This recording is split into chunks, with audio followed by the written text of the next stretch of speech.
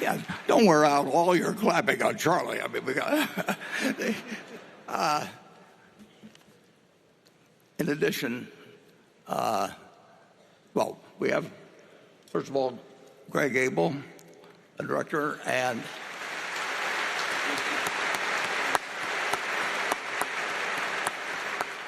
Ajit Jain, sitting next to him, who runs insurance.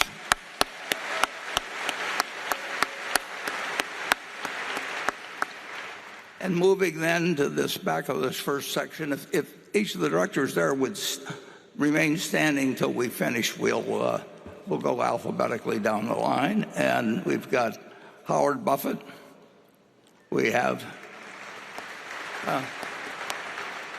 Susan Buffett, Steve Burke, Ken Chenault, Chris Davis, Sue Decker, Charlotte Guyman, Tom Murphy Jr., Ron Olson, Wally Weitz, and Merrill Whitmer. Okay.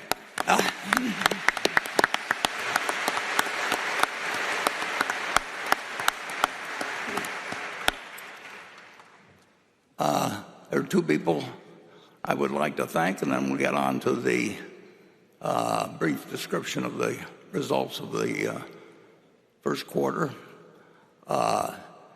First of all, I'd like to thank Melissa Shapiro, who put this whole event together. You can't imagine the work that goes into it. But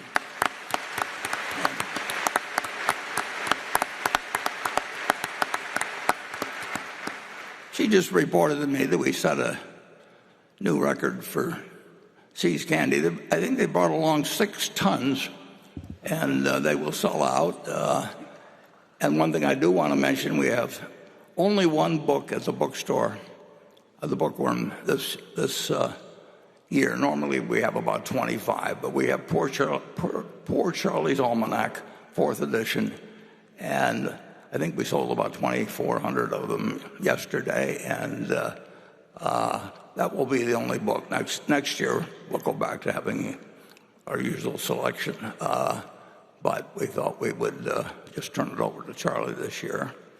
And then I would like to introduce one further person, and that's the person who put that movie together. And you can't imagine the amount of work it is because, for example, on those scenes that we've used from the past, if they involved Hollywood stars or various people, we needed to get permission all over again to show it because we told them originally we would only show it within the confines of our auditorium here. And of course, it went out on CNBC, and you just can't imagine how much effort, but also the great cooperation we got from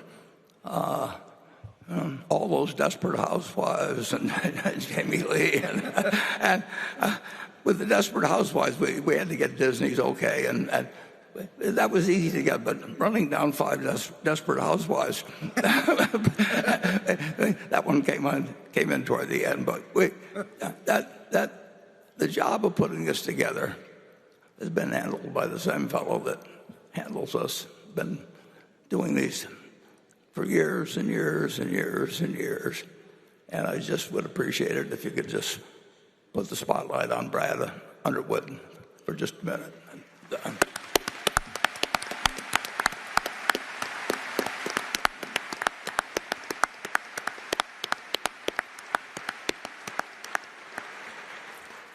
Okay, we put out some results for the first quarter this morning at 7 o'clock our time, and some few sharp-eyed analysts and press people already picked up 1 or 2 items from it, which I'm sure we'll get some questions on later.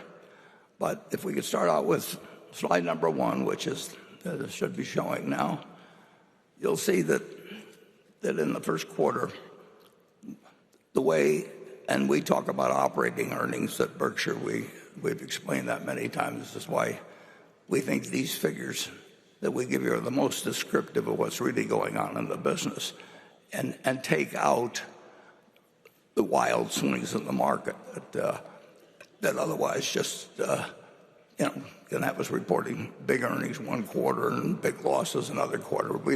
We pay no attention to those at Berkshire, but you will see that we had a better than average quarter, and Ajit Jain wants me to point out to everyone that you cannot take the insurance earnings of the first quarter and multiply by 4. It just doesn't work that way in insurance. And while we insure storms around the world, the major storms, for example, that would affect our earnings would be probably number one would be something that went along that came in at the wrong place from our standpoint, and that just kept going up the East Coast, and that's our number one risk as we evaluate things. But we're in all kinds of risks. There can be an earthquake tomorrow. There can be an earthquake 10 years from now, and there can, we're in that sort of business. But the first quarter does hit the should be our best quarter. Certainly shouldn't be our worst quarter. The most likely quarter to be the worst quarter is the third quarter. But anything can happen in insurance. But fortunately, nothing much happened in insurance during the first quarter.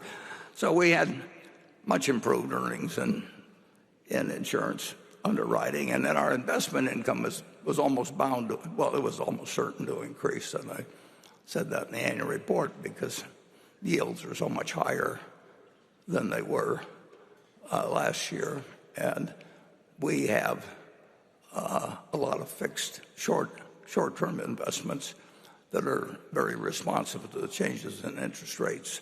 So that figure is up substantially, and I can predict that one will be up for the year.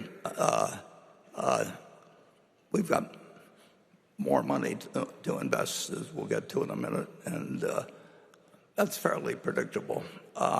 So that number will be up. When you get into the railroad, the railroad earnings were down modestly, but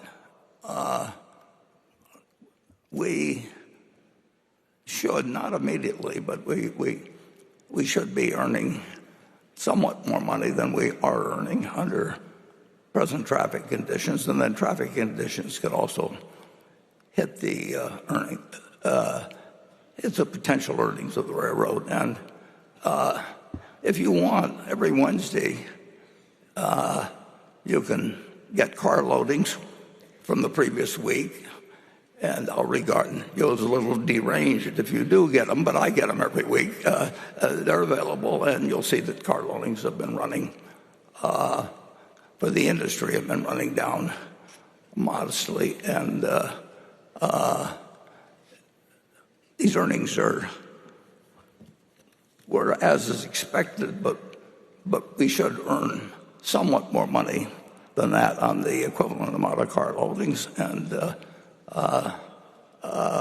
we in the energy company, we had better earnings, but our earnings were distorted. Well, they were affected by conditions that I wrote about in the annual report, and we'll undoubtedly discuss more this morning. But off a low base of last year, they were up somewhat, and so you get down to the final figure, and $11.2 billion is it's quite an improvement from last year, but we would expect our earnings should go up modestly from year to year, because after all, we're retaining like $37 billion last year of earnings. So if we put $37 billion more, you left it with us, we should do something that's satisfactory. And the goal of Berkshire, economic goal, is to increase the operating earnings and decrease the shares outstanding. It's that simple to describe. It's not quite so simple to pull off necessarily, but that's what we're attempting to do. And if we'll turn to slide 2, please. I've got the history, and I just picked the pre-pandemic year of when we hit $24 billion, and then we fell off in the first year of the pandemic, and then, as you see, we've moved up from 27 to 30 to 37 billion. And interesting thing about these earnings is they're after depreciation and amortization and taxes and all that sort of thing. So you can figure that essentially Berkshire has a little over $100 million per day, including weekends and holidays, coming in to deploy. And we've said out many times what we're attempting to deploy that money, but we have that responsibility. And sometimes, if you'll turn to the next page, well, you'll see how that's built up the shareholders' equity, so that Berkshire had at March 31st, $574 billion, and through retaining earnings, and we've been retaining earnings ever since we took control of Berkshire Hathaway, except one day, as I remember, I think it was maybe 1968 or 9, the directors declared a 10-cent a share dividend, and I think I must have been in the restroom or something at the time. So if you leave out that period of madness, we've been retaining earnings. We've been saving your money, putting it to work. And sometimes we've done things that were big mistakes, but we never get close to fatal mistakes. And every now and then we do something that really works. And as Charlie had pointed out in the past, there's probably been a half a dozen to a dozen, over 57 or 58 or whatever it would be, really important big decisions, and there's been nothing close to fatal. So that continues to be the guideline, and we have accumulated $571 billion, and I couldn't help but look at who's second, and J.P. Morgan had $327 billion at year end, and they're up to 338, I believe, at the end of the quarter. But they pay significant dividends. They repurchase shares. They've got a business that earns better returns on equity, but they don't plow it, and they shouldn't. They don't plow it back exactly like we have. And this does show what can be done, really without any miracles, if you save money over time. And we have a group of shareholders. We had a group of partners originally, Charlie and I did, that wanted to save money and left their money with, like in that film you saw Eddie and Dorothy Davis, and the Davis family and the children and the grandchildren periodically did some other things with the money, but they also basically left it with us, and we were a savings vehicle, and they were able to live very well, but they weren't trying to live like the kings and queens of earlier capitalism, and used to build the houses in New England, and have a servant but standing behind everybody eating and all that sort of thing. So we've had very few what I would call look at me type people that are attracted to. There's nothing wrong with it, but they just go someplace else, and they are spending sort of unbelievable sums after a while by the standards of the past. And our people, we have nobody that's a miser or a hoarder or anything like that in our group. They live very well. But the math of compounding and a long runway have done wonders, and we will talk a little later. Right before lunch, we'll give an illustration of that, of what can be done with that sort of philosophy. So our cash and treasury bills were $182 billion at the quarter end, and I think it's a fair assumption that they probably be about $200 billion at the end of this quarter.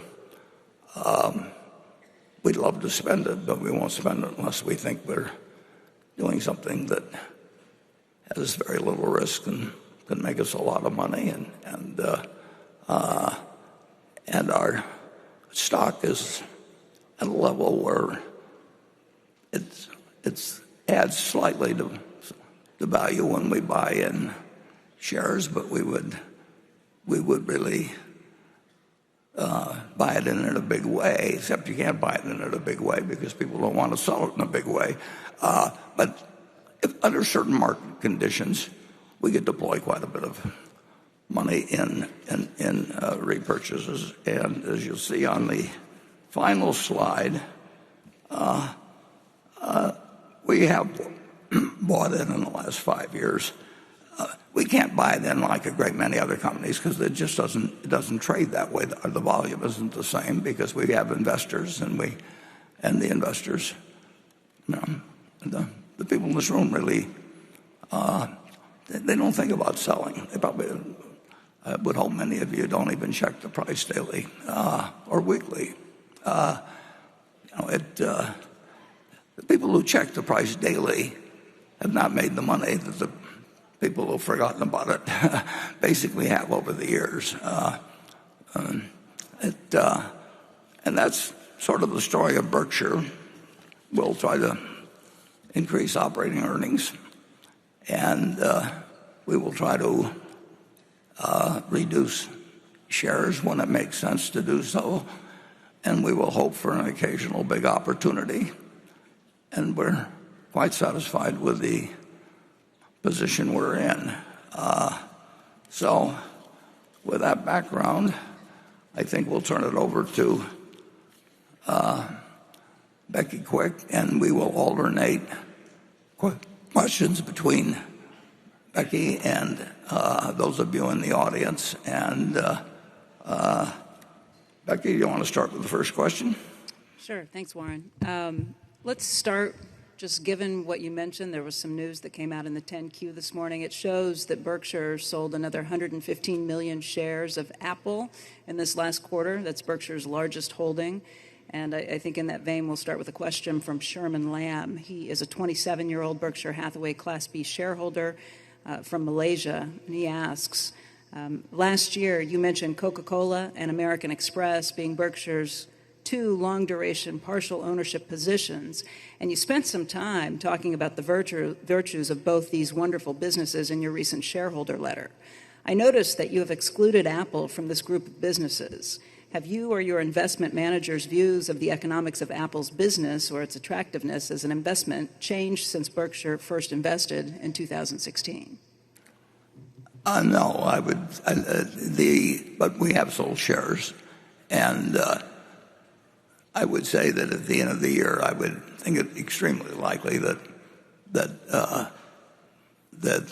Apple is the largest common stock holding we have. Now, one interesting thing is that Charlie and I looked at common stocks or marketable equities, or the things that people love to look at, as being businesses. And so when we own a Dairy Queen, or we own whatever it may be, we look at that as a business. And when we own Coca-Cola or American Express or Apple, we look at that as a business. Now, we can buy really wonderful companies in the market. As businesses, we can't buy all of them. All of their shares. We can't buy 90% or 80% or anything like that.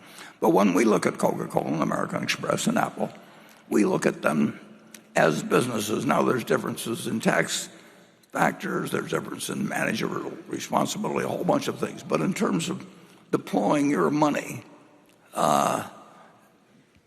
we always look at every stock as a business, and we have no attempt made to predict markets. We have no attempt made to pick stocks. I went through many years doing the wrong thing. I got interested in stocks very early, and I was fascinated by them. And I wasn't wasting my time because I was reading every book possible and everything else. But finally, I picked up a copy of The Intelligent Investor in Lincoln, and there was a few sentences in there that said much more eloquently than I can say it. But if you look at stocks as a business and treat the market as something that doesn't tell you, isn't there to instruct you, but it's there to serve you, you'll do a lot better over time than if you try to take charts and listen to people talk about moving averages and look at the Fed pronouncements and all of that sort of thing. And so that made a lot of sense to me then. And the way I've been allowed to deploy it, Charlie and I talked about this, of course, constantly, it's changed over the years as the amount of capital we have and has changed and all of that. But the basic principle was laid out by Ben Graham in that book, which I picked up for a couple of dollars, and which basically said to me, you've been wasting your time now, but maybe you can use what you've learned or been reading about and put it to better use. And then Charlie came along and told me how to put it to even better use. And that's sort of the story of why we own American Express, which is a wonderful business. We own Coca-Cola, which is a wonderful business. And we own Apple, which is an even better business. And we will own, unless something really extraordinary happens, we will own Apple and American Express and Coca-Cola when Greg takes over this place. And it's such a simple approach that it's almost deceptive. Most things, if you keep working harder and harder at it, you learn a little more math or you learn a little more physics. But investments, you don't really have to do that. You really have to have your mind set properly. So we will end up, unless something dramatically happens that really changes capital allocation, a strategy. We will have Apple as our largest investment, but I don't mind at all, under current conditions, building the cash position. I think when I look at the alternative of what's available in the equity markets and I look at the composition of what's going on in the world,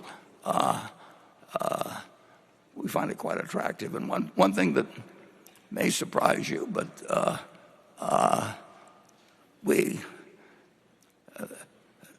almost everybody I know pays a lot more attention to not paying taxes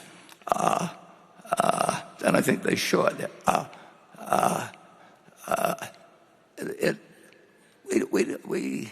We don't mind paying taxes at Berkshire, and we are paying a 21% federal rate on the gains we're taking in Apple, and that rate was 35% not that long ago, and it's been 52% in the past when I've been operating. And the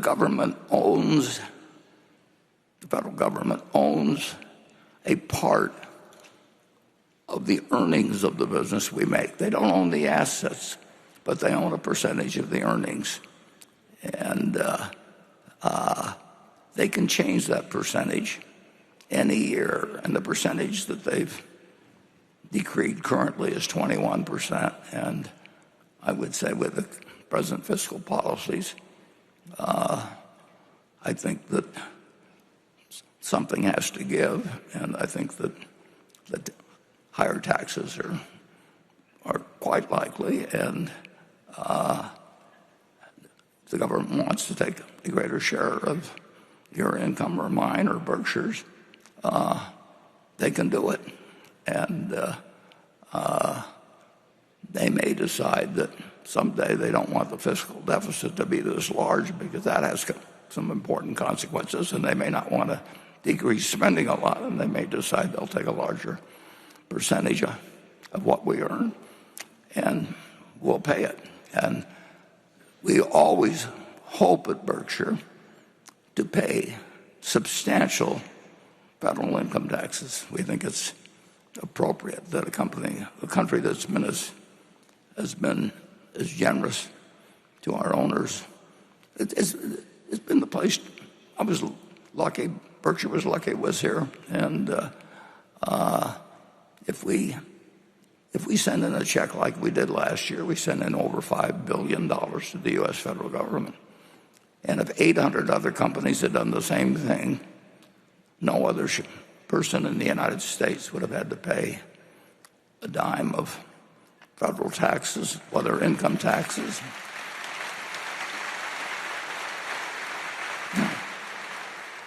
No Social Security taxes, no estate taxes, no.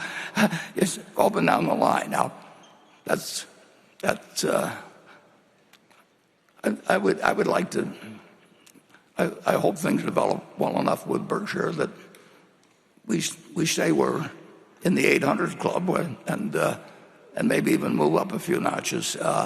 It doesn't bother me in the least to write that check, and I would really hope with all that America's done for all of you, it shouldn't bother you that we do it. And if I'm doing it at 21% this year and we're doing it at a higher percentage later on, I don't think you'll actually mind the fact that we sold a little Apple this year. Okay, let's go to section 1.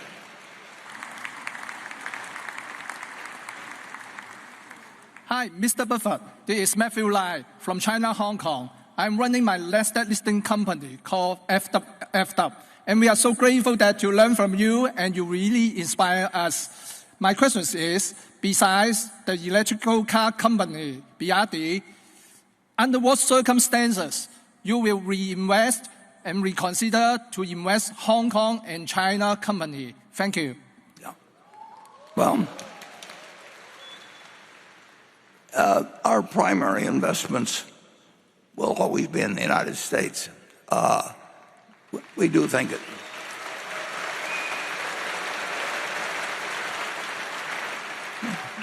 Now, the companies we invest in the United States, American Express does business around the world, and no company hardly does business around the world like Coca-Cola. I mean, they are the preferred soft drink, in something maybe like 170 or 180 out of 200 countries.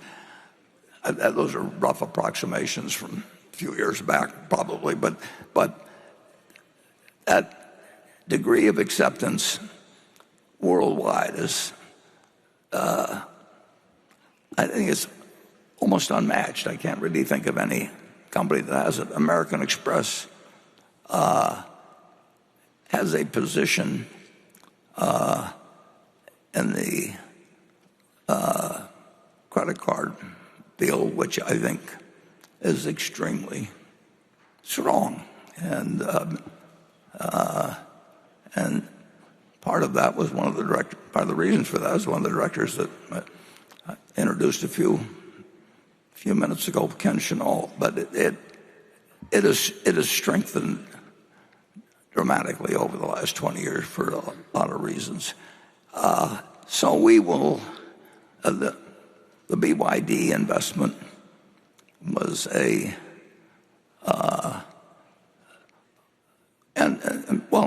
we made the commitment in Japan, which I did 5 years ago, and that was just overwhelmingly, it was compelling. It was just extraordinarily compelling, and we bought it as fast as we could, and we spent a year, and we got a few percent of our assets in 5 very big companies, but that's the problem of being our size. But you won't find us making a lot of investments outside the United States, although we're participating through these other companies in the world economy. But I understand the United States rules, weaknesses, strengths, whatever it may be. I don't have the same feeling for economies generally around the world. I don't pick up on other cultures extremely well, and the lucky thing is I don't have to, because I don't live in some tiny little country that has just doesn't have a big economy, but I'm in an economy already that has after starting out with 0.5% of the world's population, has ended up with well over 20% of the world's output in an amazingly short period of time. So we will be American oriented. If we do something really big, it's extremely likely to be in the United States. Charlie, in all those years, there's only 2 times he's told me that, this one is really, he would always go along with me and say, well, when I was suggesting something, he'd say, well, this is really not that great, but it's probably the best you'll come up with, so I'll go along with the idea. But Charlie twice has pounded the table with me and just said, buy. And BYD was one of them, and Costco was the other. And we bought a certain amount of Costco, and we bought quite a bit of BYD. But looking back, he already was aggressive, but I should have been more aggressive in Costco. It wasn't fatal that we weren't, but he was right big time in both companies. And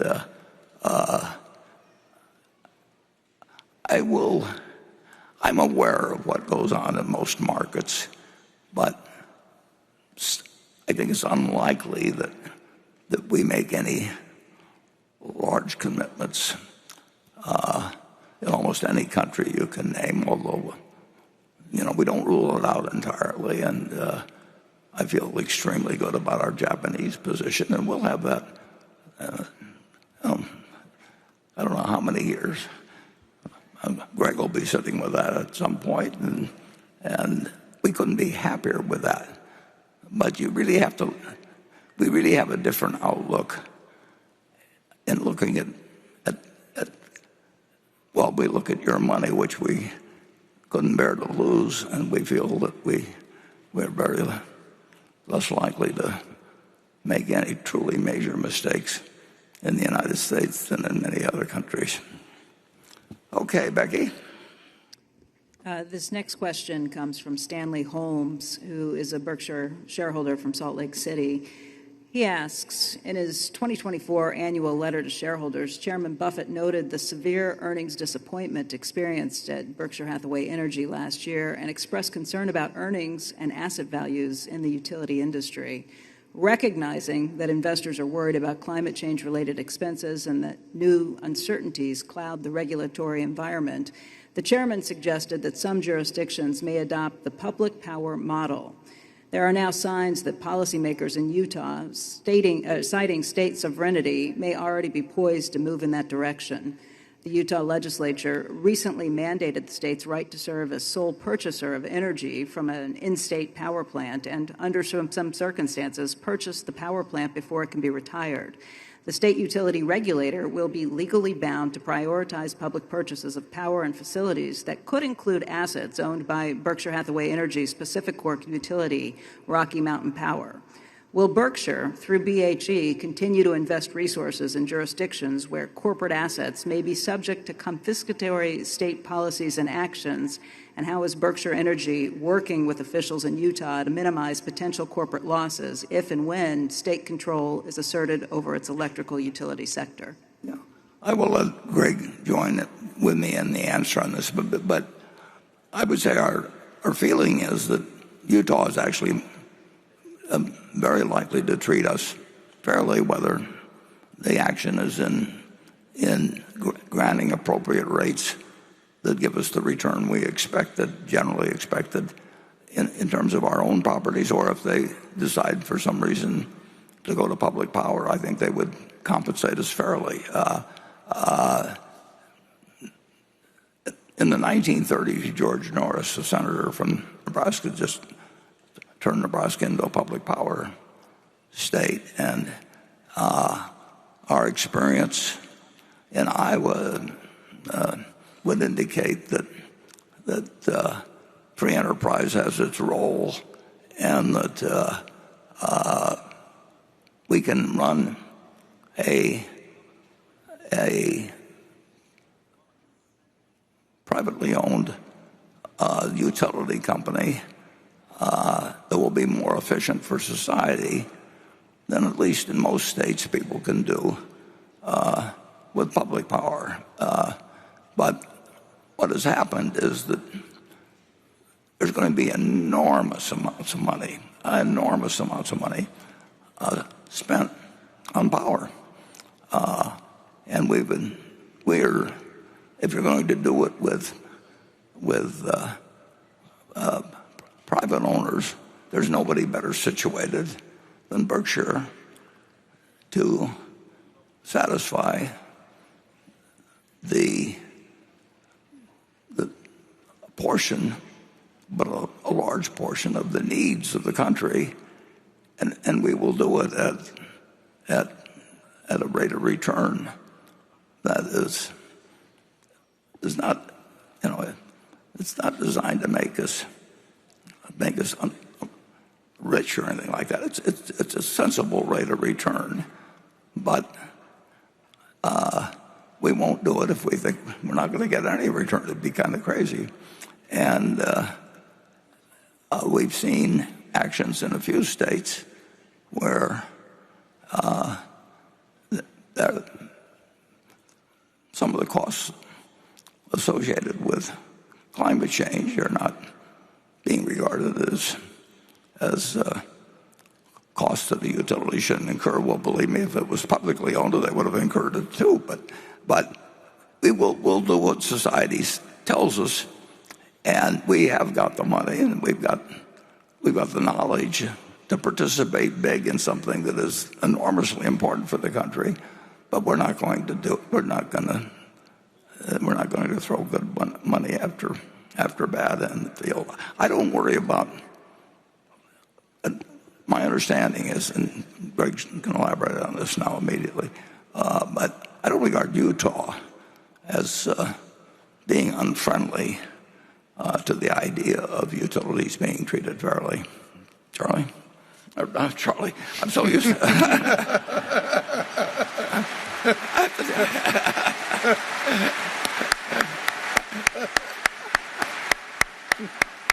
I had actually checked myself a couple times already, but I'll slip again. That's a great honor, Warren. Warren, you touched on it initially in your letter relative to the challenges in the industry, and then you've just alluded to the significant investment that has to go into the energy industry, the utility sector for many years to come. And I think if we start there, if I think of our different utilities, and we'll definitely come to Utah and Pacific Corp, but if you look at the underlying demand that is building in each of those utilities and the amount of dollars that are going to have to go in to meet that demand, it's absolutely incredible. So when you raised it in your letter, it's a really important issue. We have to have a regulatory compact that works between, if it's a public utility, it has to work in concert with the state, Utah being an example, or it ultimately becomes potentially a public power entity. So just to set the frame a little bit, if I think of Iowa, which you mentioned, and the underlying, we've made substantial investments there. It's been very consistent with both the public policy that the state and legislator wanted, and they enacted very specific laws to encourage that. But that utility is more than 100 years old right now. And if we look at the demand that's in place for Mid-American Iowa utility over the next, say, into the mid-2030s, associated with AI and the data centers, that demand doubles in that short period of time. And that happened, and it took 100 years plus to get where we are today. And now it's going to double. And that will require substantial amounts of capital from Mid-American and its shareholders. And how that will function is if we have a proper regulatory compact in place, which you've highlighted. If we then go to, say, Nevada, where we own 2 utilities there and cover the lion's share in Nevada, if you go over a similar time frame and you look at the underlying demand in that utility and, say, go into the later 2030s, it triples the underlying demand. And billions of dollars have to be put in. Our rate base will literally go from, it's not a modest level now, but you're talking probably an incremental 6 to 10 billion at least of rate base going into that type of entity, which requires, again, alignment with the state and their policies and a proper recovery of our underlying both capital and a return on capital. So when we come to the wildfires, that's been a substantial challenge because it's the first time there's been a lot of discussion around one of our utilities, experienced significant losses associated with the wildfires. What portion of those costs will be recovered?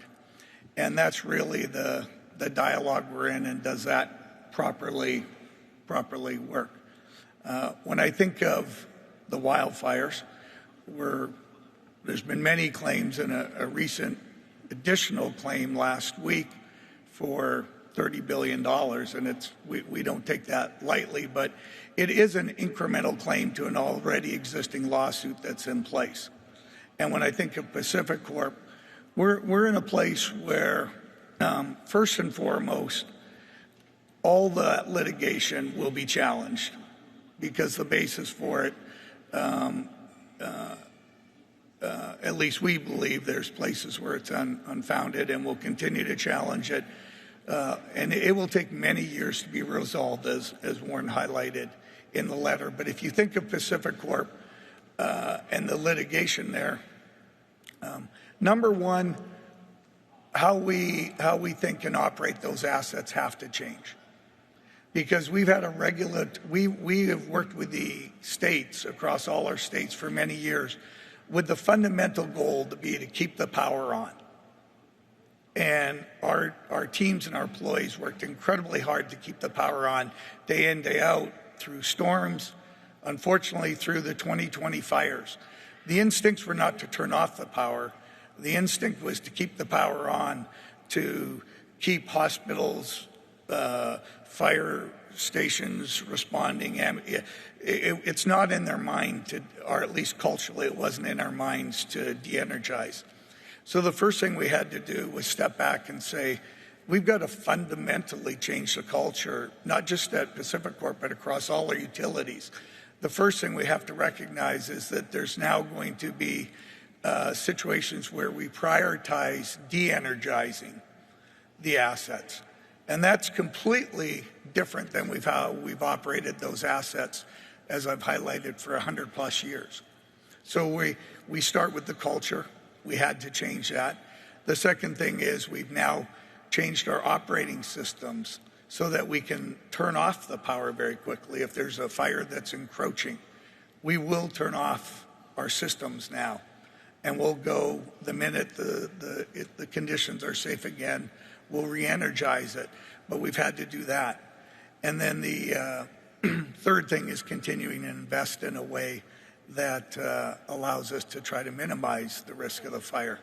But when you get back to Utah and Pacific Corp, the challenge we do have is within Pacific Corp, as we go through both the litigation and through continuing to operate that entity, it generates a certain amount of capital and profits that will remain in that entity and be reinvested back into that business. But fundamentally, as we go forward, we need both legislative and regulatory reform across the Pacific Corp states if we're going to deploy incremental capital, make incremental contributions into that business.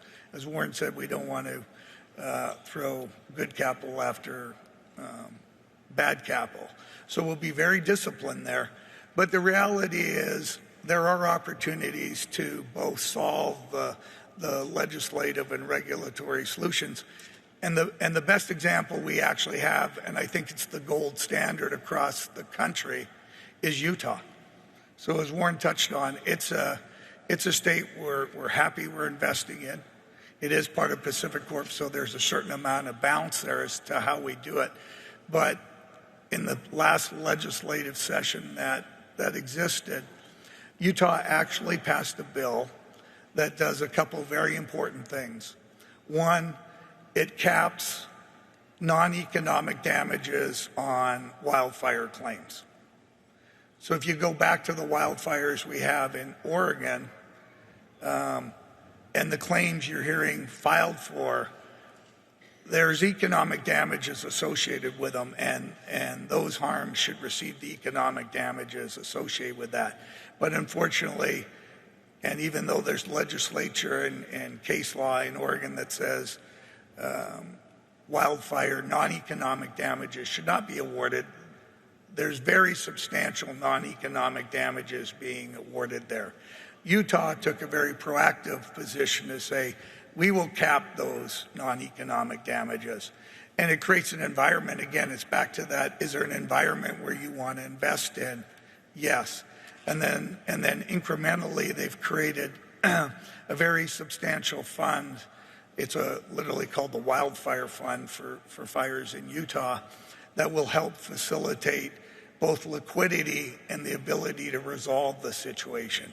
So Utah, we believe, including the legislation that a lot of other things came out of it, is the actual gold standard as we go forward. So very important issue for Berkshire Hathaway Energy. But at the same time, it is a Pacific Corp issue.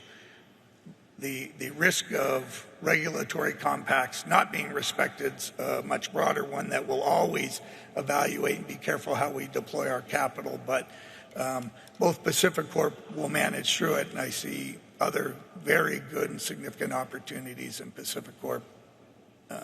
In Berkshire Hathaway Energy.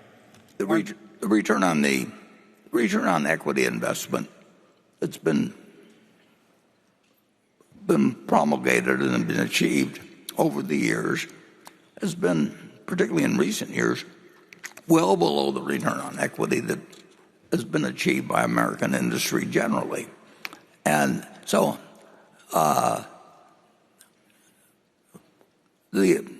whether you earn X or X plus 0.5% or X minus 0.5%, that differs by state, and some states are more attractive than others. But whether you earn X or go broke is not an equation that works. And we won't put our shareholders' money. They didn't give it to us to lose it all. And we might like it if it's better when it's X plus 0.5% and X minus 0.5%. But the electric utility industry will never be as good as, just remotely as good as, the kind of businesses we own in other arenas. You look at the return on tangible equity at Coca-Cola or American Express and to really top it off, Apple. It's just a whole different game. But in utilities, the trade has been, the compact has been that you get a modest return, and climate change comes along and it causes way more fires. That's just the cost of doing business. And it doesn't mean that we can't do things to mitigate fires in the future, and you can make different policies on when you turn off the lights. But somebody's going to put up many, many hundreds of billions, maybe in the trillions, and climate change enters into that. And it can be done through public power, or it can be done through private enterprise to quite a degree. And we would be certainly good for 100 billion or more, but we're not going to throw good money after bad. Okay, let's do station 4.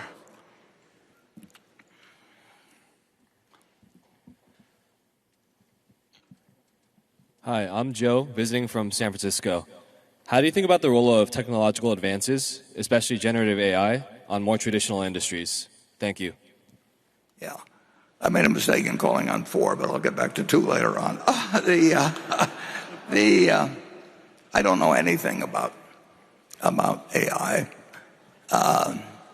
but I do have. That doesn't mean I deny its existence or importance or anything of the sort. And last year I said, that we let a genie out of the bottle when we developed nuclear weapons, and that genie has been doing some terrible things lately. And the power of that genie scares the hell out of me.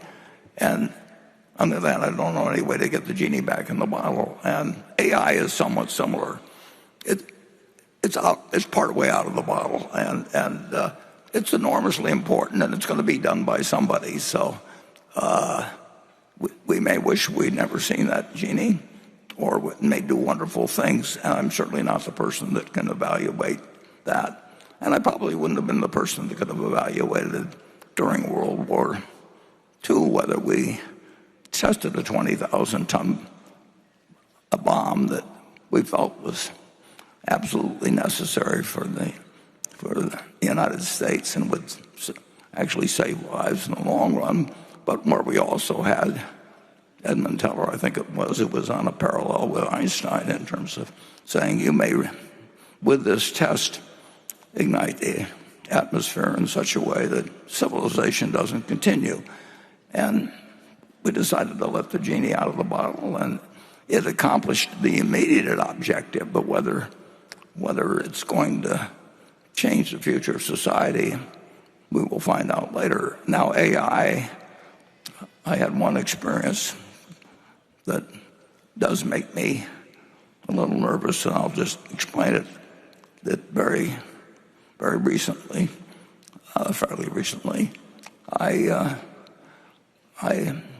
saw an image in front of my eyes on the screen, and it was me, and it was my voice, and wearing the kind of clothes I wear, and my wife or my daughter wouldn't have been able to detect any difference, and it was delivering a message that no way came from me. So when you think of the potential for scamming people, if you can reproduce images that I can't even tell, that say, I need money, it's your daughter, I've just had a car crash, I need throw $50,000 wired. I mean, scamming has always been part of the American scene. But this would make me, if I was interested in investing in scamming, it's going to be the growth industry of all time, and it's enabled in a way. Now, maybe, obviously AI has potential for good things too, but I don't know how you, based on the one I saw recently, I practically would send money to myself over in some crazy country. I don't have any advice on how the world handles it, because I don't think we know how to handle what we did with the nuclear genie. But I do think, as someone who doesn't understand a damn thing about it, that it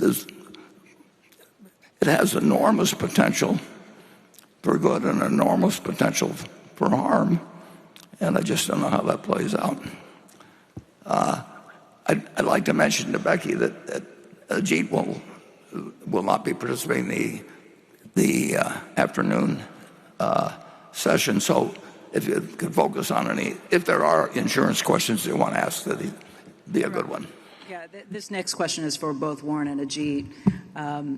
It's from Ben Knoll, who's a Minneapolis shareholder who's been a shareholder since 1995. And he says, in an interview this past year, Todd Combs said that in first meeting you in 2010, he told you Geico is better at marketing and branding, but Progressive is a data company and data is going to win in the long run.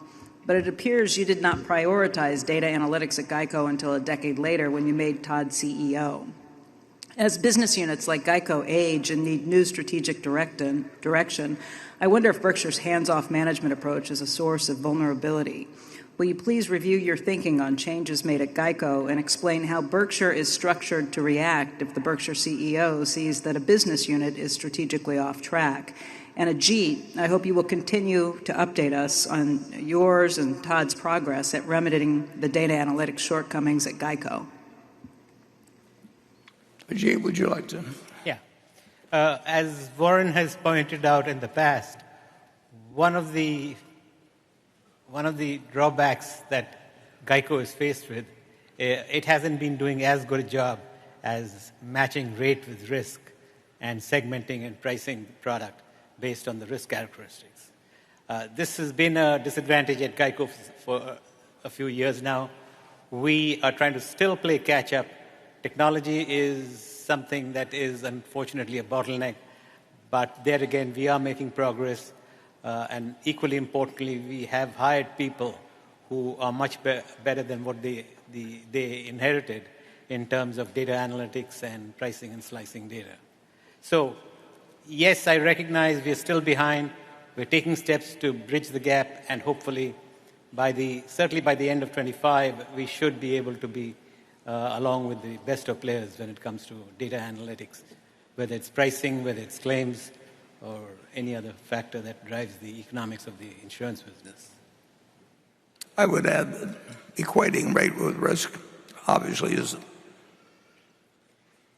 important in every line of insurance business. I mean, that's what you're involved with, is deciding whether a given rate offers us the chance or the probability that we will make a little money on it, and that sometimes we're only risking losing a little, and sometimes we're risking losing huge amounts. But Geico and Progressive has done a better job in that recently. But our fundamental advantage at Geico, of course, is that we have lower costs than virtually anybody, and that cost advantage has been dramatic. We've driven our underwriting expense ratio below 10%, and there's just very, very, very few companies that can compete with that. So it isn't.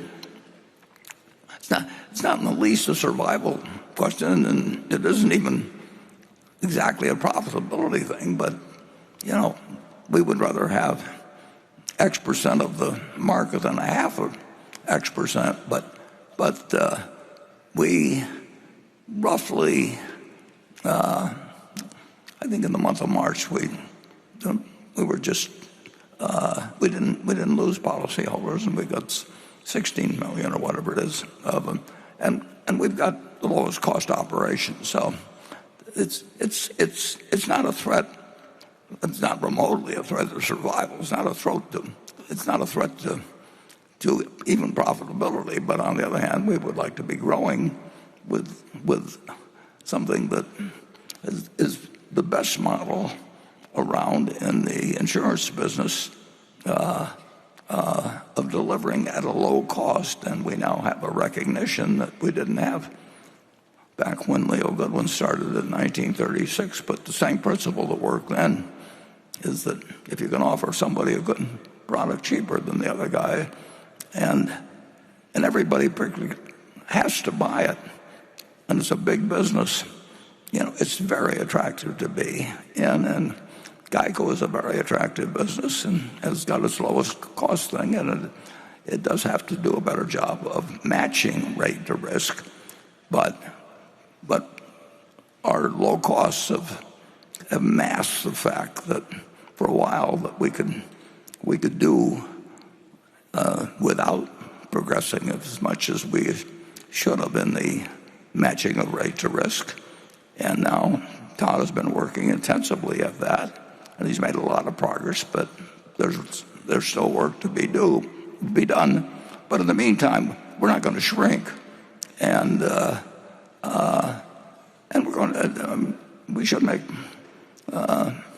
better underwriting profits than most companies in the auto insurance business. Okay, I'm going to back up and go to, I think I left station 2 out of it earlier, so do we have somebody there? Yeah. Good morning. My name is Sebastian Sartor. I'm from Munich, Germany. Berkshire Hathaway is a very respected company in Germany. And my question is, who are your most trusted advisors today? Is it Ted and Todd?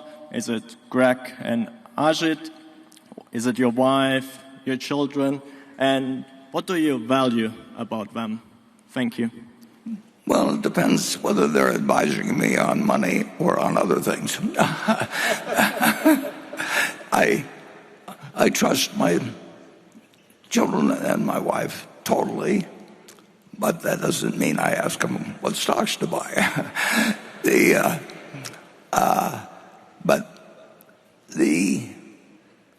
I was, in terms of managing money, there wasn't anybody better in the world to talk to for many, many decades than Charlie. And that doesn't mean I didn't talk to other people, but if I didn't think I could do it myself, I wouldn't have done it. I mean, so to some extent, I talk to myself on investments, and I think my children have gotten a whole lot wiser over the years, and so I listen to them on a lot of things. I'll listen to my daughter on who to vote for locally, because she knows a lot more about that than I do, and I'll listen to my wife on a lot of things, and I won't get into details. So it is important. I mean, if you don't live a life where you surround yourself and limit yourself to people you trust, it won't be much fun. I mean, I literally have been in the position ever since I was in my 20s of being able to have people I trusted around me, and I've made mistakes occasionally, but they filter out over time. You learn, and when I found Charlie, for example, in all kinds of matters, not just investment, I knew I'd have somebody that well, I'll put it this way. You can think about this.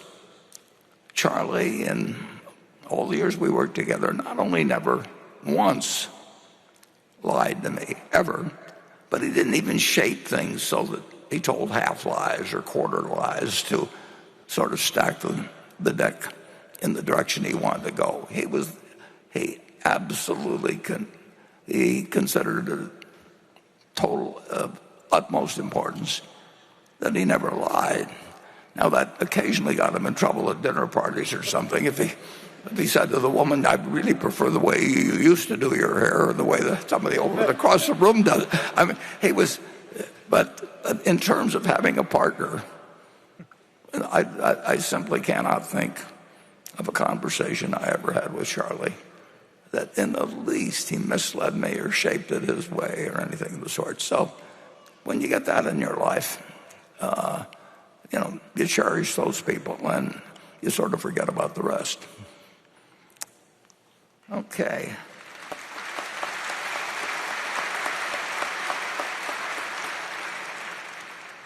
Becky? This question's for Ajit. It comes from Meher Baruka. Climate change seems to be impacting the insurance industry heavily, with major players pulling out of markets like California because of wildfire and flooding risks, combined with payouts increasing. How does Mr. Jain see this risk expanding to other regions, and how has the thesis on insurance investments changed because of it?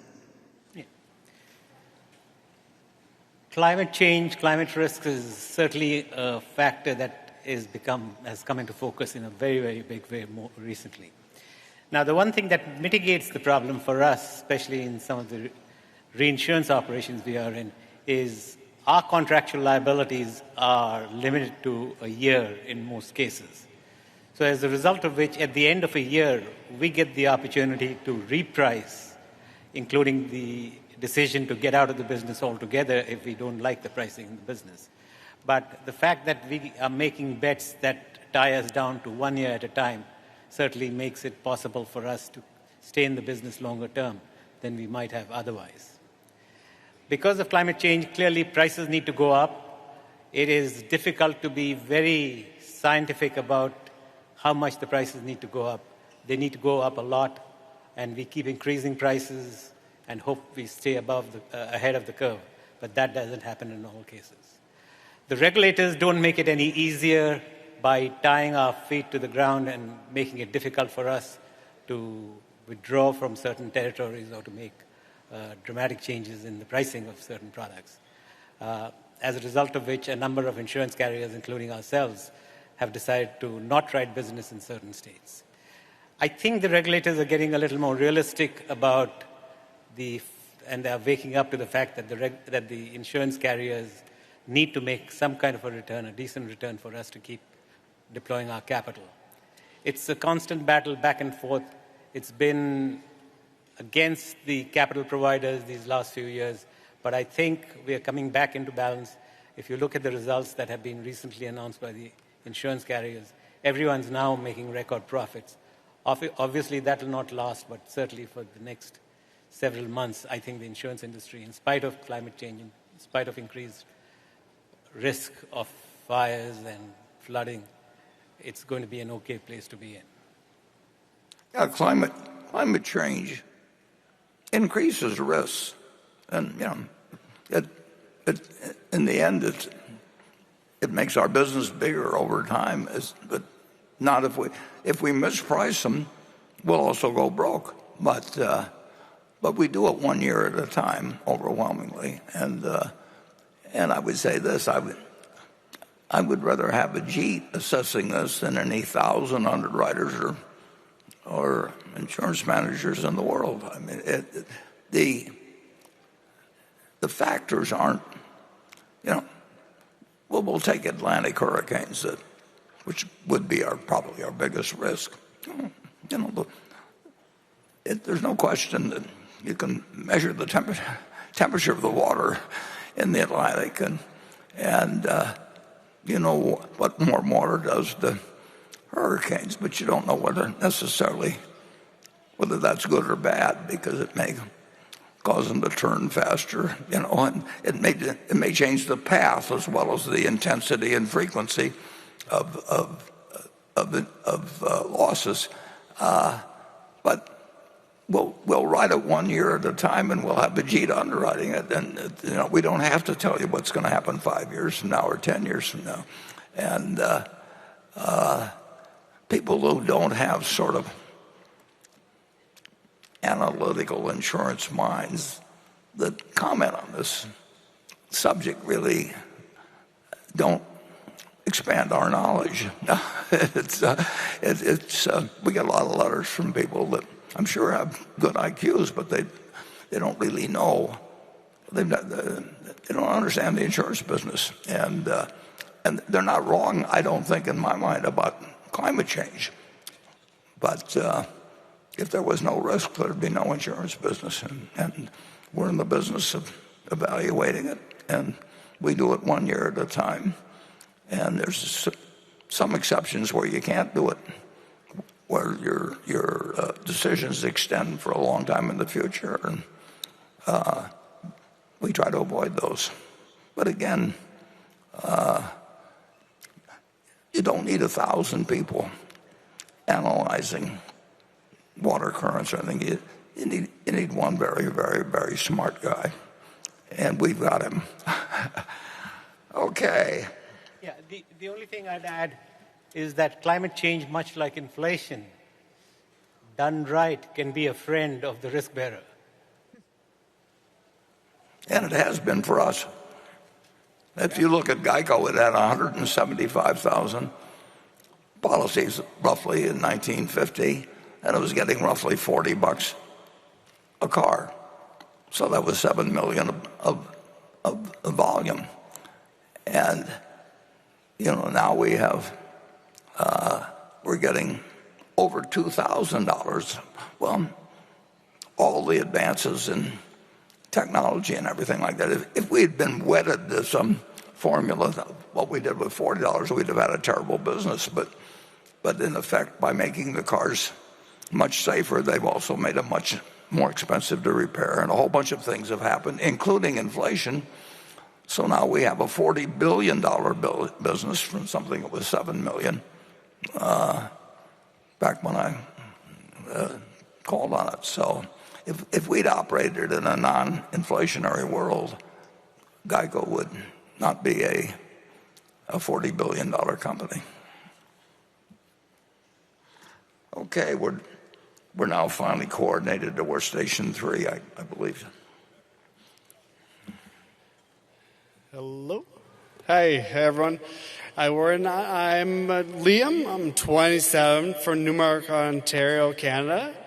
I got invested in Berkshire thanks to my dad, who brought me down to this meeting. I'm so excited to be here. Most 27-year-olds have idols who are rappers, but instead my idols are Warren, Charlie, who we'll miss forever, and also your cousin Jimmy, who unfortunately had to go this year too. It's been a tough year.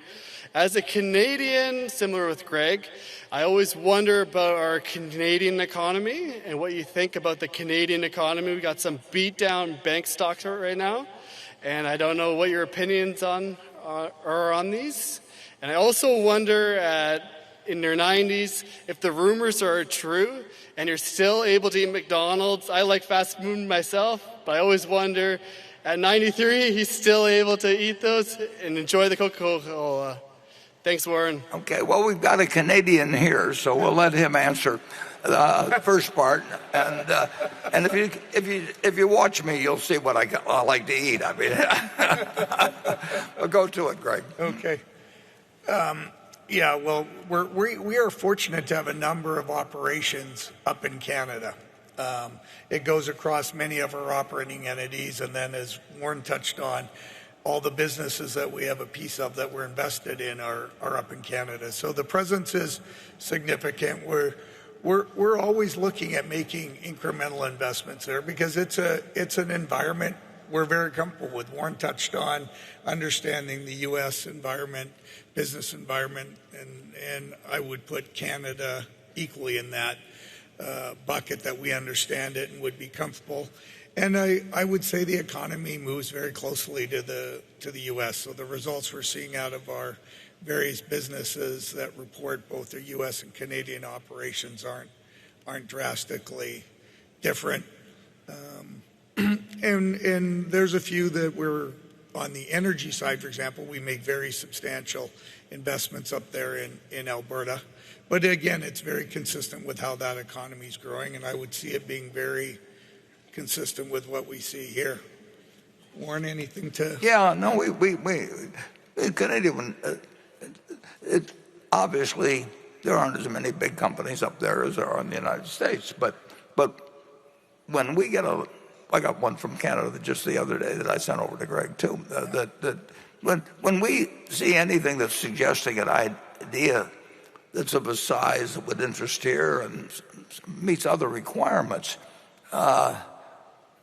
we don't have any hesitancy about putting big money in Canada. And there are things we actually can do fairly well that where Canada could, benefit from Berkshire's participation. We did it some years ago, not that many years ago, but there was a financial institution up there, and they had a problem, and they'd had, as I remember, 30 plus, various other people that were kicking it around, and meanwhile the place was getting close to the edge for not a fundamental problem. And Ted Weschler from our office went up there. I heard about it on a Monday or something, and Ted Weschler went up there, and we offered a solution in a couple of days to something that was getting close to the brink. So we do not feel uncomfortable in any way, shape, or form putting our money into Canada. In fact, we're actually looking at one thing now, but they still have to meet our standards in terms of what we get for our money. But they don't have we don't have any mental blocks about that country. And of course, there's a lot of countries we don't understand at all. So Canada, it's terrific when you've got a major economy, not the size of the U.S., but a major economy that you absolutely you feel confident about operating there. Okay, Becky.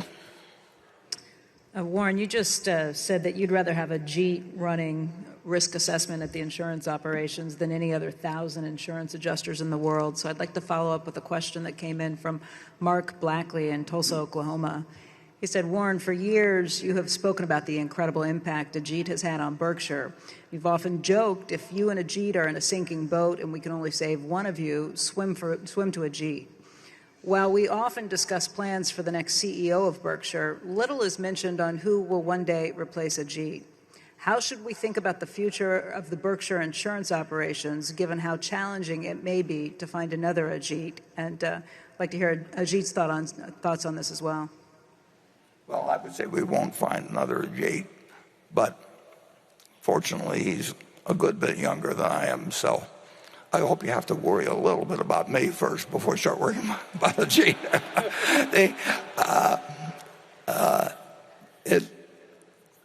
We won't find another Ajit, but we have an operation that he has created, and that at least part of it is, there are certain parts of it that are almost impossible for competitors to imitate. And if I was in their shoes, I wouldn't try and imitate them.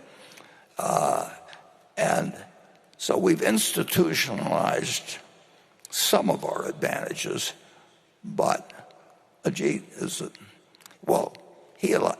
his presence allowed us to do it, and he did it.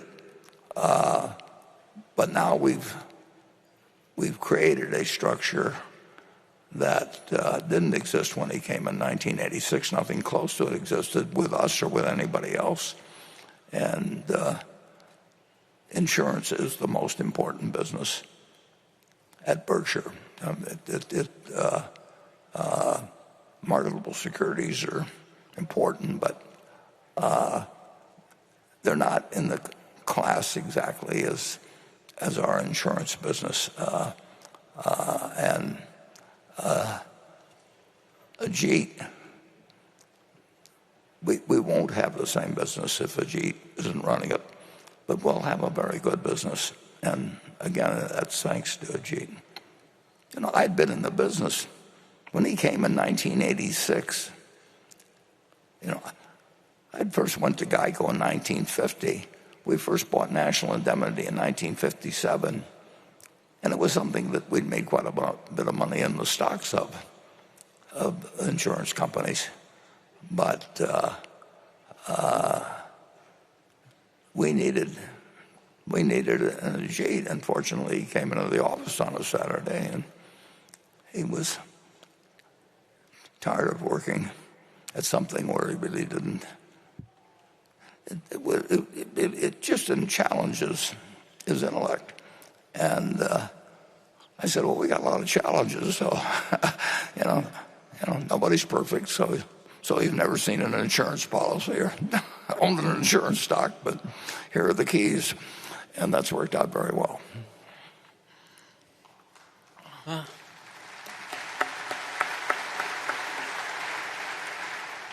Well, thank you very much, Warren. Thank you very much, everyone. But the fact of the matter is, nobody is irreplaceable. And we have Tim Cook here in the audience, I believe, who has proved that and has set an example for a lot of people who follow.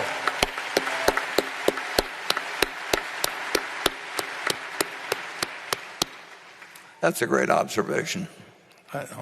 Now, having said that, I will also add that our board is conscious of the succession issue, not only at Warren's level, but also at my level. And every year, they have me sitting in front of them, answering questions and having me share my ideas with them in terms of what would happen to the operations if I get hit by a truck. We go through the various operations we have. I review with them a short list of people I think ought to be candidates for replacing me. And in addition to that, I go a step further and identify a particular individual as the person I would hand over the keys to if something were to happen to me. Obviously, that could be subject to change, but we take this issue fairly seriously. And I think at the end of the day, as Tim Cook has proved to us, it'll be the biggest non-issue of the day. The Earth will still keep revolving around the axis. Okay, well, we know what we know what we will do.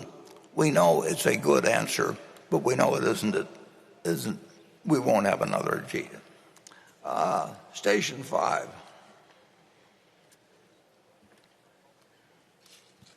Hi, my name is Andrew Nickus, and I'm wondering if you had one more day with Charlie, what would you do with him?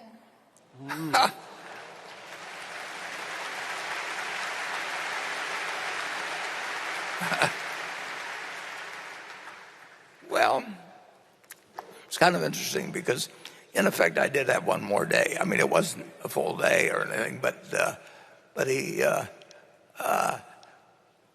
we always lived in a way where we were happy with what we were doing every day. I mean, Charlie liked learning. He liked, as I mentioned in the movie, he liked a wide variety of things. So he was much broader than I was. But I didn't have any great desire to be as broad as he was, and he didn't have any great desire to be as narrow as I. But we had a lot of fun doing anything. And, we played golf together, we played tennis together, we did everything together. And this you may find kind of interesting. We had as much fun, perhaps even more to some extent, with things that failed, because then we really had to work our way out of them. And in a sense, there's more fun having somebody that's your partner in digging your way out of a foxhole than there is just sitting there and watching an idea that you got 10 years ago just continually produced more and more profit. So it wasn't, he really fooled me, though. He went to 99.9 years. I mean, if you had picked two guys, he publicly said he never did a day of exercise except where it was required when he was in the Army. So he never did a day of voluntary exercise. He never thought about what he ate.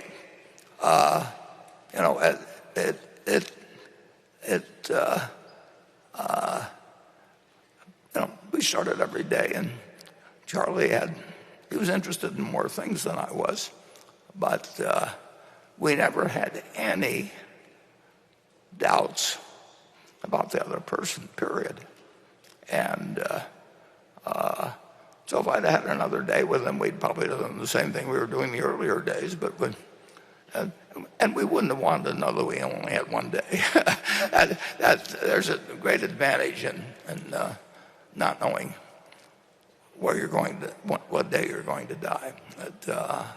And Charlie always said, that just tell me where I'm going to die, so I'll never go there. Well, the truth is, he went everywhere with his mind, and therefore he was not only interested in the world at 99, but the world was interested in him. It's remarkable. I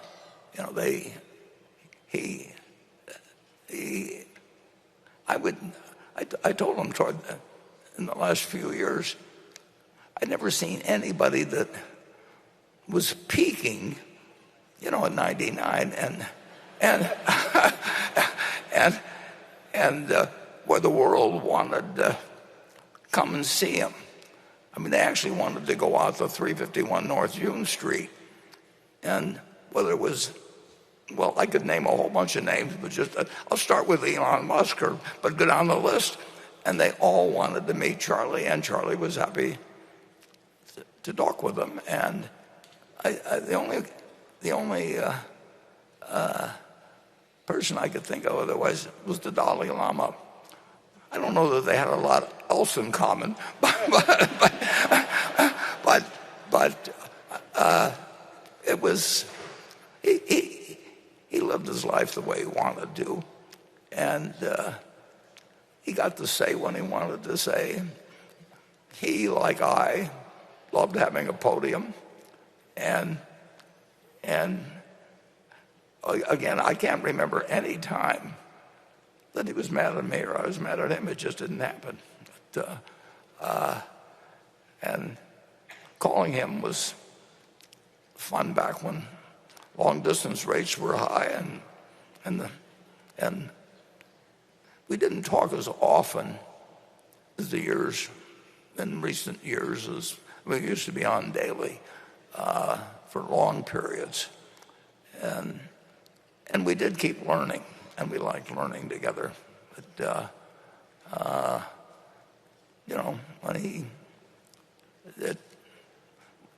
we tended to be a little smarter because as the years went by, because we had mistakes and we had other things where we learned something, and the fact that he and I were on the same wavelength in that respect meant that the world was still a very interesting place to us when he got to be 99 and I got to be 93. So I don't have a perfect answer for you there, but I can tell you the ingredients that would go into. Sometimes people would say to me or Charlie at one of these meetings, if you could only have lunch with one person that lived over the last 2,000 or so years, who would you want to have it with? Charlie says, I've already met all of them, because he read all the books. I mean, he eliminated all the trouble of going to restaurants to meet him or anything like that. He just went through a book, and he had met Ben Franklin, and he really he was remarkable. He said he really had no one else to meet because he'd read all their stuff, and he liked Ben Franklin's stuff better than he liked mine. But with Ben Franklin, he just had to read about it. They didn't have to go have lunch with him or anything of the sort. But it's an interesting question. What you should probably ask yourself is that, who do you feel that you'd want to start spending the last day of your life with, and then figure out a way to start meeting them or tomorrow, and meet them as often as you can. Because why wait till the last day? And don't bother with the others.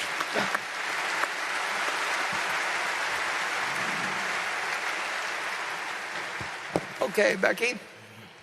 This question comes from Carol de Gend in Switzerland, in Europe. And this is for both Mr. Buffett and Mr. Jain.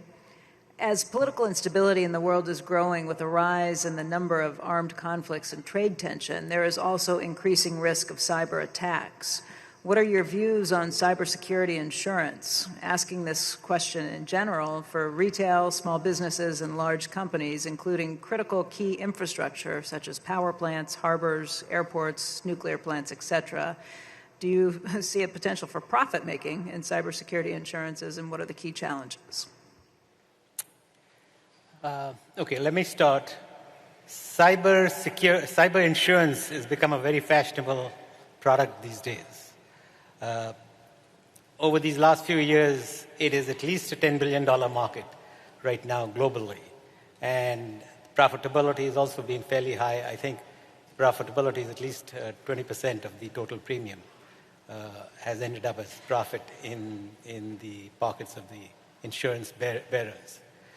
Now, having said that, we at Berkshire tend to be very, very careful when it comes to taking on cyber insurance liabilities. For two reasons. One is, it's very difficult to know what is the quantum of losses that can be subject to a single occurrence, and the aggregation potential of cyber losses, especially if some cloud operation comes to a standstill. That aggregation potential can be huge, and not being able to have a worst case cap on it is what scares us. Secondly, it's also very difficult to have some sense of what we call loss cost, or the cost of goods sold, could potentially be. It's not just for a single loss, but for losses across over time. They have been fairly well contained. Out of 100 cents on the dollar of the premium, losses over the last 4 or 5 years, I think, have not been beyond 40 cents on the dollar, leaving a decent profit margin. But having said that, there's not enough data to be able to hang your hat on and say what your true loss cost is. So in our insurance operations, I have told the people running the operations I've discouraged them from writing cyber insurance to the extent they need to write it so as to satisfy certain client needs. I have told them no matter how much you charge, you should tell yourself that each time you write a cyber insurance policy, you're losing money. We can argue about how much money you're losing, but the mindset should be you're not making money on it, you're losing money, and then we should go from there. So it is good. It's projected to be a huge business. My guess is at some point it might become a huge business, but it might be associated with huge losses. And our approach is to sort of stay away from it right now until we can have access to some meaningful data and hang our hat on data. Well, you've just heard why Ajit is invaluable, because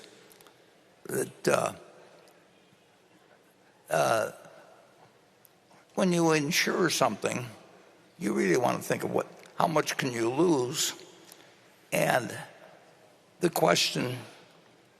I remember the first time it happened, I think in 1968, when there were the riots in various cities, because I think it was the Bobby Kennedy death that set it off, or the Martin Luther King death. I'm not sure which one. But in any event, when you write a policy, you have a limit in that policy. But the question is what is one event? So if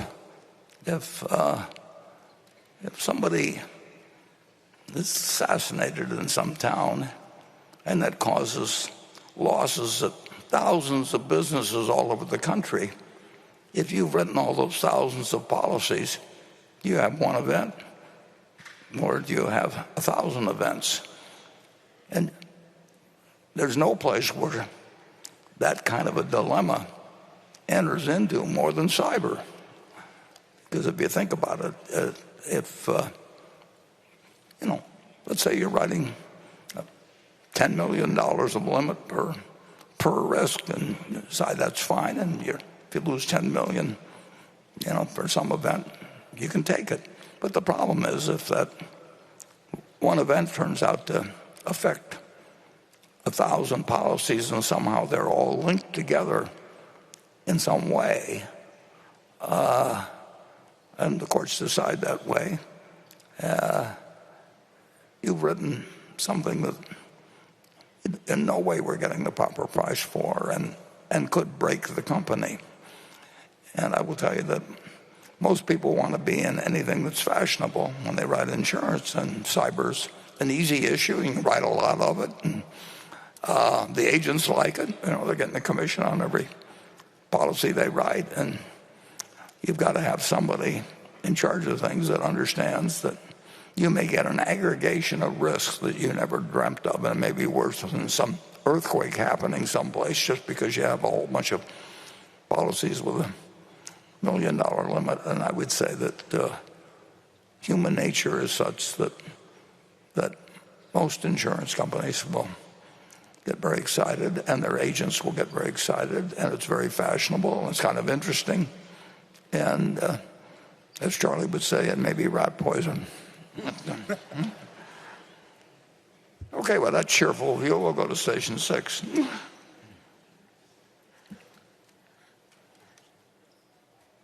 Good morning.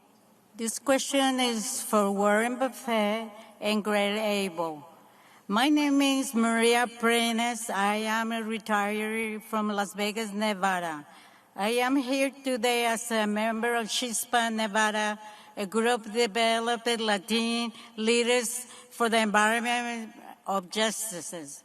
I am almost here representing many Latin families in Nevada who are struggling to pay their utility bills and want access to affordable, clean electricity. I want to add today, why is NV Energy, which is owned by the Berkshire Hathaway, building new gas plants instead of investing in solar energy, with Nevada one and the sunniest state in the country? Can I expect to see future leadership take dangerous investments in the fossil levels more seriously? Thank you. And thank you, Maria. Greg, you want to? Sure. Thank you. So as we touched on with NV Energy even earlier, there's a lot going on there. And when I think of, there's no question solar's a great opportunity for NV Energy, and we'll continue to utilize it as a resource and continue to invest in it, in that utility and the other utility we have in Nevada. We're also in a point where when you think of a transition that's going on within the energy sector, we are transitioning from carbon resources to renewable resources, as was noted, but it will not occur overnight. That transition will take many years, and as we use, be it renewable resources such as solar or wind, they are intermittent, and we do try to combine it with batteries, but at this point in time, we cannot transition completely away from the carbon resources. So if I think of Nevada, in the next 2 years, our last 2 coal units are, well, actually in the next year, our last 2 coal units will retire, but we are replacing them with a new gas unit, which is truly needed to make sure that system remains reliable and available to our customers, and that's done in conjunction with the state representatives and our regulatory agencies to make sure we can serve those customers every day and every minute. We have great examples in Iowa where at times 100% of our energy comes from wind, and we're thrilled with that. And I believe we hit that, for example, on Earth Day. We had enough wind that we could meet the demand of that state. But the next day, if the wind's not blowing, we need our gas resources, our gas plants to fill that gap. And really, that's the situation we still have in Nevada. So we'll continue the transition to renewable resources, be it solar in Nevada and wind in other areas combined with batteries. But for the foreseeable future, we do see gas being a very important resource to help maintain reliability and meet our customer needs, and to meet it in an affordable way is also an important piece of that. So thank you for your comments. Yeah, in effect, we've got the capital to do whatever makes the most sense in a place like Nevada. And Nevada, I don't know, each state calls their ruling commission something different, but they probably call it the Public Service Commission or something like that. And they're making the decision as to what they think can and should be done in terms of getting from where a vastly complicated utility business moves towards something different without messing things up in the meantime and having the lights go off. And I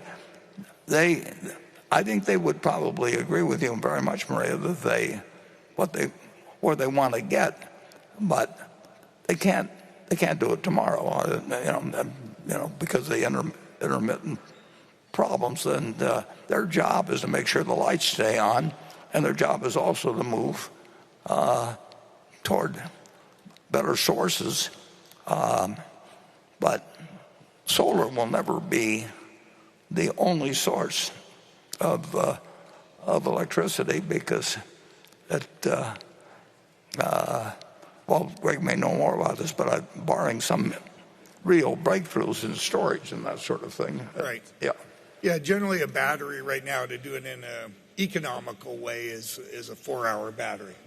And when you think of the time without the sun being available, that's a challenge. Now there's a lot of technology advancements, and that's stretching out, and you throw dollars at a lot of things, you can accomplish things. But the reality is that there's a careful balance of the reliability, and also balancing, as it was noted, the rates do matter, and how much customers are paying. So delicate balance of both delivering reliability but doing it in an affordable way. Yeah.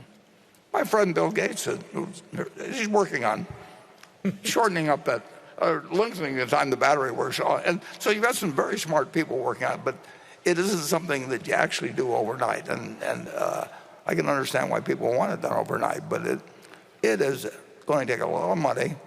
It's going to take a lot of good ideas and smart people like Bill and Greg. Not me. I don't understand why the damn lights go on when I even turn a switch. But those fellows really do know. And there's plenty of them working on it, and we got plenty of money to implement it. But there are certain things that just take a certain amount of time. My daughter hates it when I use this example, but it's really true that you can't create a baby in 1 month by getting 9 women pregnant. I mean, you may want a baby, but so there are certain laws of nature that you have to work with. Okay, Becky. This question comes from Rich McCloskey in Dunedin, Florida.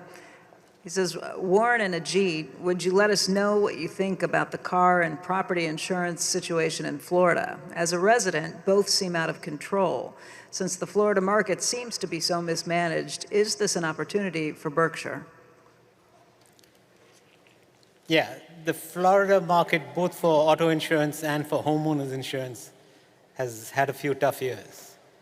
The two problems we face in Florida and all the risk bearers face in Florida, one is the lawyers and the amount of corruption that takes place in the Florida market keeps skyrocketing, making it difficult for us to price the product and make a profit. And secondly, the amount of activity in terms of storms, both the frequency and the severity, is also so severe that the losses in Florida tend to make it very difficult for a risk bearer to make money. Having said that, we've fortunately had a very good run at Florida last year.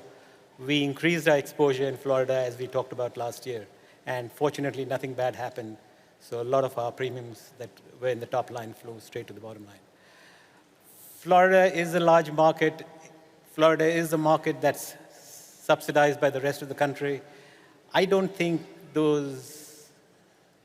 that's going to stand the test of time. The Florida market, the legislators are trying to improve it. They have passed law that is bringing down the amount of fraud that takes place in Florida. And I hope Florida will be a fairly buoyant insurance market, because at the end of the day, they do believe in the free market more than some of the other states that have an insurance crisis, like California and New York. So yes, Florida has a problem. Prices will go up fairly substantially, but at the end of the day, I think we'll achieve a degree of balance so that the risk bearers can make a decent profit and will be deploying capital out there. Okay, station 7, please.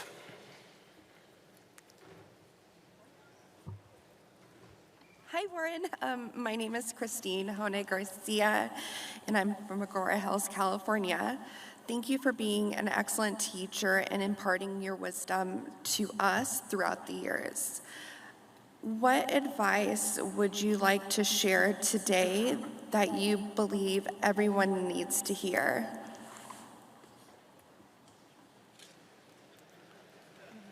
Well, too bad you didn't add, you added that what the rest of us would like to hear. I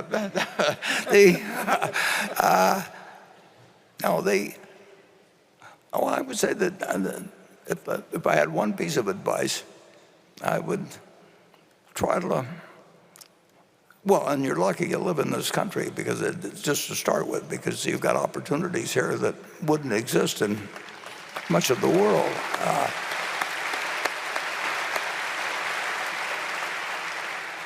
But I would like you to really sort of use Charlie's advice of thinking how you like your obituary to read, and then start selecting the educational paths, the social paths, whatever may fit your particular situation in terms of associating. And perhaps, certainly in my day, it would have been marrying the person that would best help you do that.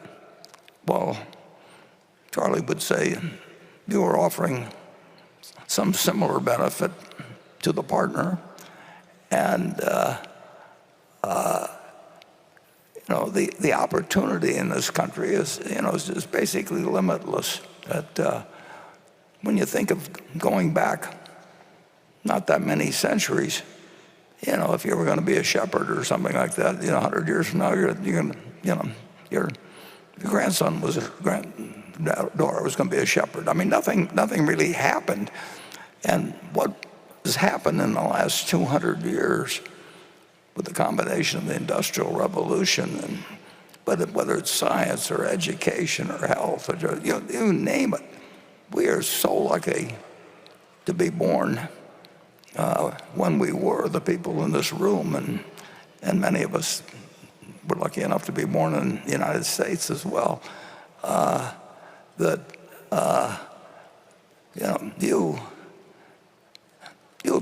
You're entering the best world that's ever existed, and you want to find the people to share it with and the activities to participate in that fit you.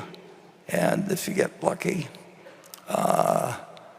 like like Charlie and I did. You find things that interest you young. But if you don't find them right away, you keep looking. And I always tell students to take the job find the job that you would like to have if you didn't need a job. And sometimes you can find that very early, and sometimes you go through various experiences, but don't forget what you actually are trying to do. And there's no place to do it like this country, and find the person that you like to share your life with in many cases. And sometimes you get lucky and do that early, and sometimes you make mistakes. But I would try to, in a very, very general way, I would try to figure out how you'd want to look back on your life and think about yourself, and start today to go on the path that leads to that goal, and expect some difficulties along the way. But if you're thinking that way, you're more likely to get there.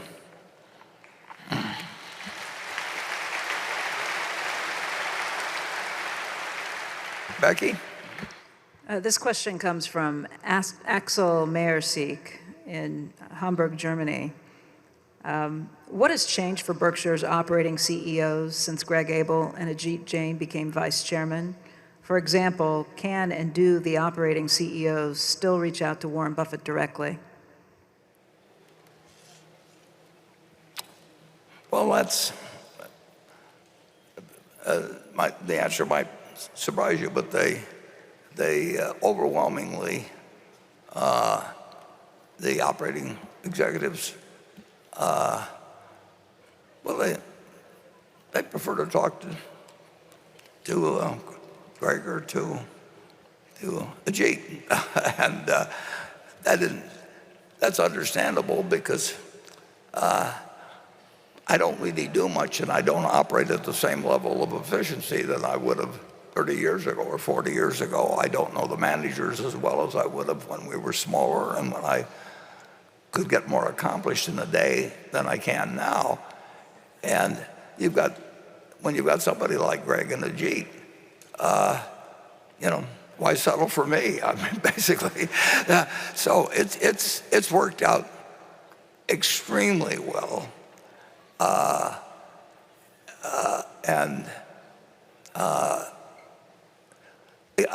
almost can't imagine anything working better, because Greg in a year accomplishes, he sees more of them, understands more about their problems, can give them suggestions. He's got incredible amounts of energy, and nobody has more wisdom than Ajit about insurance, and they've got access in insurance to him. Now, they had it before we stuck some of those titles on in insurance, whereas with Greg, he much expanded things when he became the vice chairman in charge of really everything except insurance. So he is, if you polled our managers that fall under his jurisdiction, which would be a lot of them, they would much prefer it, unless, like a few, they weren't paying as much attention to their business, and I wouldn't do anything about it, but Greg would, and they still like it when he does it. He can deliver news very well to people who, there'll be some people, if you have 20 children and you're very rich, you'll have some that will be go-getters anyway, and you'll have some that won't. And we are a very, very rich company, and we don't, we haven't had a history of being very tough on people that coasted, and we've had some that would do that, and Greg will do something about it, and Charlie and I wouldn't have. Not because we didn't know it should be done, but because we were doing so well ourselves and everything. It just wasn't. We wouldn't make the effort. We didn't want to change our lives that way. Plus, we slowed down in various ways physically and everything. So I would say that the number of calls I get from managers is essentially awfully close to zero.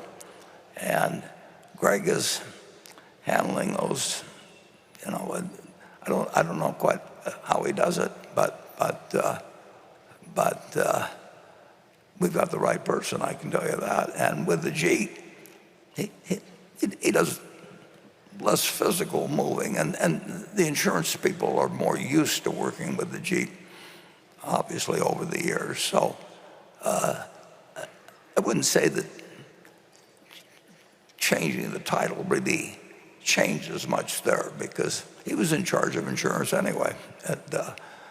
So that's, you can go to a business school and they can give you way better answers than I've just given you, but that's the way we do it at Berkshire. He raised his hand. Yeah, if I can add a comment. From my perspective, the transition has worked out very, very well. But I think the credit really goes to how Warren has handled the situation. And what I mean by that is, after the transition was announced, and a lot of the operating managers they were used to calling Warren directly on some issue or the other. After the transition, when they would continue to do so, Warren would very skillfully, in his manner, handle them, such that he would not answer what they were looking for, but at the same time made them feel good and told them that he sort of enjoyed hearing from them and talking to them. So as a result of which, the transition took place. People got the message, and were very responsive to it, and it's a non-issue as far as today is concerned. Ajit, I'd probably add, yeah. Ajit, the only thing I would add is we do have an exceptional set of managers across both the non-insurance and insurance. And yes, Warren made it incredibly easy, but so did they.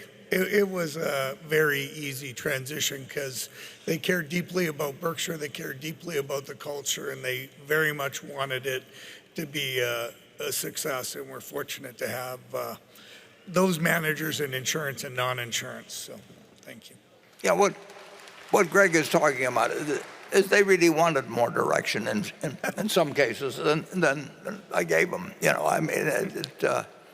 I just sat there reading the Wall Street Journal or whatever, and Greg is, there, one way or another, there are more than 24 hours in his day, and I just don't know how he covers the ground he does, but he knows more about the people. We got the same feeling in terms of judging the attractiveness of businesses and making capital decisions and that sort of thing. But he's willing to work. I mean, and I couldn't get as much done anyway. What I could do in a couple of hours, may take 8 hours now. I just don't read as fast and different things. But it's working very well. And this place, if anything happened to me, it would be working extremely well the next day. I don't get any phone calls. You could actually, we can rig something up so we got some answering machine that people think I'm still around, or something. In terms of so anyway, that's much less than you'd learn in business school, but that's the way we do it at Berkshire. Okay, station 8. Dear Warren, Greg, and Ajit, thank you for having us. Your teachings have not only made us better investors, but more importantly, better people. Thank you for that. My name is Rajiv Agarwal, and I am from New Jersey. I run an India-focused fund called Dudarshi India Fund. My question is related to India. Indian economy and Indian equities have done quite well in the last 5, 10, 20 years. It is the 5th largest economy and will be the 3rd largest in the next few years. My question is Berkshire actively looking for opportunities in the Indian equity market, and what will allow you to buy anything meaningful there? Thank you. Yeah, well, it's a very good question, and obviously India, I'm sure there are loads of opportunities in a place like India, and the question is, do we have any advantage in either insights into those businesses or contacts that will make possible some transaction that might, what the parties in India would particularly want us to participate. I would say that that's something that a more energetic management at Berkshire could pursue, because we do have the reputation now. Berkshire is known, not like it's known in the United States, but it's known around the world, and our Japanese experience has been fascinating in that respect. So there may be an unexplored or unattended to opportunity in that area. I'm not the one to do it, but that may be something that in the future it might be opportunities. There are opportunities. The question is does Berkshire have some kind of advantage in actually pursuing those opportunities particularly against people that are using other people's money where they get paid based on assets managed or something of the sort. I mean, there are plenty of people in the game who are buying and running businesses that do not really have our philosophy. I mean, they're going to get rich no matter what happens, and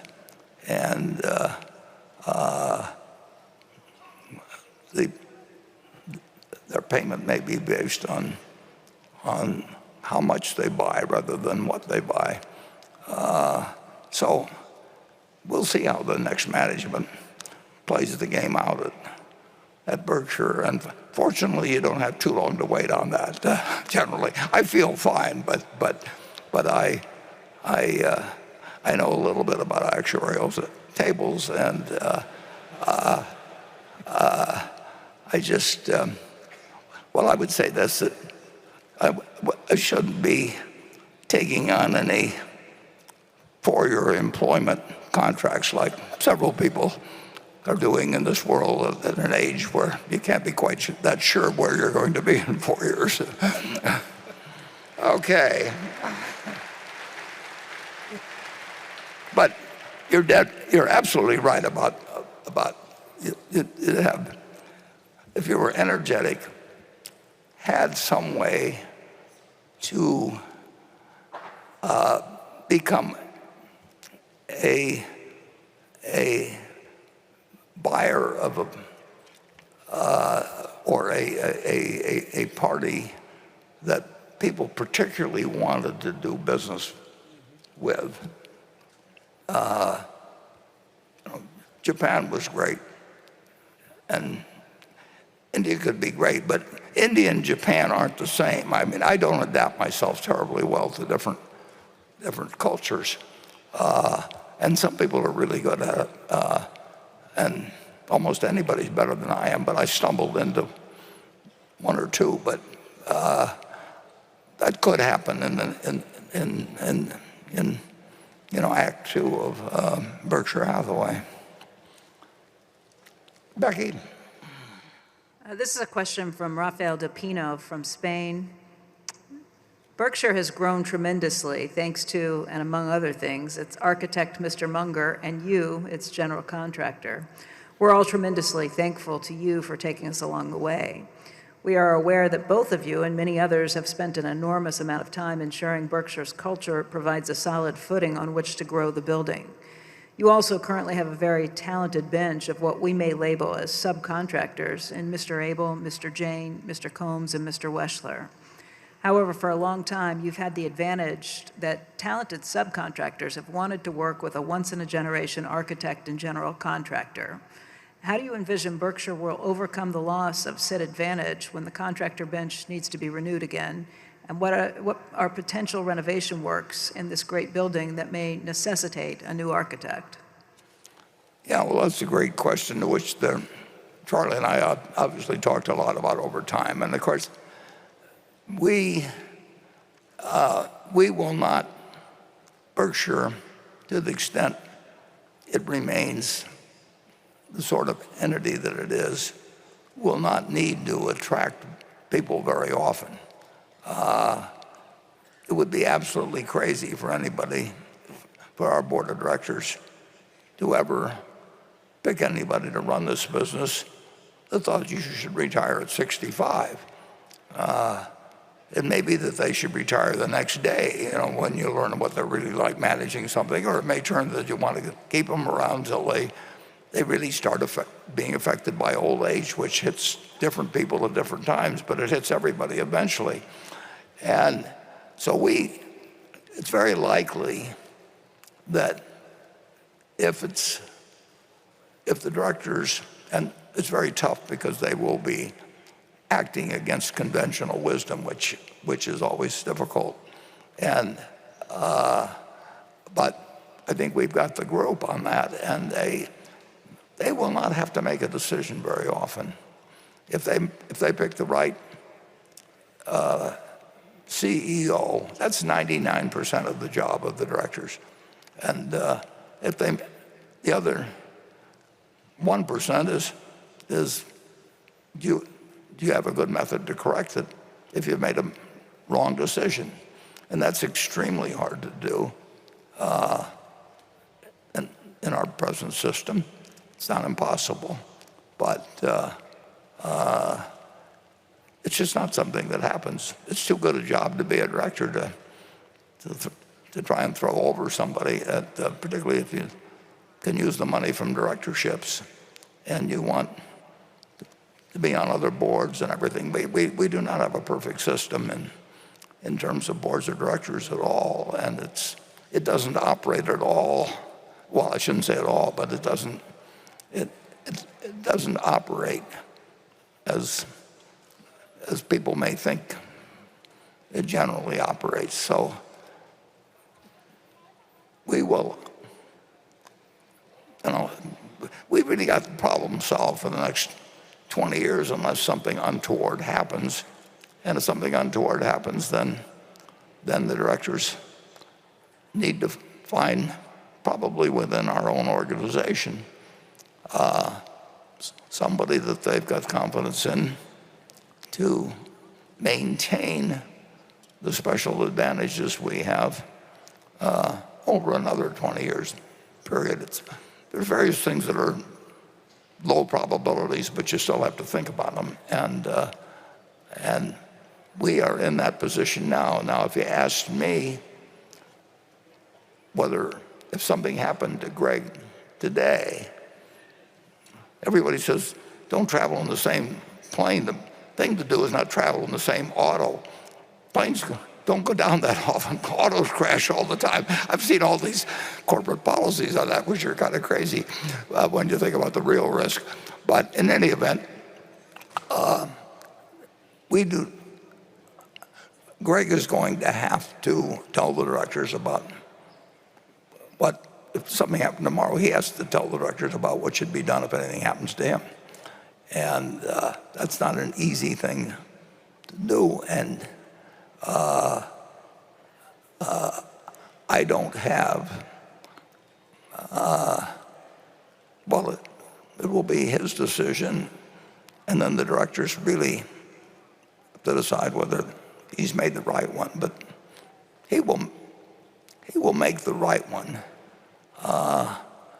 And what you really have to hope is that you get lucky on how long managers stick around. I mean, you might need 3 in a century, and you might need 6 or 7.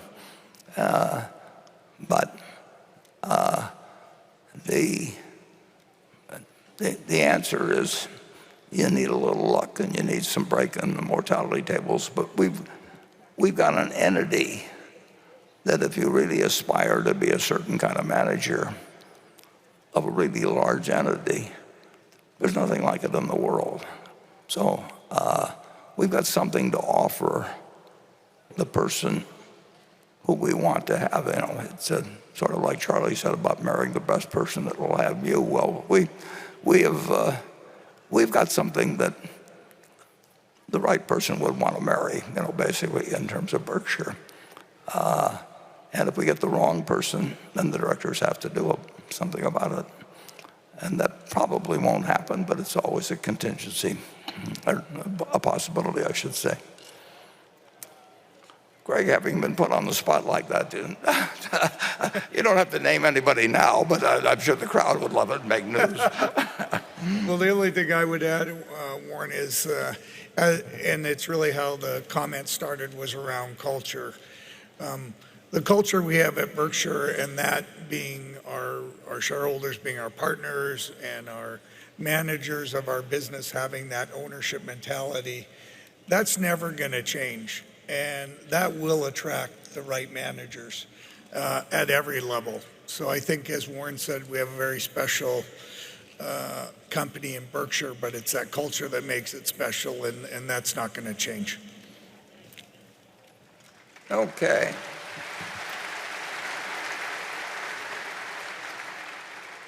Station 9. I'm never sure where 9 is. Hi, I'm Sherman Lam, a Berkshire shareholder, and I work for a family office in Kuala Lumpur, Malaysia. Just really happy to see you, Warren, and the team. And where I come from, you're a hero. And both you and Charlie have positively transformed mine and many, many other Malaysians and Southeast Asians' lives, not only financially, but also in how we navigate our lives and relationships. Thank you very, very, very much. Well, thank you. Thank you. That makes us feel good.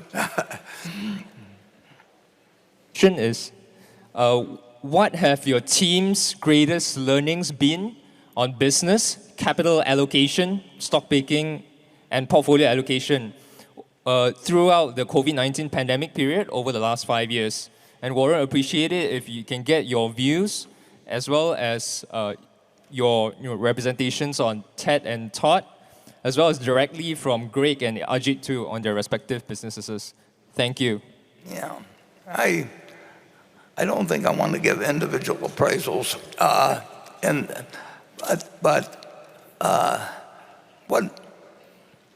what you're doing is in terms of capital allocation, which is my job. I don't go out and sell insurance policies or anything of the sort. And you represent a group of shareholders like we do represent. We are totally clear on our mission. And, you know, it may be that other people don't agree with them, but I would say that in a great many places, you know, I just don't agree with their mission. And, you know, I would say that, for example, that anybody that wants to retire at 65 would be disqualified from being CEO of Berkshire. Then they might get retired the next day if they were the wrong person. But there's just certain things we don't want, and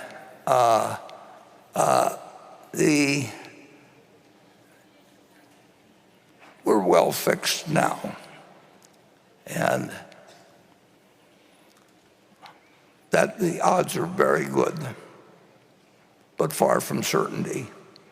That takes care of the next 20 years. Now, but you have to provide for the contingency, and And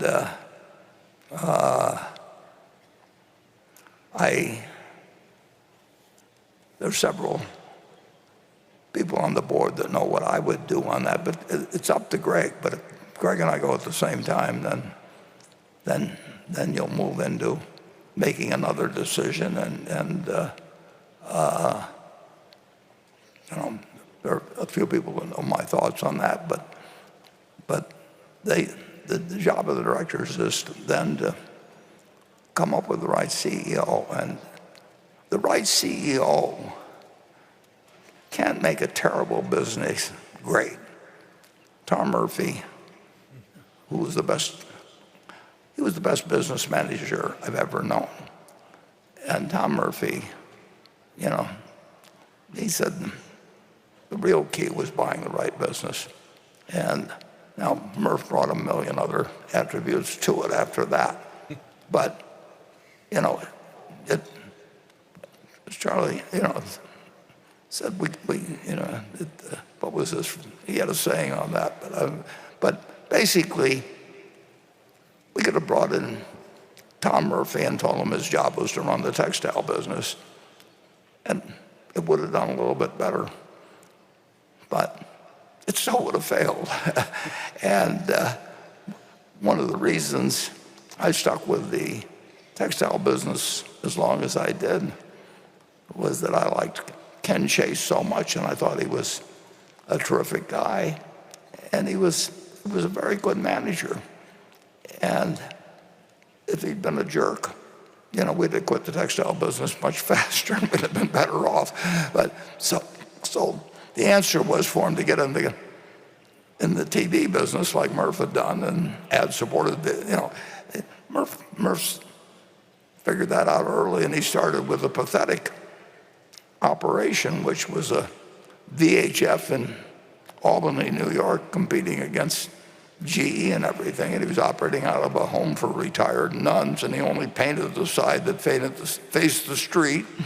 He had one car dashing around town, and he called it News Truck Number 6. But from that, he built an incredible company, and he built it because he was the best manager I've ever met. But beyond that, he was in a good business. And the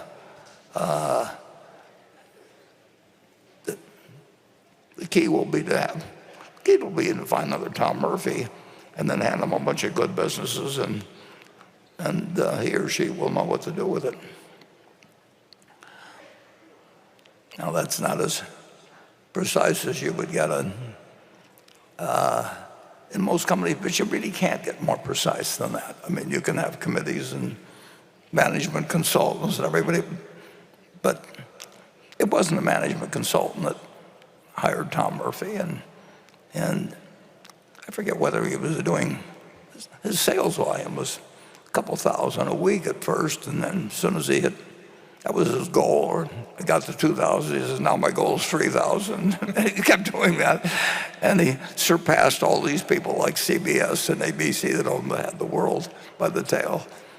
And it was just a wonderful lesson in life to get just to be able to view something like that. I learned an awful lot from what he said to me, but I just learned by watching somebody like him operate. I mean, it's like watching a great golfer, a great tennis player. Then you ought to learn something about the kind of swing you're trying to develop or something of the sort. So that's not a great answer for you, but it's so far it's worked, and I think it works. I'm very sure it works with Greg, and it's up to people in the future when, I'm underground or wherever they put me, to really make a decision every 20 years or something like that on average. It's the right decision, but correct it if it turns out to be the wrong decision. That's what a board of directors is for, and we've got the people on the board that really understand that responsibility. They take it seriously, but they don't take themselves too seriously. And so therefore they don't necessarily want to do a lot of things just to look busy. And they aren't using us as a stepping stone to get on other boards. But we've got people that really believe in what we're doing, and they're the ones that are going to have to make this place work. And if they got lucky on Greg's mortality, they can do just what Rip Van Winkle did and go to sleep for 20 years or so, and then make another decision. And Berkshire has every tool in the world available to be what it is now and continue to be what it is now. I mean, we've gotten from 20 million of net worth to 570 billion, and there aren't as many things to do, but we can do a few big things better than anybody else can do. And there will be occasional times when we're the only one willing to act. And at those times, we want to be sure that the U.S. government thinks we're an asset to the situation and not a liability or a supplicant. As the banks were, we'll say, in 2008 and 2009, they were all tarred with the same brush. But we want to be sure that the brush that determines our future, is not tarred. And I think we're in the. I don't think anybody's got a better position to do it than Berkshire.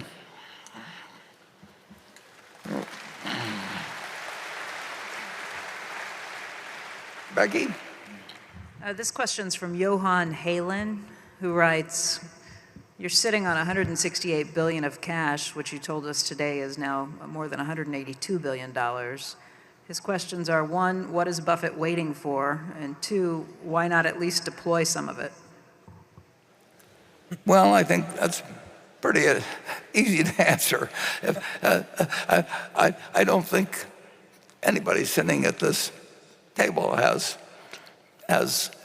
any idea of how to use it effectively, and therefore we don't use it, and we don't use it now at 5.4%, but we wouldn't use it if it was at 1%. Don't tell the Federal Reserve that, but prefer it. But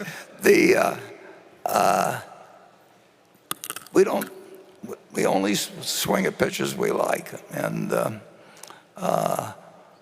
if anybody tried to swing at every pitch or felt that because they hadn't swung at a pitch for the last two pitches, they ought to swing at the third one or something like that. There are times, and obviously, but I would say this, I would not like to be running 10 billion now. 10 million, I think Charlie or I could earn high returns on, because I think there are just a few things that happen on a very, very small scale. But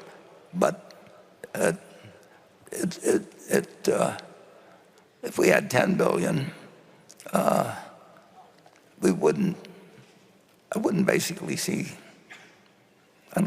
many more opportunities than we found. Now, it's true that something like Japan we could have done if the company had a 30 or 40 billion, and we'd have had great returns on equity. But if I saw one of those now, I'd do it for Berkshire. It isn't like I'm got a hunger strike or something like that going on. It's just that things aren't attractive, and there's certain ways that can change, and we'll see whether they do. Okay, station 10. Mr. Buffett, this is an incredible meeting that you host every year. My name is Sean Cawley. I am a real estate agent with Berkshire Hathaway Home Services in Arizona and California. My mother, Cindy, my brother, and my 2 sisters all sell real estate with Berkshire Hathaway Home Services for many years. We love being a part of the Berkshire family, and along with the 70,000 other agents that sell real estate for the company. Mr. Buffett, Home Services of America recently settled our class action lawsuit regarding commissions for $250 million last week. This dollar amount's about $100 million more than Keller Williams, $166.5 million more than Anywhere Real Estate, which is Better Homes and Gardens, and Coldwell Banker. As a realtor with Berkshire Hathaway Home Services in multiple markets and a shareholder who's been coming to this meeting for 15 straight years, that's one of the reasons I got involved with real estate, is because of this meeting. What are your thoughts on buying and selling a home in light of this recent settlement? And maybe ask the note to Greg and Ajit too. Would you consider a Berkshire agent when buying your next home? Well, I don't buy them that often, as some people have noted, but I certainly would consider them. But I'd say the probability of that happening is low. And I really appreciate the fact you've joined up with us. But I'm going to, in terms of the settlement, I mean, Greg kept me informed, but I turned it over 100% to him. So, Greg, you want to talk about it? Sure. So thank you for you and your family for being an agent and working for our company, Berkshire Hathaway Home Services. I think there's a few questions in there. One, there's no question the industry will go through some transitions because of that settlement. Ours and every other major player in the industry settled. The National Association of Realtors settled for more than $400 million. So effectively, everybody was swept up in that settlement. And it did set the grounds for both home services and for the industry to move forward. There's a lot of changes that happen or are being proposed associated with that settlement. But the one thing that I think you hopefully would absolutely agree with, the real estate agent is still an important part of these transactions. It's the one time in our lives where we make these massive investments, and having that counsel and guidance is critical, and that's really what our business and those other businesses rely on. How the commission structures change and how it's negotiated, which is really what the settlement was. It was no longer that a buyer would automatically pay a commission agent to the selling agent. That now has to be negotiated. That'll impact things, but I think the realtors will continue to be a very important part of that, and I think home services in the industry will remain very relevant. And then the only thing I would share with our shareholders on a broader basis is that obligation resides with home services and can be met by home services. And that was an important condition because they were also pursuing Berkshire and Berkshire Hathaway Energy, and we said, you can pursue us separately, but that settlement will reside with home services and be an obligation of that. And they decided the ultimate settlement, and we'll go forward from there. So, Warren, any other comments? Well, yeah, I've sold 2 houses in the last 93 and a fraction years, and I've bought one that I still have, but I obviously bought the other 2. And I have not negotiated down the commission, even though the last one sold for $7 million or something like that. People do negotiate down commissions to some extent. But I can tell you, I've looked at the figures, and I think the system has really worked out very well. When I got out of school, they had what they called FSBO, with for sale by owner, and so I've been involved to some degree in watching the whole system operate, and I know what our average agent makes. I know how long they work on things sometimes that don't materialize. I mean, I don't think we'll end up with a better system. But it's up to Greg and the people at Home Services how we work it through here. But I like our agency group, and we've got a very large number of real estate agents, and I've encouraged the expansion we've done in the real estate brokerage business. It was just 1 or 2 operations when we bought Berkshire Hathaway Energy, and we really built up quite a company. And I think it's a very fundamental business. You need help. 90% of the people need help, in buying a home or selling one. And I've watched it operate all my life and been involved with lots of people who have been in the business. But there was a decision in court, and I told Greg to handle it whatever way it seemed best to him. And I'm perfectly happy with the way we've handled it. I think I'm surprised at the decision, but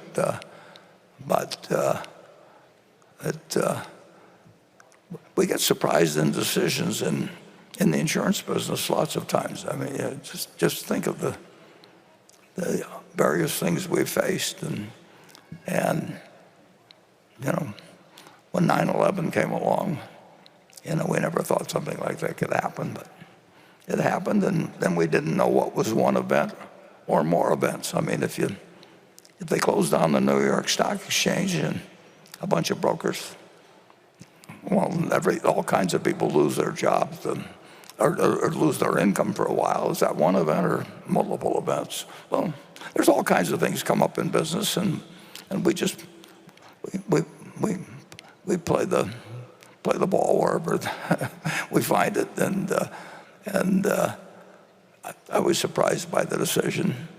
Was it in Missouri? Missouri, yes. Yeah, but we've gotten surprised by some other decisions, and we'll keep doing sensible things as we move forward. Greg, do you want to? Yeah. No, I think the only thing I would add back maybe to how the model has changed, and he asked, one, yes, we'll always, I can't speak for Ajit, but we'll always use Home Services agents. But it's interesting, I have bought a home abroad because I lived over in the United Kingdom, in Newcastle, running our utility over there. And it is a completely different experience to buy a home outside of the U.S. Our agents take great responsibility for the whole transaction in the U.S. They put, as Warren said, time and capital at risk to ensure the transaction closes. And when you do close it, they make sure what you bought, what you thought you were purchasing, you end up with.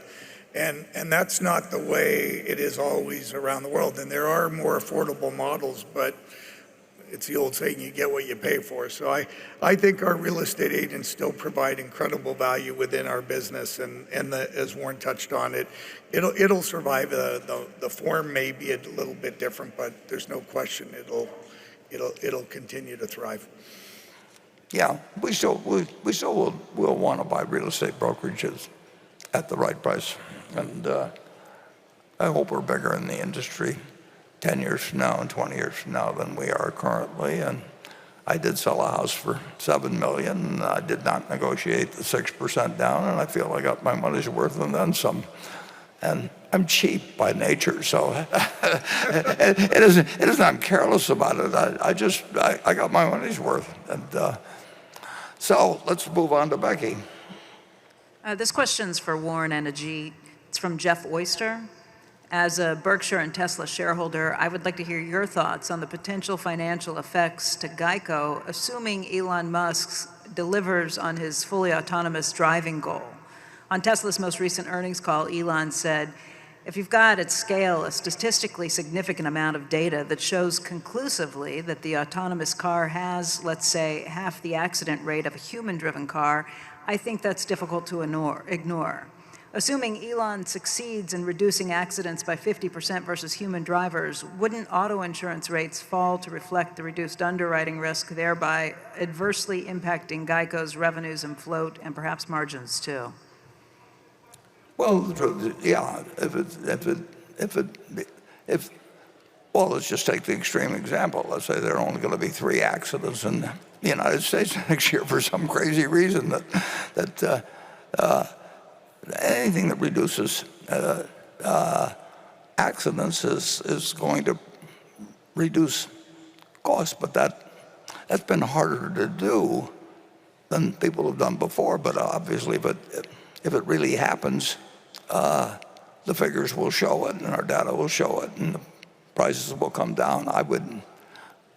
There have been a lot of people talk about doing that in the past. I mean, General Motors used to be very big in the insurance business, and when Uber first started, they used some firm which now is, I think Ajit will confirm, they're close to bankruptcy now, aren't they, because of taking things on at the wrong prices?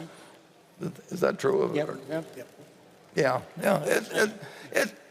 Insurance always looks easier than it is, and it's so much fun because you get the money at the start, and then you find out whether you've done something stupid later on. But it's a very tempting business when somebody hands you money and you hand them a little piece of paper.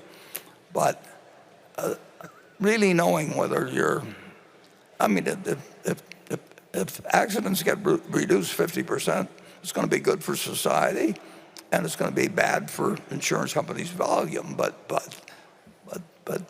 good for society is what we're looking for. So far, this you might find kind of interesting. I mean, the number of people killed per 100 million passenger miles driven. I think it actually was when I was young, it was like 15, but even post-World War II, it only fell to like 7 or thereabouts. And Ralph Nader probably has done more for the American consumer than just about anybody in history, because that 7 or 6 has now come down to under 2, and I don't think it would have come down that way without him. There have been some kind of fluke figures of what people did during the pandemic, which are quite interesting, because they didn't drive immediately. They didn't drive as many miles, but they drove more dangerously, didn't they? Yep. Is that right, Ajit? Yep.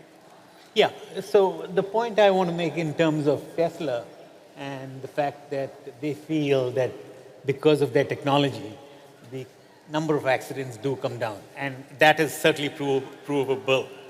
But I think what needs to be factored in as well is the repair cost of each one of these accidents has skyrocketed. So if you multiply the number of accidents times the cost of each accident, I'm not sure that total number has come down as much as Tesla would like us to believe. Tesla has been toying with the idea of writing insurance directly or indirectly, and so far it hasn't really sort of been much of a success. Time will tell, but I think automation just shifts a lot of the expense from the operator to the equipment provider.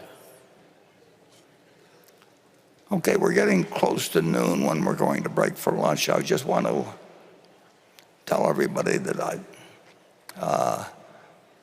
would appreciate it very much if they will get in their seats and be ready at 1 o'clock when we reconvene, because we will have another very short little movie, and we'll just have a little explanation of something that I think will be of interest, certainly of interest to me. But so I would like to, we will break promptly at 12, and I would like everybody to really make an attempt to be in their seat and quiet at 1 o'clock. And if you can't do that, if you'll wait a few minutes and watch in the halls and all that, but we do not want to be seating people and have people milling here at 1 o'clock. And just like a play in New York or something, it'll take a few minutes, and only a few minutes, to cover what we're going to at 1 o'clock. But we don't want to be seating people during period. But now we'll go on till 12 o'clock, and then we'll have a break until 1 o'clock, and we will go to station 11.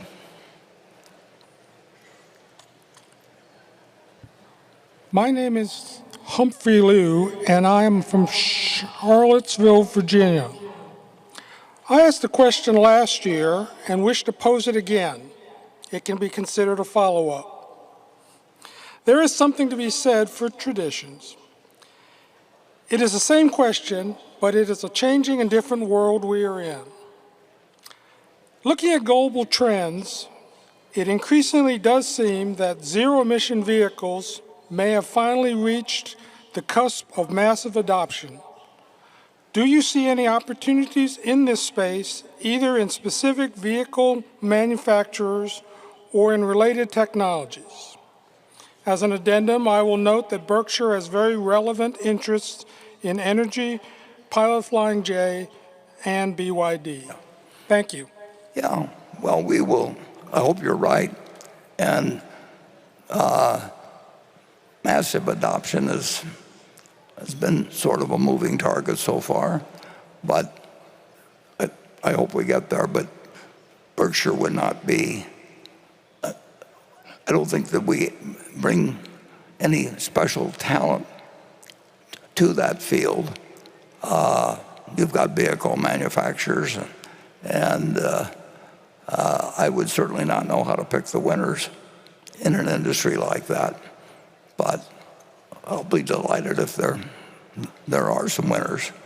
But don't count on us foreseeing who the winners will be, and don't count on us for predicting when something will happen.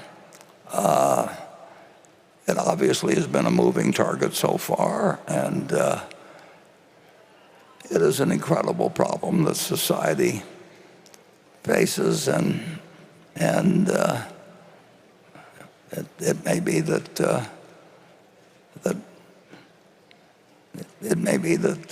governments are not very good at solving it for a while. It's all of climate change it's got a terrible problem just in the fact that, in effect, that the United States particularly has been the one that's caused the problem the most, and then we're asking poorer societies to say, well, you've got to change the way you live because we lived the way we did. And,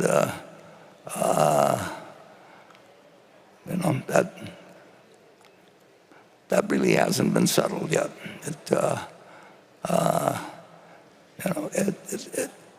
It's a fascinating problem to me, but I don't have anything to add to how you really slice through the world. When I was born in 1930, there were just essentially 2 billion people in the world, population statistic. Now there's 8 billion. Now, if you'd asked anybody in 1930, if you take the 50 smartest people in the world and you said, what's the optimum population for the world when you're 93 years old, they would have not said 8 billion. There wouldn't be anybody who would have been close to it. But we did it. Now, we're reaping some of the consequences of having done that. And we got the benefits in the United States. I'm exaggerating here to some extent, but the developed world basically got it, and then we're telling a whole bunch of other people that we want them to change the way they live because of the way they lived. We lived the way they lived. So we will see what happens with it, but that's a problem that is very, very, very hard to solve among a couple hundred countries, and I really don't have anything to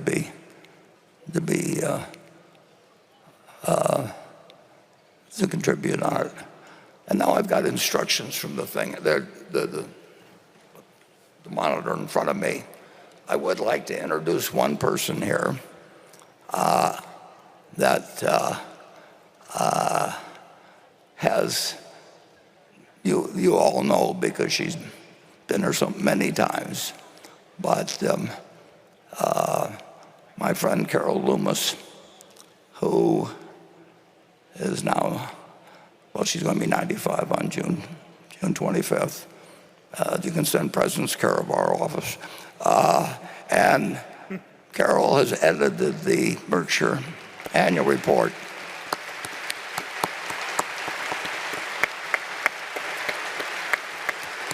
Since 1977, there we are. And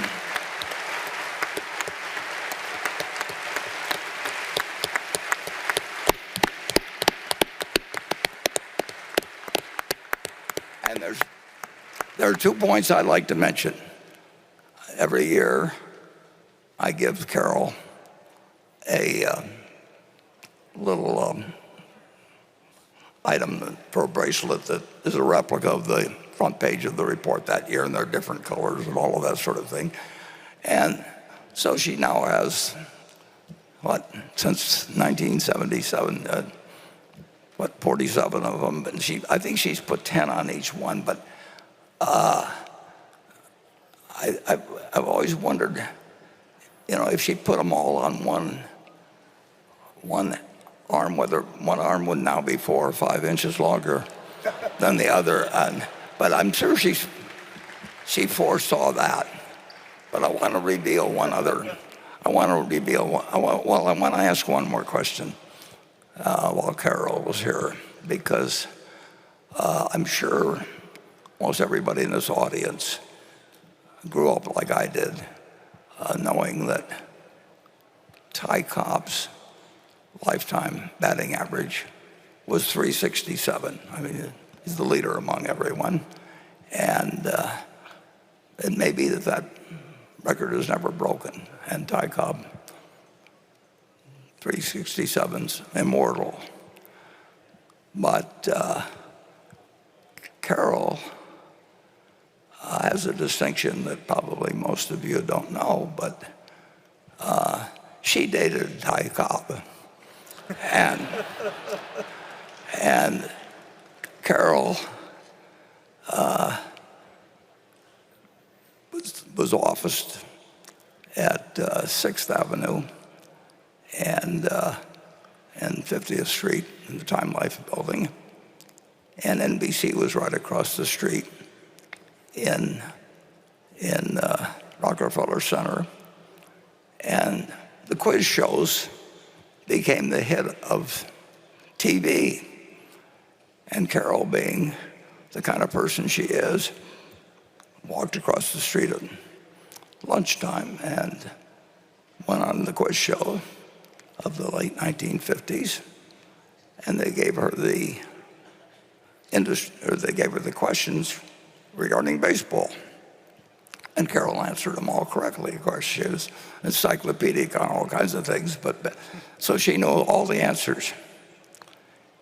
And she proceeded, and she was single at the time, and she proceeded back to her office at Fortune. And at some point, she got a phone call from, sounded like a fairly young man in Georgia, and he said, "My uncle is Ty Cobb, and he would like to take you to lunch at 21.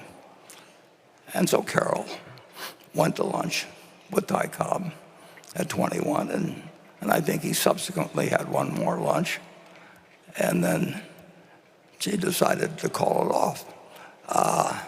But those of you who follow baseball may have noticed that in the 1990s, they found that the statistics had been faulty when Ty Cobb played, and that he actually only batted 366. That there were a couple of at-bats they didn't count. So the real question I want to know from Carol, and I think she should maybe tell us, is that would she have dated Ty Cobb if she not? I mean, I know she wouldn't have. I know she wouldn't have dated Ty Cobb if his batting average had been 300 or something like that. But where was the cutoff point at which she would have told Ty Cobb to stay in Atlanta and forget about coming up to New York? And if Carol would, if anybody has a microphone, Carol would care to express herself on that question. It's the unanswered question that I've had and all inquiring minds have had, and only she knows the answer. And she's with her daughter. She married a wonderful guy, John Lewis, and Barbara's with her. I'm sure Barbara's been always wanting to ask this question, but it's kind of tough when you're in the family. But I'm sort of a non-anxious guy who'll do it in front of a lot of people. Carol? 0. Or we can have Barbara's guess. Either one will. She would have been happy to go either way, right? She would have gone. Right. So, thank you. Carol?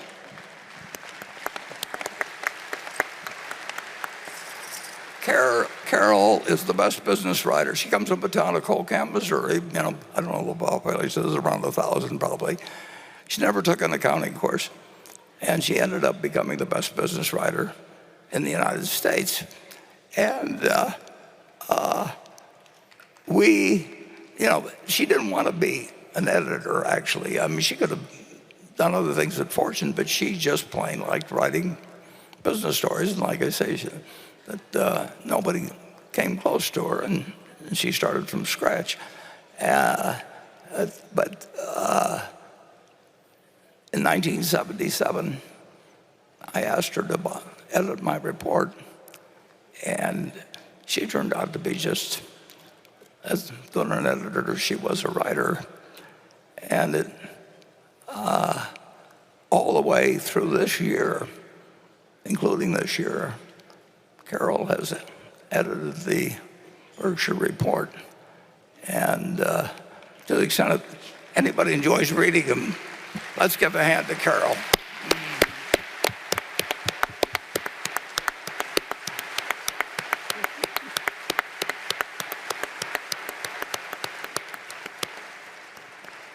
Okay, and I've been told to show a video right before you go to lunch because it's only 30-some seconds, and then we'll talk a little bit more about it when we come. So if we'll dim the lights, we're showing what a Berkshire shareholder did when she sold us $1 billion worth of stock the other day, and you'll meet somebody that I know she is the prototype. She may have more zeros, but she's the prototype of a good many Berkshire Hathaway shareholders, and it'll be the first thing we talk about when we come back. But some of you may have noticed, whenever it was, a few weeks back, when Ruth Gottesman gave $1 billion to Albert Einstein to take care of all the, and Ruth doesn't like a lot of attention drawn to herself, but here's how they felt at Albert Einstein when they announced that Ruth Gottesman had just made a decision to take care of all of the costs of education at Albert Einstein, and it's going to be in perpetuity. So let's just show the film. I'm happy to share with you that starting in August this year, the Albert Einstein College of Medicine will be tuition-free.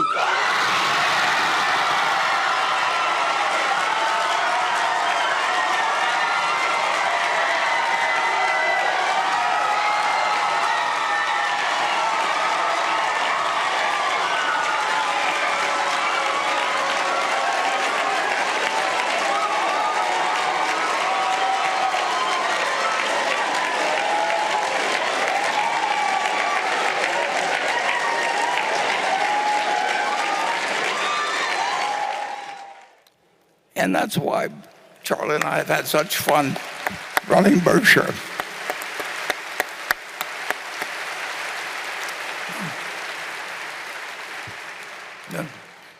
She transferred $1 billion to other people. She happened to do it with Berkshire stock. And they offered to rename the school after her and everything like that. But she said, Albert Einstein, that's a pretty good name to start with. So, there's no ego involved in it, nothing. She just decided that she'd rather have 100 plus, closer to 150 eventually, students be able to start out debt-free and proceed in life. And she did it happily. And she did it without somebody asking, name it, put my name on all four sides of neon lights. And I salute her.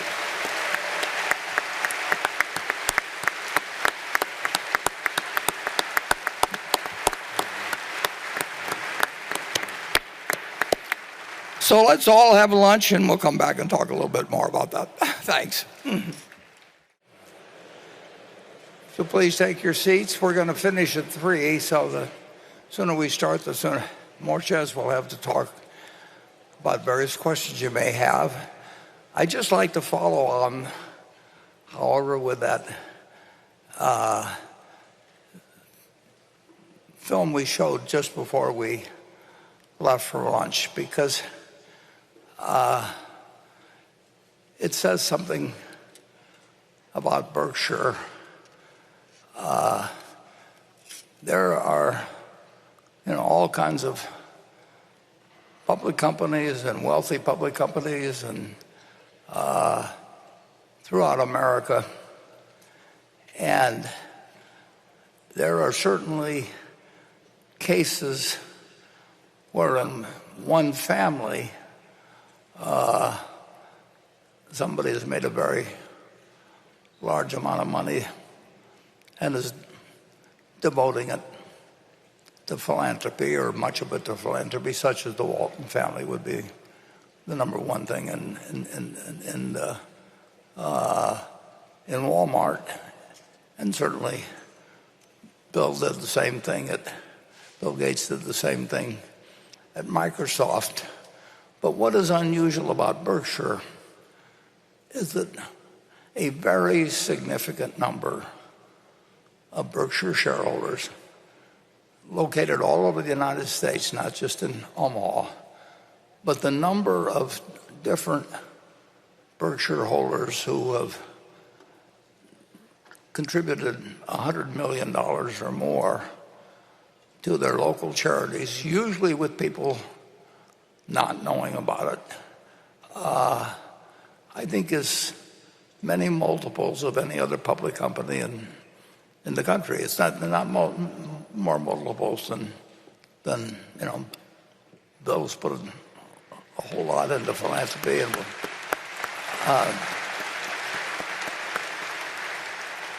and I don't know the details of the family, but clearly there's a huge sum of money that the Walmart family, I'm sure, has done all kinds of things philanthropic and will continue to do it.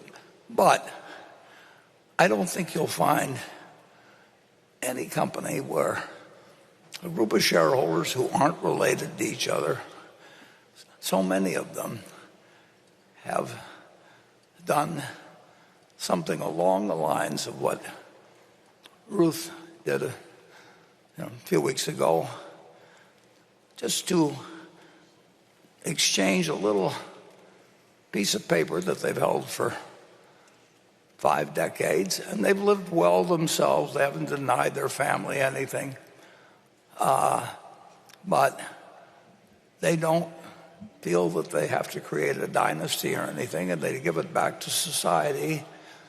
And a great many do it anonymously. They do it in many states. To some extent, we see some concentration of it in Nebraska, because they generally, when you're giving away a lot of money, they call it, in the philanthropic world, they call it absorption capacity. And the truth is, it's very hard to give away $1 billion to $10 at a time to people who are needy or something of the sort. And so large institutions have this absorption capacity, which tend to be universities or colleges or that sort of thing. And some philanthropies are much more imaginative than others. But the one thing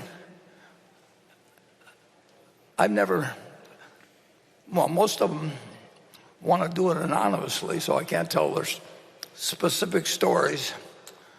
But I have to say, one thing that was astounding is that the same day we bought $1 billion worth of Berkshire Class A stock from Ruth, and I guess we were actually buying it from the school at that point, because he's just given them so the transaction was with them. But Mark Millard in our office bought $1 billion from them, but he also bought $500 million worth of stock from somebody else that nobody will ever have heard of, and in a different state, and I won't elaborate beyond that. But we have had a very significant number of people, and there's more to come. And obviously they had to be people that came in early, or their parents did, or their grandparents did. But they've all lived good lives. They haven't denied themselves anything. I mean, they have second homes, but they generally, in fact, I would say that almost universally, people knew them in the community and everything, but they've used what they accomplished, what they saved. They denied themselves consumption themselves. That's what savings are, is consumption deferred. And they've given, they've financed everything all over the country, and usually they like to do it anonymously. I outed my sister when I wrote about her in the annual report, but Bertie's here today, and I told her she should wear a T-shirt or something that said "No solicitors allowed" or something. But they just do it, and it's really both Charlie and I felt it's really fun to work for a group of people like that, rather than for index funds or for hedge funds or whatever it may be. I mean, you're just seeing what people actually.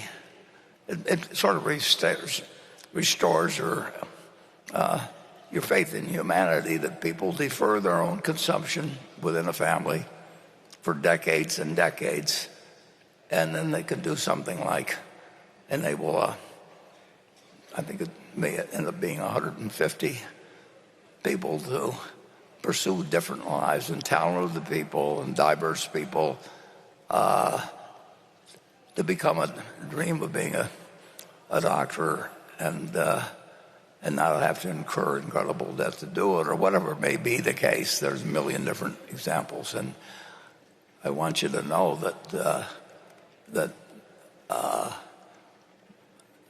you're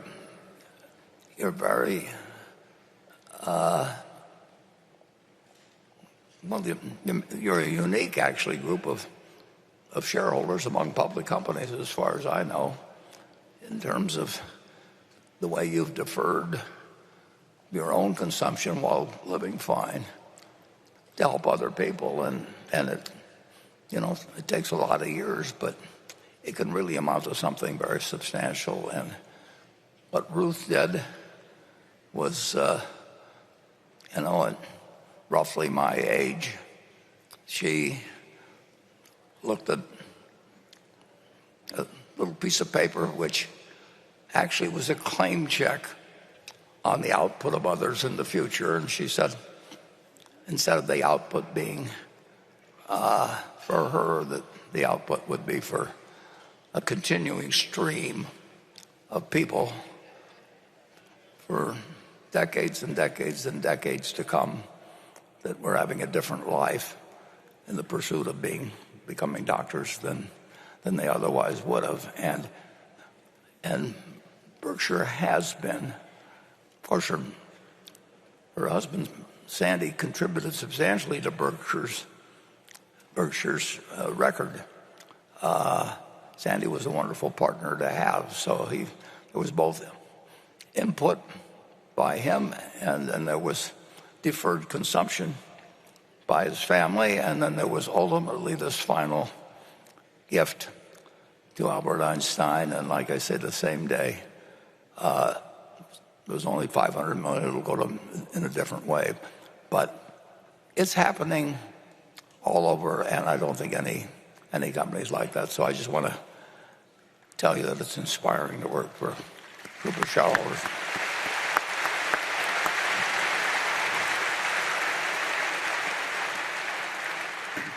And Becky, go to it. All right, the next question comes from Slavin Vukobrat. As CEO, will Mr. Abel be in charge of the portfolio of common stocks that Mr. Buffett has been managing, or will this function be exercised by Mr. Combs and Mr. Weschler? Yeah. As investing could be defined as the discipline of relative selection, can major capital allocation decisions, such as large acquisitions, be separated from the common stock selection process? Yeah, I would say that decision actually will be made when I'm not around, and I may try and come back and haunt them if they do it differently. But I'm not sure the Ouija board or anything will get that job done. So that job, I'll never know the answer on whether it get covered. But I feel very comfortable about the fact that it will be made by a board that they've got loads of brain power. They've got a dedication to an unusual institution. And they will figure things out. But I would say that if I were on that board and we're making the decision, I would probably, knowing Greg, I would just leave. I would leave the capital allocation to Greg, and he understands businesses extremely well. And if you understand businesses, you understand common stocks. I mean, if you really know how business works, you are an investment manager. How much you manage, maybe just your own funds or maybe other people. And if you really are primarily interested in getting assets under management, which is where the money is, you don't really have to understand that sort of thing. But that's not the case with Ted or Todd, obviously. But I think the responsibility ought to be entirely with Greg. The responsibility has been with me, and I farmed out some of it. And I used to think differently about how that would be handled. But I think the responsibility should be that of the CEO, and whatever that CEO decides may be helpful in effectuating that responsibility.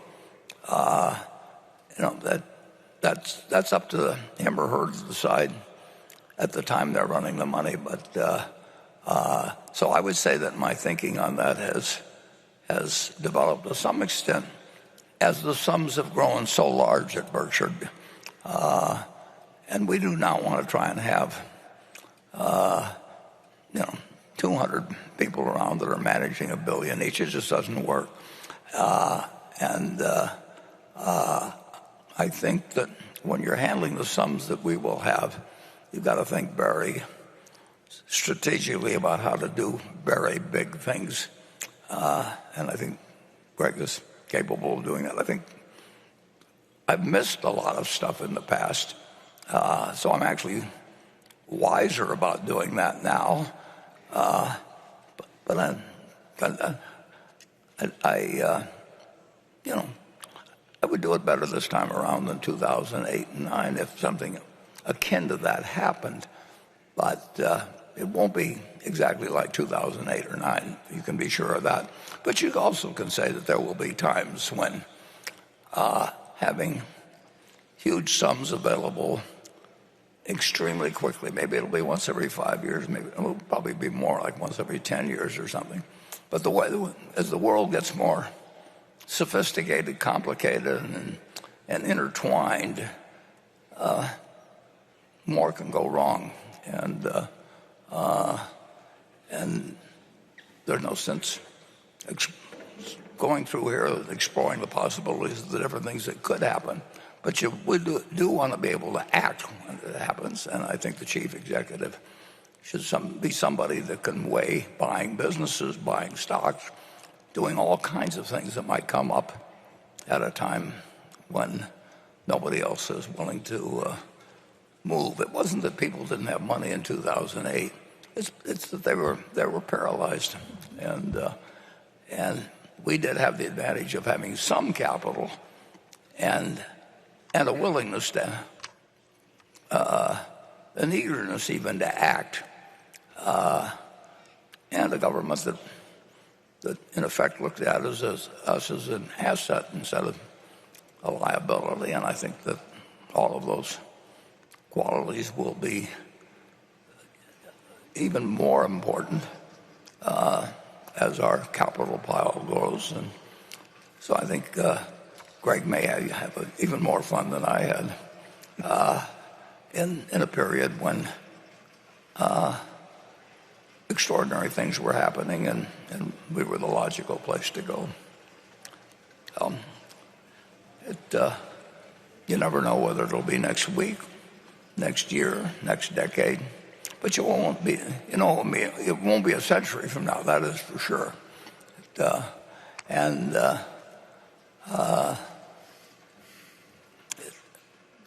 more intertwined and sophisticated the world financial situation gets, the more vulnerable it gets in a certain sense.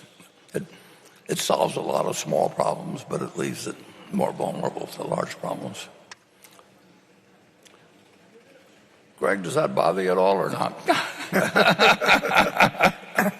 Without directly answering the question, I think there's one important thing is I think as we go through any transition, it's important to know that the capital allocation principles that Berkshire lives by today will continue to survive, Warren. And I think that's what the thing I'd want to communicate, that we have our operating businesses, insurance, non-insurance. We'll provide them the capital necessary to be successful and grow if it's appropriate. Yep. At the same time, we're expecting a return of capital from them when they have excess cash. And then, as we've discussed, or you've touched on, always looking at potentially new businesses as a whole or in a piece. And as you've always highlighted, and I fully agree, we'll always look at equities as we're investing in a business, either 1% or 100%. But we're looking at the business, we're looking at the economic prospects of that business and how sustainable it is and what it will look like 10 years from now, and is the capital we originally put in at exponential risk, or where's that risk sit, that profile? And then, of course, and then we'll obviously have our continue to always put excess cash in the safest investment there is in U.S. Treasuries, knowing we want to maintain that fortress of a balance sheet for two reasons. One, to act, but also to always protect our shareholders. If we want to maintain the position Berkshire is in now, realistically, to ensure it endures. Well, when he says that, it makes me wish I'd stayed around to be number 2 instead of number 1 in this process over the years. It doesn't get more fun than what we're doing, and we're better positioned than ever before. We're not positioned, though, however, to earn extraordinary returns versus what American business generally earns. I would hope we could be slightly better, but nobody's going to be dramatically better over the next century. It gets very hard to predict who the winner will be. And if you look back, as we did a few meetings ago, as the top 20 companies in the world that at 10-year intervals, you realize the game isn't quite as easy as it looks. But getting a decent result actually should be reasonably easy if you just don't get talked out of doing what hasn't worked in the past, and don't get carried away with fads, and don't listen to people who have different interests in mind than the interests of our shareholders. Okay, we'll go to station number 1. Hello, Mr. Buffett. My name is Tomo Dröge. I'm from Düsseldorf, Germany. This is my first time out here in Omaha, so thank you for having us here today. So my question is directed to you, Mr. Buffett and Mr. Abel. In 2019, you reportedly made a bid for the IT distribution business, Tech Data, and commented that you understand its role as a middleman. I wonder if you could kindly elaborate on the criteria you look at when evaluating IT distribution businesses like Tech Data and their competitive position. Thank you. Well, we had some experience with distribution businesses, and we know their potential to a degree and their limitations. And Greg, you were involved in that more than I was. So that was a case where there'd been a bid made, and there was a go shop provision, and I think the management probably would have preferred that we buy it. And when we went in with a better bid, the original party raised their bid, and we never make the same offer twice. So, Greg, tell them about it. Yeah. So, absolutely. In 2019, we saw Tech Data as a unique opportunity when we saw the other bid and the underlying value of that distribution business. We did, Warren and I were talking, and others made the conclusion we should talk to management. We talked to the team. They were very interested in Berkshire being their long-term owner. And we still saw good value in the opportunity, and we had a good understanding of distribution businesses. We have TTI. It's not exactly identical to Tech Data in that they're very specific to who their customers are and who they serve and supply and who they purchase from, because on the distribution side, it's important to have that input coming in from folks you want their product and you know it's needed on the other side, that there's demand for it. And they had an excellent model. If you think of TTI, for example, Warren's talked about Paul many times and the person who founded this business, but it's a unique business in that our revenues on that business is approximately $10 billion. The average part they sell is a little over 9 cents. 95 billion parts go through their warehouse every year. But it's a model that if you have the right people on both sides of the equation and you understand that well, there's a unique opportunity there. And that is something we saw in Tech Data. And as Warren highlighted, we made our bid. Unfortunately, it was then topped by the original bidder, and we moved on. But we thought very highly of it. Yeah, we've probably seen at least 5 of them in aggregate over the last 3 or 4 or 5 years. It's not a business that you can dream about because it's a decent business, but for example, in many of the items, the manufacturer they don't want to tie up their capital. You tie up, if you have, 1 million plus SKUs, as they call the stock keeping units, it's like selling jelly beans or something like that.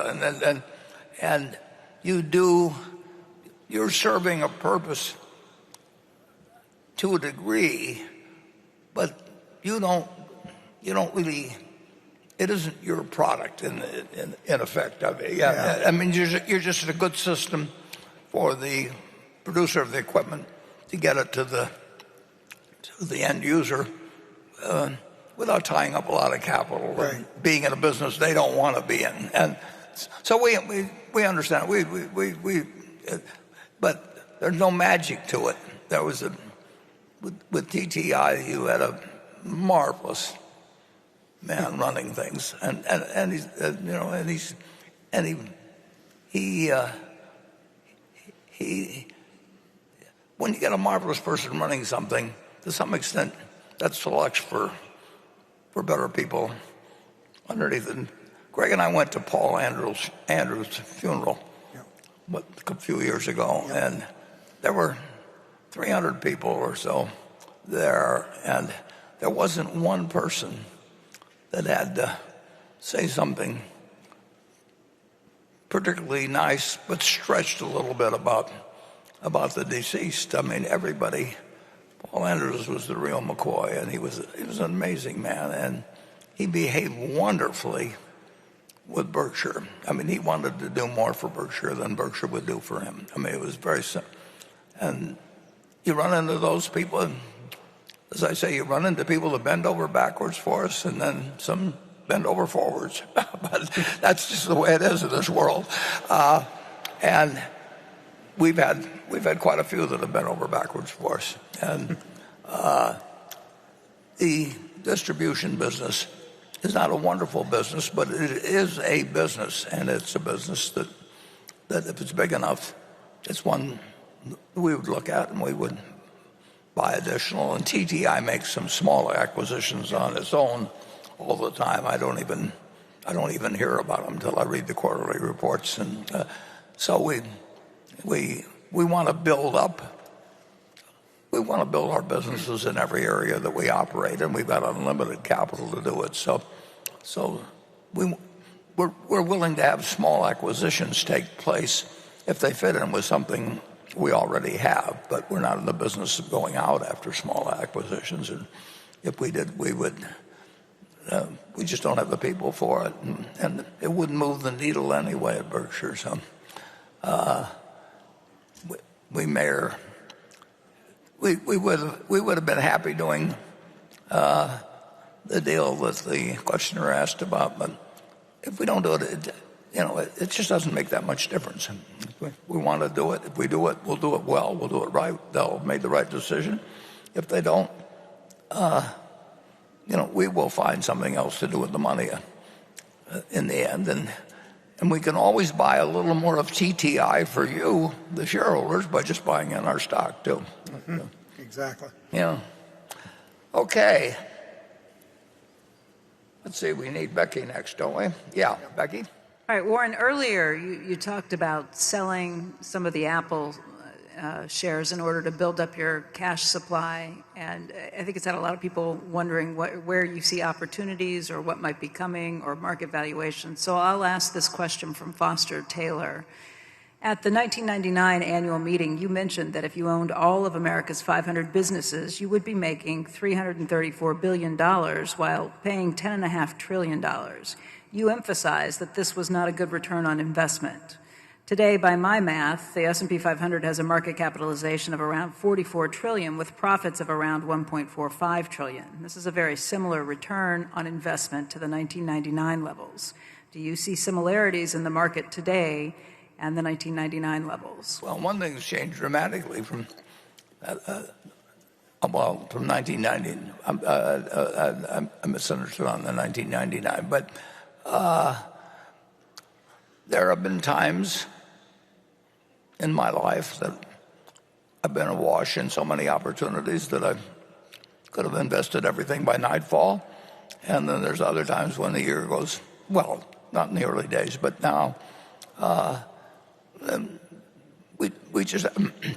we haven't seen anything that makes sense that moves the needle. Now, we've made small acquisitions during the year. Our companies have made acquisitions, and we, Greg and I may talk about something that involves a $300 million purchase or something like that. And, if it fits well enough, we do it. But, and if our managers see things that fit them, we want to look at them because our managers do not have necessarily the same equations in mind that we do. But there's some managers which we would have just say, whatever you decide to do, and then there's other managers that would not know how to allocate capital particularly, and that they don't have to be able to, be great capital allocators if they happen to be great at serving customers and understand their own industry and all of that. They can be great managers. And a good many of them aren't capital allocators, and others are. But this is not a time when the phone is going to be ringing often, but there are times, and Greg will know how to handle them as well or better than I have over time. And Charlie and I would, we missed a lot of things, and what we really regretted was missing something that turned out to be very big. We never worried about missing something that we didn't understand. I mean, why should we be able to, predict the future of every business any more than we can predict, what wheat yields are likely to be in Illinois next year? Well, not wheat in Illinois, wheat in Kansas, but corn in Illinois. I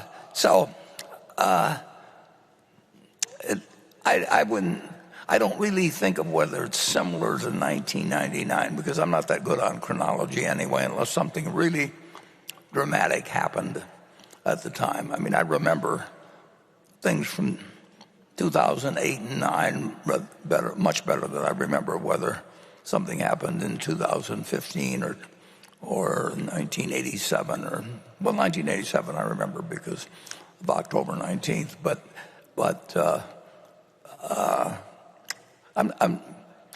I just don't think that way. I just look at what I can do every day. Greg? I'm going to have to use it. Nothing to add. Okay, well, we'll go to station 2.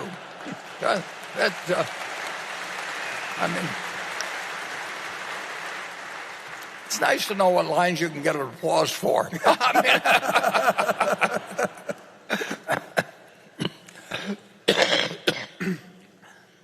Station 2. Hello. My name is Stefan Uhrenbacher. I am a shareholder from Hamburg, Germany. I've been coming to Omaha since 2007. And I'm deeply grateful for all the things I could learn here, both about investing and about life, in particular creating circumstances that will enable me to lead a productive life during my entire healthy lifespan. So thank you for that. My question to Warren. Your favorite holding period is forever. Holding American Express or Coca-Cola for decades. Berkshire recently went in and out of Markel, and you, I believe, sold and later bought Oxy, which I think happens to everyone all the time. But can you maybe, to us, give examples of your thought process when you exit positions? Thank you. Well, there are various reasons for exiting positions. One is if you need the money, but that doesn't happen very often with us. But it used to happen on every decision I made when I started, when I was 20 years old, which I considered the post-Graham period, although I actually started in 1942, if you just talk about buying stocks. But in any event, the decision process is really quite interesting in a certain way because Charlie and I made decisions extremely fast, but in effect, after years of thinking about the parameters that would enable us to make the quick decision when it presented itself. And people have speculated on how I've decided to really put a lot of money into Apple. And for a reason, I can't. One thing that Charlie and I both learned a lot about was consumer behavior. That didn't mean we thought we could run a furniture store or anything else, but we did learn a lot when we bought a furniture chain in Baltimore, and we quickly really realized that it was a mistake. But having made that mistake made us smarter about actually thinking through what the capital allocation process would be and how people were likely to behave in the future with department stores and all kinds of things that we wouldn't really focused on. So we learned something about consumer behavior from that. We didn't learn how to run a department store. Now, the next one was See's Candy. And See's Candy was also a study of consumer behavior. We didn't know how to make candy. There were all kinds of things we didn't know. But we've learned more about consumer behavior as we go along. And that sort of background, in a very general way, led up to a study of consumer behavior in terms of Apple's products. And in that case, while I watched what was happening at the Furniture Mart in terms of people leaving the store, even though we were selling Apple at a price where we weren't even making any money, but it was just so popular that if we didn't have it, people left the store and went to Best Buy or someplace. And if you know the Blumkins, they can't stand anybody leaving the store, so they behave accordingly. But then you learned that had to interest you in the brand. And then you had a million different inputs. But I think the psychologists call this apperceptive mass, but there is something that comes along that takes a whole bunch of observations that you've made and knowledge you have, and then crystallizes your thinking into action, big action in the case of Apple. And there actually is something which I don't mean to be mysterious, but I really can't talk about. But it was perfectly legal. I'm sure of that. But it just happened to be something that entered the picture that took all the other observations, and I guess my mind reached what they call apperceptive mass, which I really don't know anything about. But I know the phenomenon when I experience it, and that is. We saw something that I felt was, enormously underpriced. Maybe I've used this example before, but if you talk to most people, if they have an iPhone and they have a second car, the second car costs them $30,000 or $35,000, and they were told that they never could have the iPhone again, or they could never have the second car again.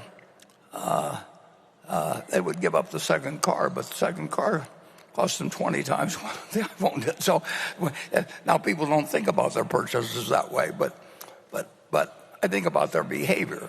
And so we just decide without knowing. I don't know, have the faintest, there may be some little guy inside the iPhone or something. I have no idea how it works, but I also know what it means. I know what it means to people.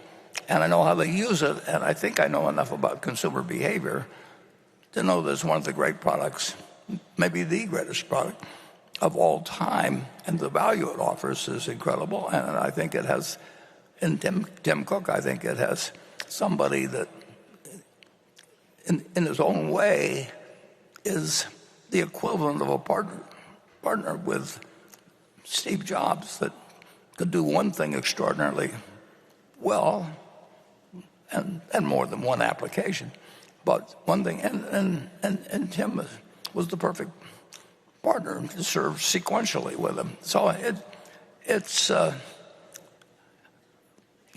you sort of know it when you see it. I actually saw it with Geico when I went there in 1950. I didn't know exactly what I was seeing, but Lorimer Davidson, on a Saturday in 4 hours, taught me enough about what I understood what auto insurance was, and I knew what a car was, and I knew what people went through people's minds. I knew they didn't like to buy it, but I knew they couldn't drive without it. So that was pretty interesting. And then, but he filled in all the blanks in my mind as I sat there on that Saturday afternoon. And, you know, every now and then it happens. You know, why do you have this? The person you met, you know, there are all these different potential spouses in the room, and then something happens that you decide that this is the one for you. You know, I think was it Rogers and Hammerstein that Some Enchanted Evening wrote about that. Well, our idea of an enchanted evening is to come up with a business, Charlie and me, and there is an aspect of knowing a whole lot and having a whole lot of experiences, and then seeing something that turns on the light bulb. And that will continue to happen, and I hope it happens a few times to you, but you can't make it happen tomorrow, but you can prepare yourself for it happening tomorrow, and it will happen sometimes.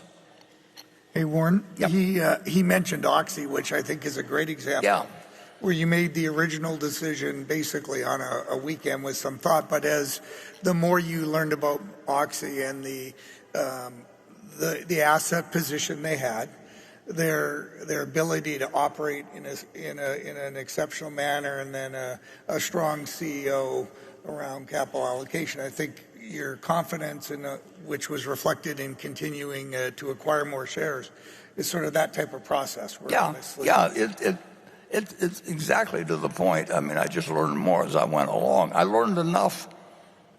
You know, I'd heard of Occidental Petroleum. Occidental Petroleum happens to been a descendant, not a descendant, but it's a continuation of City Service, which was the first stock I bought. And of course, I knew a lot about the oil and gas business, but I didn't know anything about geology. And so I knew the economics of it. I had a lot of various things stored in my mind about the business, but I never heard of Vicky until, I guess it was a Friday or a Saturday, and we met on Sunday morning, and we made a deal. But that was one sort of deal. And then as time passed, all the kinds of different events happened, and, you know, Icon came in. I mean, there are a million things you couldn't predict at the start. And I formed certain opinions as I went along, but then I learned more as I went along. And then at a point when I heard an investor call that Vicky was on, it put things together for me in a way. It didn't mean I knew I had a sure thing or anything like that. I don't know what the price of oil was going to be next year. But I knew that it was something to act on. So we did. And we're very happy we did. And we still don't know what the price of oil is going to be next year, and nobody does. But I think the odds are very good that it was, but not a cinch, that it was a good decision. And, you know, we've got options to buy more stock, and you know, when we get through with it,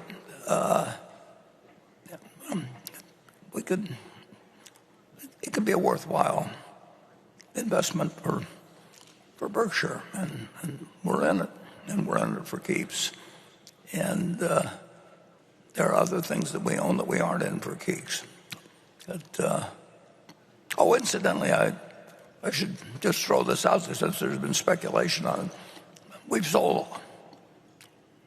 I was 100% responsible for the Paramount decision. I read speculation that one of either Ted or Todd had some involvement in that.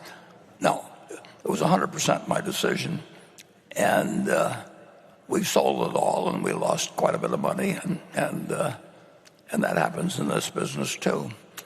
But actually owning Paramount made me think even further. I like to think deeper, but I certainly thought harder even about the whole question of what people do with their leisure time. And what the governing principles are of running an entertainment business of any sort, whether it's sports or movies or whatever it might be. And I think I'm smarter now than I was a couple of years ago, but I also think I'm poorer because I acquired the knowledge in the manner I did. But if I just want to be very clear that A, we lost money on Paramount, and B, I did it all by myself, folks. I don't know whether I've anticipated one of Becky's questions now, but we will find out. Let's see. No, you're next, Becky. Yep. Yes, you did anticipate one of the questions. Let's go to another one. This question comes from Vincent James in Munich, Germany. In the chairman's letter, Warren points out that the profit margins for BNSF have slipped relative to all 5 other railroads. However, Warren comments in the letter, BNSF carries more freight and spends more on capital expenditures than any of the other 5 major railroads and has a vast service territory second to none. Given the comments from Warren about the clear strengths of BNSF, what explains the decline in revenue and profit, and in particular, the profit margins relative to the other 5 railroads? What are the issues relative to the other railroads, and what is being done to address them? Please be specific. Okay, and I will, how specific we get depends on what Greg wants to say, but it's Greg's responsibility. It was my responsibility for the purchase and for the operation up till Greg took over, but I think I'll let Greg answer that. And sure.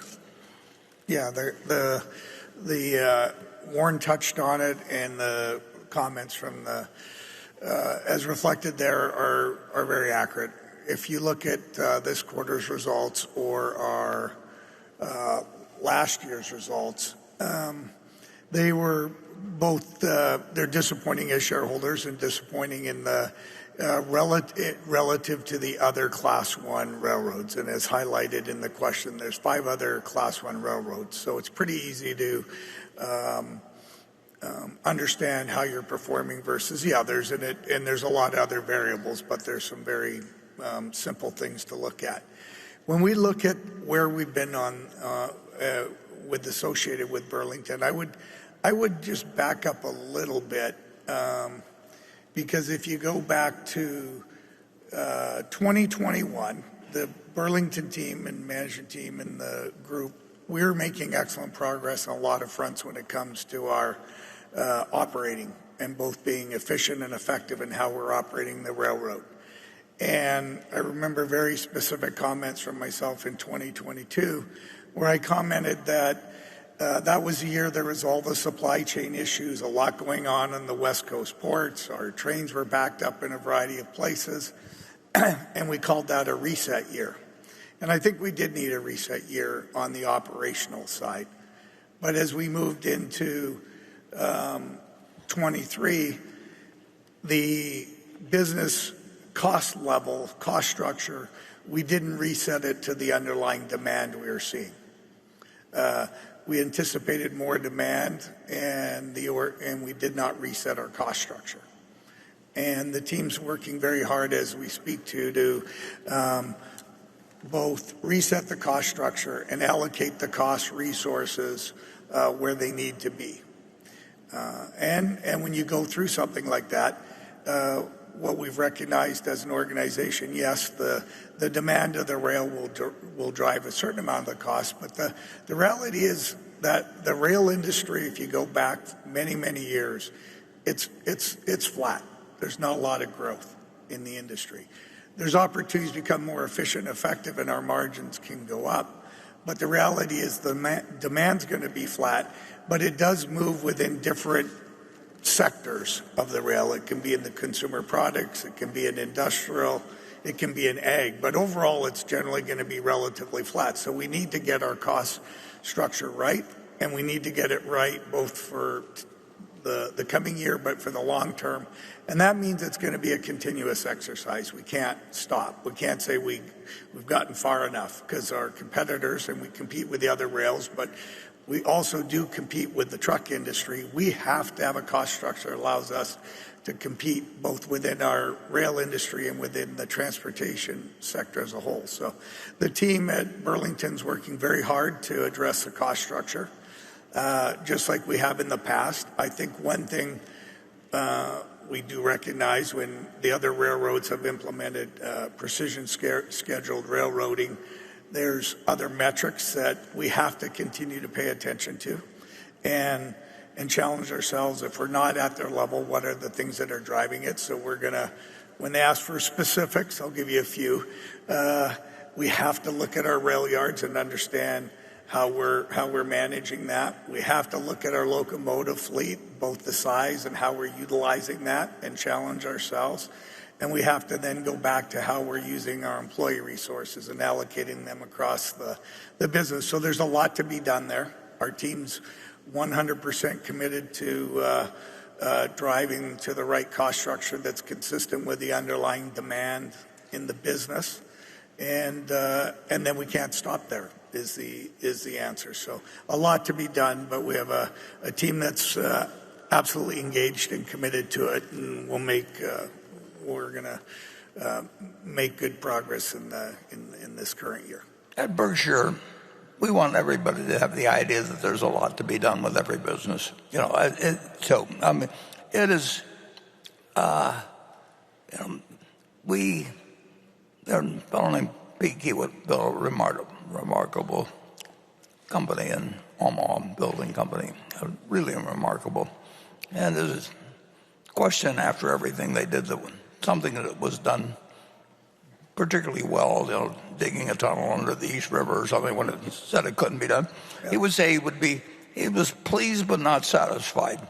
And that is exactly the way we want the attitude to be at Berkshire forever. Omaha is a railroad town. If President Lincoln in 1862, I think it was, had decided to pick St. Joe or Plattsmouth or any place else to build the Transcontinental Railroad, Omaha would probably be a little town of 20,000 or something on the banks of the Missouri. But making, with Lincoln's desire to make this the Eastern connection and make a Transcontinental Railroad, Omaha just took off. So it's been railroading at its base. And anybody that was interested in financial matters had to think about railroads. Plus, they had a certain glamour to them anyway. But the interesting thing is that UP, which is our main competitor,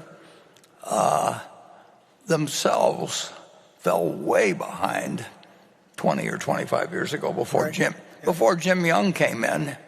And in 2000, whenever it was, 8 or so, I started buying 3 railroad stocks, and Union Pacific, BNSF, and Norfolk Western, I believe. I don't know why I wasn't buying CNO, but in any event, Jim Young had done a marvelous job with Union Pacific, so we owned all 3 stocks.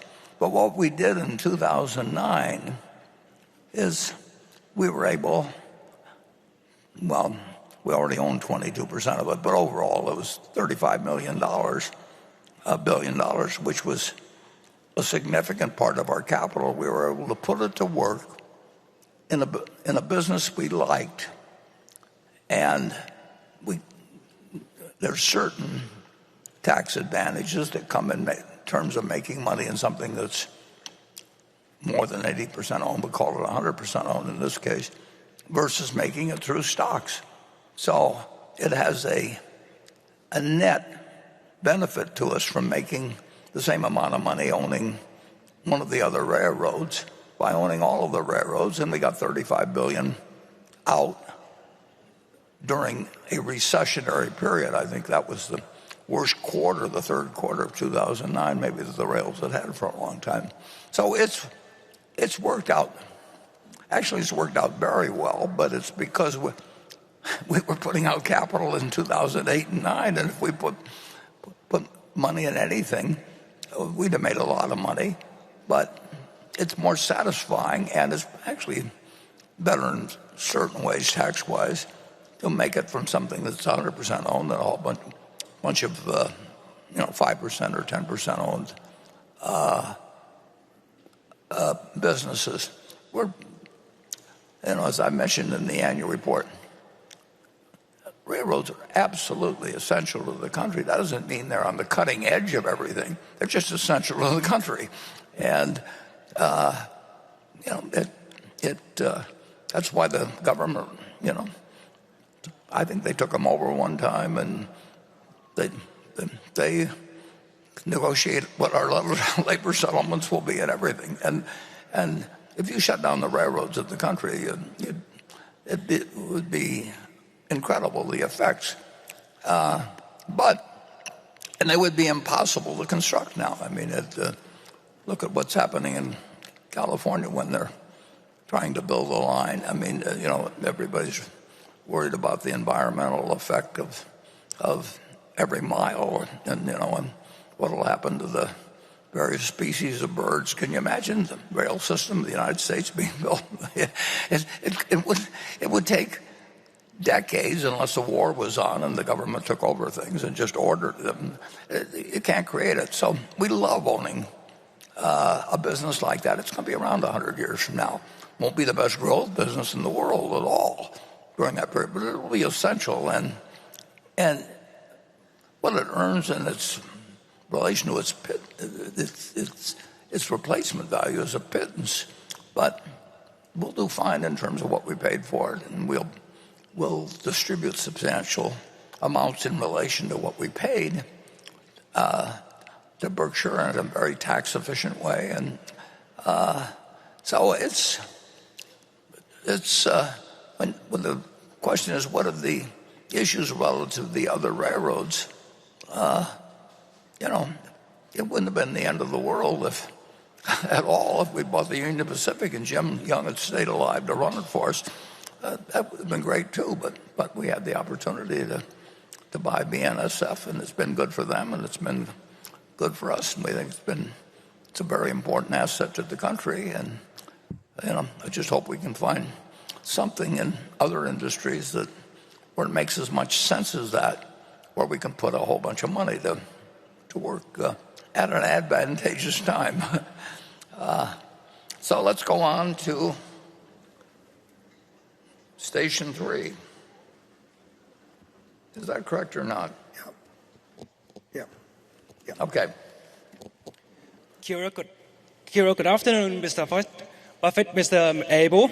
My name is Sirapop Wu, a resident of New Zealand, but originally from Thailand. This is my first time in America and the first time attending the meeting. The journey was quite rough, but it was all worth it though, because I can now personally thank you, Mr. Buffett, and the late Charlie Munger, were he still with us, for organizing such a wonderful event, and most importantly, for being such an exceptional role models and sharing your wisdom with us all these years. So thank you. Well, thank you for coming. So here's my question for you, Mr. Buffett. Towards the end of 2018, you mentioned that you guarantee you could make a 50% annual return if you had to start again with under $1 million. The question is, if tomorrow you woke up in the body of your body. 20-year-old American. Your body. But that's fine. And your name was now Warren a la carte. And you had some money to invest on a full-time basis. What method or methods would you use to achieve that return? Would it involve flipping through 20,000 pages of Moody's manual or similar publications? Yep. Or finding, to find sticker butts? Or would it be hunting for great companies at a fair price as Mr. Munger would? Or would it be combination of both, with opportunity cost serving as the final arbiter of which method to use, given that your investing opportunity has now broadened significantly? Thank you. Khop Kap. Good question. I'm glad you came. And the answer would be, in my particular case, it would be going through the 20,000 pages. And since we were talking about railroads, you know, I went through the Moody's Transportation Manual a couple of times. That was 1,500 or 2,000 pages, or well, probably 1,500 pages. And I found all kinds of interesting things when I was 50 or when I was 20 or 21. And I don't imagine there's anybody here that knows about the Green Bay and Western Railroad Company. But there were hundreds and hundreds of railroad companies, and I like to read about every one of them. The Green Bay and Western, in those days, everybody had a nickname for railroads. I mean, that was just what Northern Pacific was, the Nipper, and you know, Phoebe Snow was one of them in the east that used to go up to Cornell, and the Green Bay and Western was known as grab baggage and walk, and GB&W, and they had a bond that was actually the common stock, and they had a common stock that was actually a bond. And, you know, that could lead to unusual things. But they wouldn't lead to unusual things that would work for you with many millions of dollars. But if you collected a whole bunch of those, which I set out to do, and actually that's what impressed Charlie when I first met him, because I knew all the details of all these little companies on the West Coast that he thought I would never have heard of. But I knew about the Los Angeles Athletic Club or whatever it might be. And he thought he was the only one that knew about that. And that became an instant point of connection. So to answer your question, I don't know what the equivalent of Moody's manuals or anything would be now, but I would try and know everything about everything small, and I would find something. And with $1 million, you could earn 50% a year. But you have to be in love with the subject. You can't just be in love with the money. You really got to just find it like essentially like, people find other things in other fields because they just love looking for it. A biologist looks for something because they want to find something. And that's built into. I don't know how the human brain works that much, and I don't think anybody understands too well how the human brain works. But there's different people that just find it exciting to expand their knowledge in a given area. I know great bridge players. I know great chess players. Actually, Kasparov came to Omaha and met Mrs. B. I've had the luck of meeting a lot of people that are unbelievably smart in their own arena and do some unbelievably dumb things in other areas. So all I know is the human brain is complicated, but it does its best when you find out what your brain is really suited for, and then you just pound the hell out of it from that point. And that's what I would be doing if I had a small amount of money and I wanted to make 50% a year. But I also wanted to just play the game. And you can't do it if you don't find the game of interest, whether it's bridge or whether, whatever it may be, chess, or in this case, finding securities that are undervalued. But it sounds to me like you're on the right track. I mean, anybody that'll come all the way to this annual meeting has got something in their mind other than bridge or chess. So I'm glad you came, and come again next year. And now we move.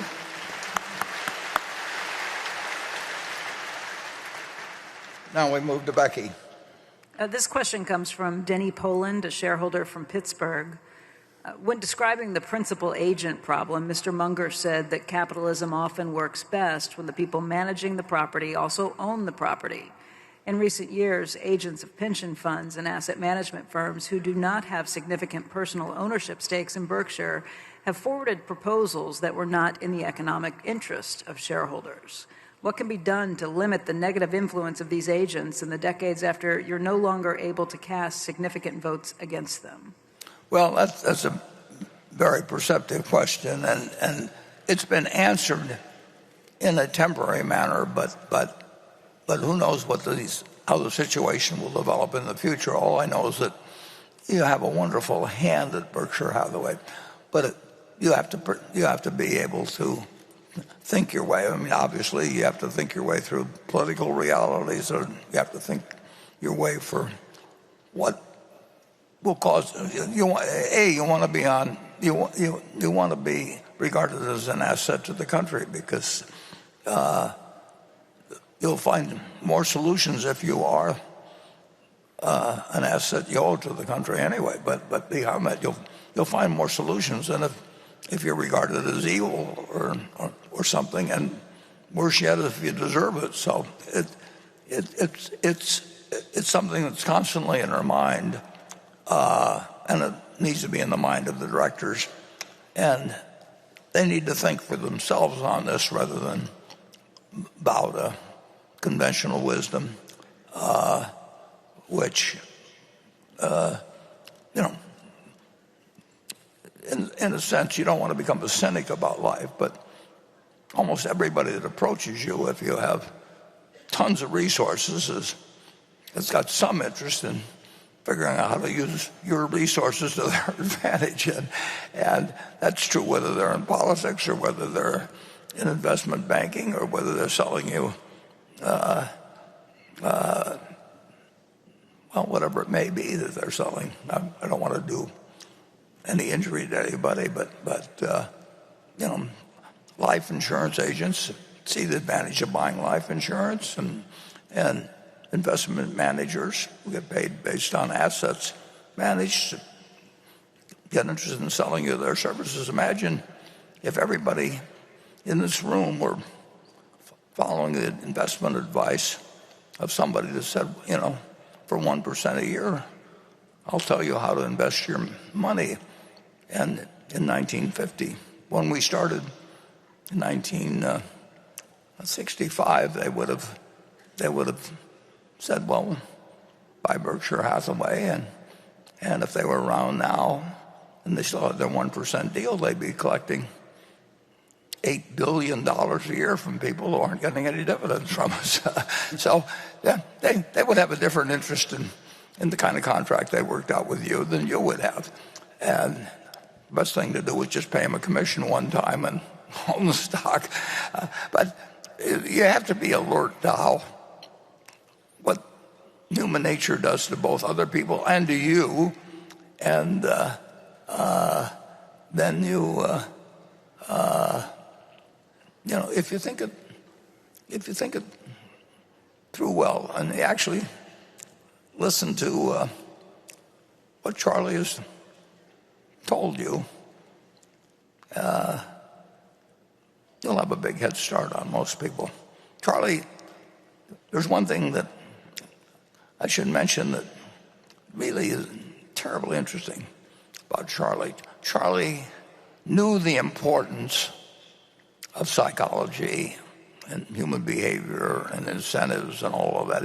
He figured that out very early. And, of course, he gave some talks even on, 25 or so ways, whatever it happened to be. I don't remember the exact number, but different ways that one person could take advantage of another by understanding how humans behave. And then, after doing a magnificent job of explaining it, he believed in understanding what others would do, but he thought it was beneath him and to actually use those methods to manipulate people. It's a really interesting human being that thinks through the psychology of human behavior and figures out, how you become a great insurance salesman or manager on Wall Street or accumulative assets under management or whatever it may be. And you get very rich by understanding the weaknesses of others to some extent, and then decide that it's very important for you to recognize these when they occur. It's very important for you to know them better than the person that actually is using them, but you don't have to stoop to using them yourself. And Charlie told me that in his lifetime, after he figured this out, there were a couple of times when he used them. He wasn't proud of it, but he also never lied to me. So he explained to me that, there were a couple of times when he used some of these techniques, but he didn't plan on using them anymore. But he also wanted me to know that if I ever did something like that, I wasn't really behaving terribly. That he allowed for the fact that humans may misbehave. So I'm sure that I behaved somewhat better before my marriage than I did afterwards in my enthusiasm for different activities like dancing or something. And he said, "That's, we all do it, but don't do it again." And so that's part of acquiring human wisdom. And speaking of human wisdom, we've just got that one book out there by Charlie. Poor Charlie's Almanac, and that's worth reading 3 or 4 times. I think I read Ben Graham's book about 5 or 6 times, and each time I read it, I realized that I just needed to think a little more deeply about certain things. They weren't complicated or anything, but it's better to, if you've got some great instruction like you get with Charlie, it's better to read it several times than to just figure you'll just read every book once and it's in the library. Okay, let's go to section 4. Jeff Robelier from Tulsa, Oklahoma, and I'm thinking of Dr. Graham, Mr. Munger, your father, and my question is for all of us, but it's probably especially for the younger people in the room, the importance of picking the right heroes in life, choosing friends wisely, and maybe tell us a story, if you could, about each of those folks. Thank you, sir. Well, there's no question you're 100% right in terms of having the right heroes. And, you're lucky if you get them. I mean, Charlie had them. I had them. And the interesting thing, my sister is here today, my younger sister that with the 2 survivors, and we both experienced having the same hero, even though as we grew older, we saw that we didn't agree with plenty of his ideas, but we did agree with his values and motivation. And that's a better lesson than having somebody that's reading to you from a catechism that has got a lot of rules in it, which are pretty good rules, but there's a special place for somebody that is going to continue loving you, even if you break some of the rules. And that's what Charlie had in his life, was what Bernie and I had in our life. So I would just repeat what you said. I don't need to give you a bunch of, when I ran away from home, I'll give you a specific example with me. When I ran away from home and we hitchhiked up to Hershey, Pennsylvania, and got picked up by the state police and everything, and I talked these other 2 guys into it.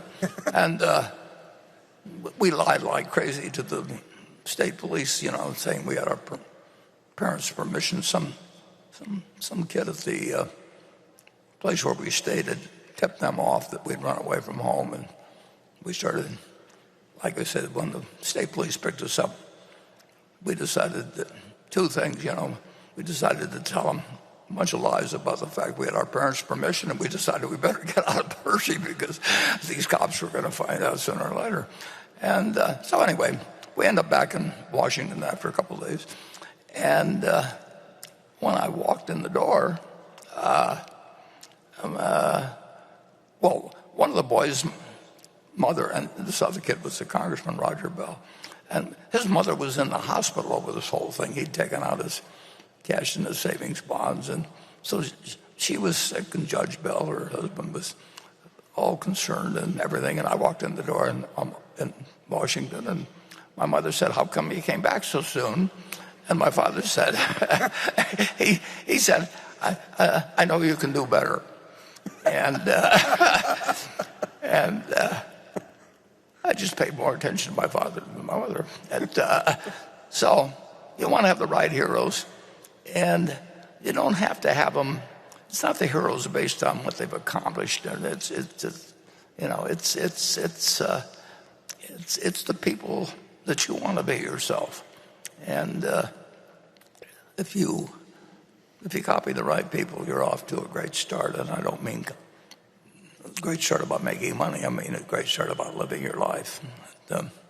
So you can check with my sister Bertie, who's here, and see if I've told the story correctly. She ran away from home too, incidentally, but she didn't get as far as I got. But she was running away to go over to my grandfather's house, which was about 2 miles away. But I don't want to denigrate her runaway abilities, because she is much more accomplished than I am in all kinds of other things. But when it comes to running away, I definitely outclassed her. Okay, let's go to Becky. This question comes from Vedant Sharma in India. Warren, you and Charlie have often said that you were able to identify the people you want to go into business with and have had an exceptional record in that. However, in the case of Pilot, we noticed that the final stake purchase ended up in a dispute and had a sense of smart accounting, to put it one way, to squeeze a little more out from the deal than was deserved by the seller. Knowing well that this has been settled out of court and needs due confidentiality, I would like your views on some of the lessons learned that may be beneficial for future deals to watch for and for coming leadership to look out for as well. Well, I'll make 2 comments on it. That a couple of the directors had their doubts about going in. And in any event, Pilot is working out well for us. And as my friend Sam Butler one time said to me, that, and he was talking in general about certain kinds of situations, but he said, "Well, Warren," he said, "all's well that ends." And that's where we are. So we'll go to station 5.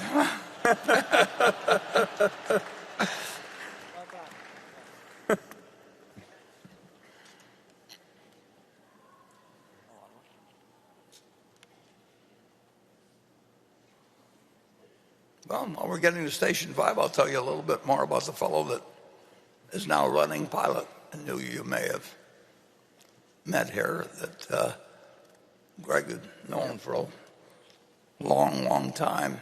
And he grew up in Omaha and came from a poor family and was raised by his mother. Right. And went to the same high school, public high school, that my wife went to, North High. Went to University of Omaha. Set an all-time record in rushing yardage, playing there. He was a bouncer. Yes. Drafted by the New York Giants, as I remember. But, exactly. Yeah, and but then injured, actually in spring training, as I remember, in some way. And so he ended up being an intern, not an intern, but a trainee, you might say, for Mid-American before I was there. And now here he is, still relatively young, and he's running a huge company, and we've got incredible confidence in what he will do, and we like very, very, very much the business that was created by Big Jim Haslam. And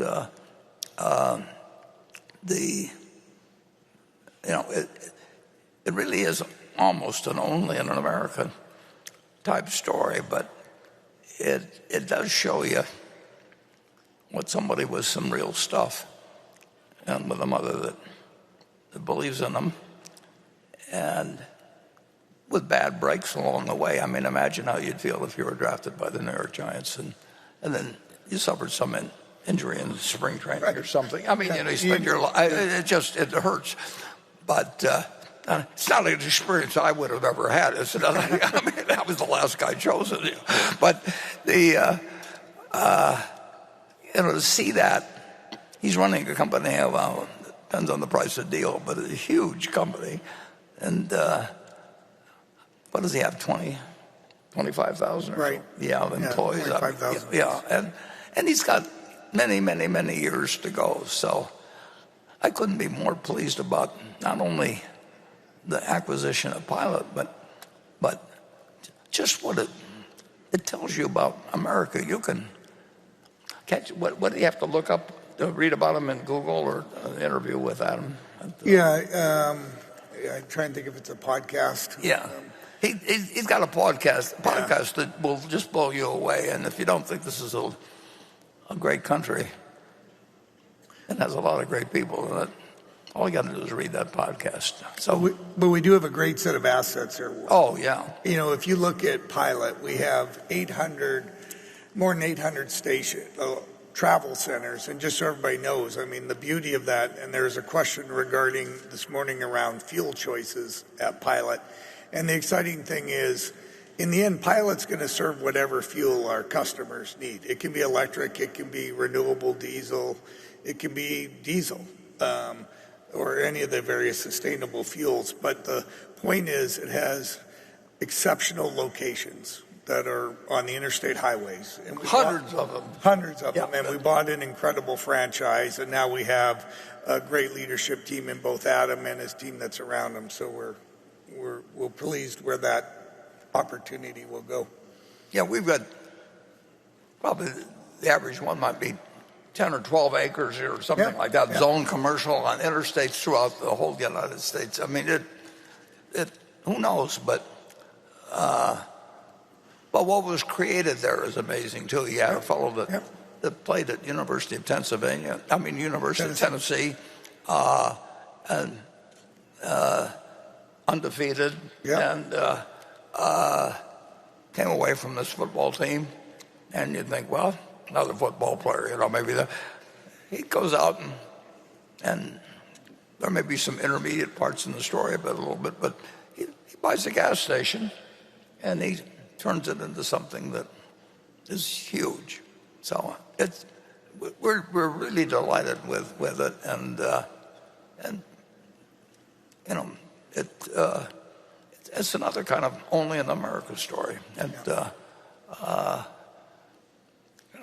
how many of us can become an all-American, number one ranked team, let alone start a business that goes on to these sort of heights. So we feel very good about it. Becky?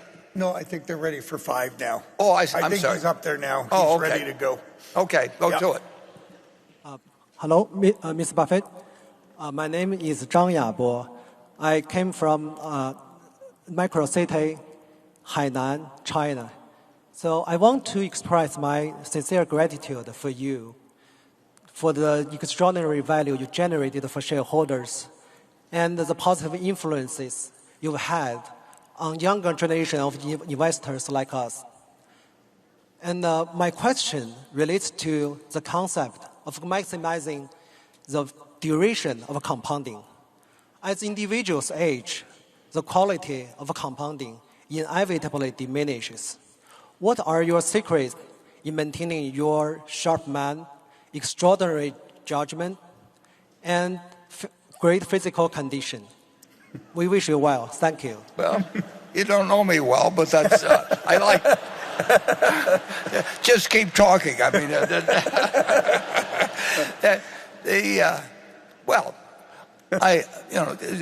you have to be just plain lucky. I mean, there's no question about it that there's 100 or 1,000, multiply a number of times that some drunk could have pulled out of the car and broadsided me, or just all the bad luck that you can have in life. And you can say that my great skill has been avoiding bad luck, but that isn't a skill, that's luck, or bad activities. And then to get to be, I would not have been if you'd taken my high school class and you say, a couple of you are going to live to be 90, men are going to live to be 93. I would not have been a heavy favorite, I can tell you that, and I wouldn't have bet on myself.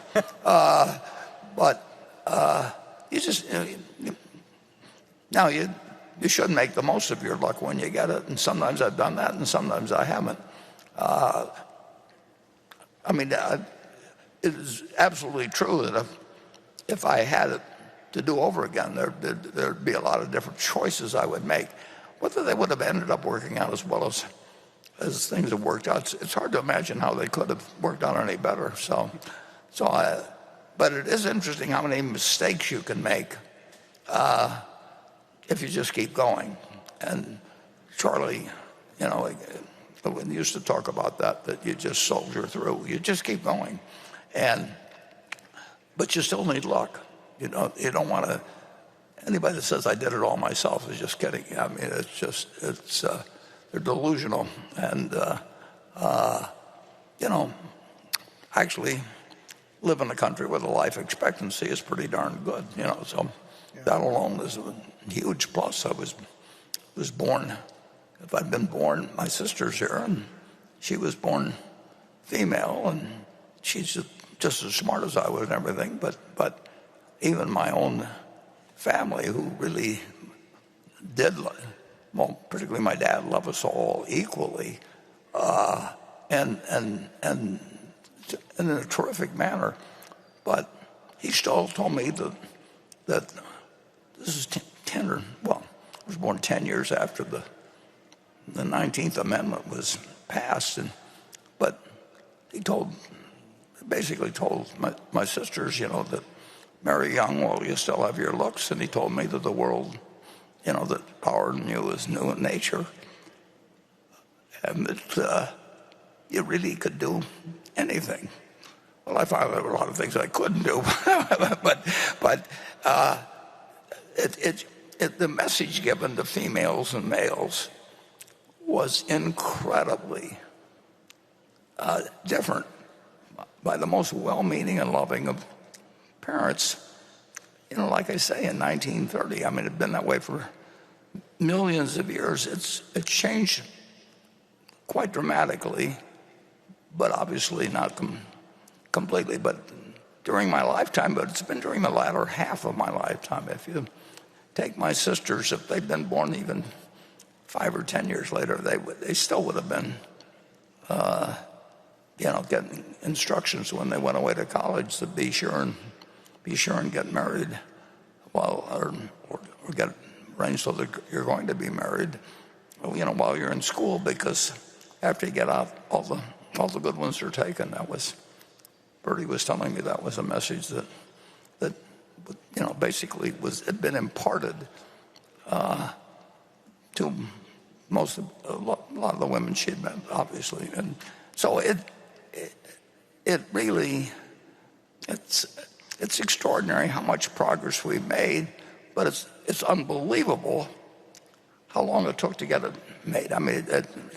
It really does make you wonder about, we've got all these heroes from American history and all the wonderful things they did, but how could they say all men are created equal and then write a constitution that women, allowed women not to be able to own property, and depending on the state, just terrible conditions.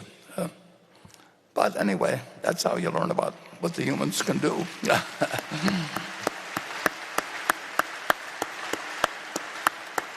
And I feel, and you've got to feel better about the future for your kids than you would have felt 100 years ago, no matter, what the situation is. Anyway, we'll move to Becky. This question comes from Linda Frazier in Westport, Connecticut. Dear Mr. Buffett, in the past you've specified that 90% of your wife's inheritance be invested in a low-cost S&P 500 index fund and 10% in short-term government bonds. But the market cap of the Magnificent Seven tech stocks now represents more than 1/4 of the market cap weighted S&P 500 index, which seems like a big bet on the tech sector. I was wondering if you would now recommend investing some portion of the funds in a low-cost, equal-weight S&P 500 index fund rather than having all of the equities exposure in a tech-heavy market cap-weighted fund. Well, that's an interesting question, and I will tell you that I revise my will about every 3 years or so, and I get little thoughts from time to time, and then you don't change it every time you do it. You get a tiny thing, but the one section I haven't changed is that with my wife, that she got left a huge amount of money by practically anybody's measurement except a pittance compared to what I've accumulated in total. And it won't make one bit of difference to her in life, whether she beats the S&P or anything else. All I want to leave is plenty of money to take care of way beyond anything she'll ever spend, and at the same time give her as much peace of mind as possible, and really make it so that the trustee who administers it doesn't have to worry about whether it just doesn't make any difference whether she beats the S&P or not. And the main thing is that she feels that she's in a financial position, which of course she will be, that she doesn't even need to think about it, and the trustee doesn't have to worry about getting sued or anything else. So it's simply not an economic condition now. Obviously, with 99% plus of what I have going to philanthropy, and I've got my 3 children. The one good thing is that they've, at the age of 70, 69, and 65, they have matured remarkably, probably more than their father, and but at the same time, they've got less time to work with the money than they would if they were 50 or something like that. So you do the best in accomplishing your objectives in your will, and in the end, you don't know what's going to happen after you die, but you make sure that to the extent that you leave, you have a lot of money to leave.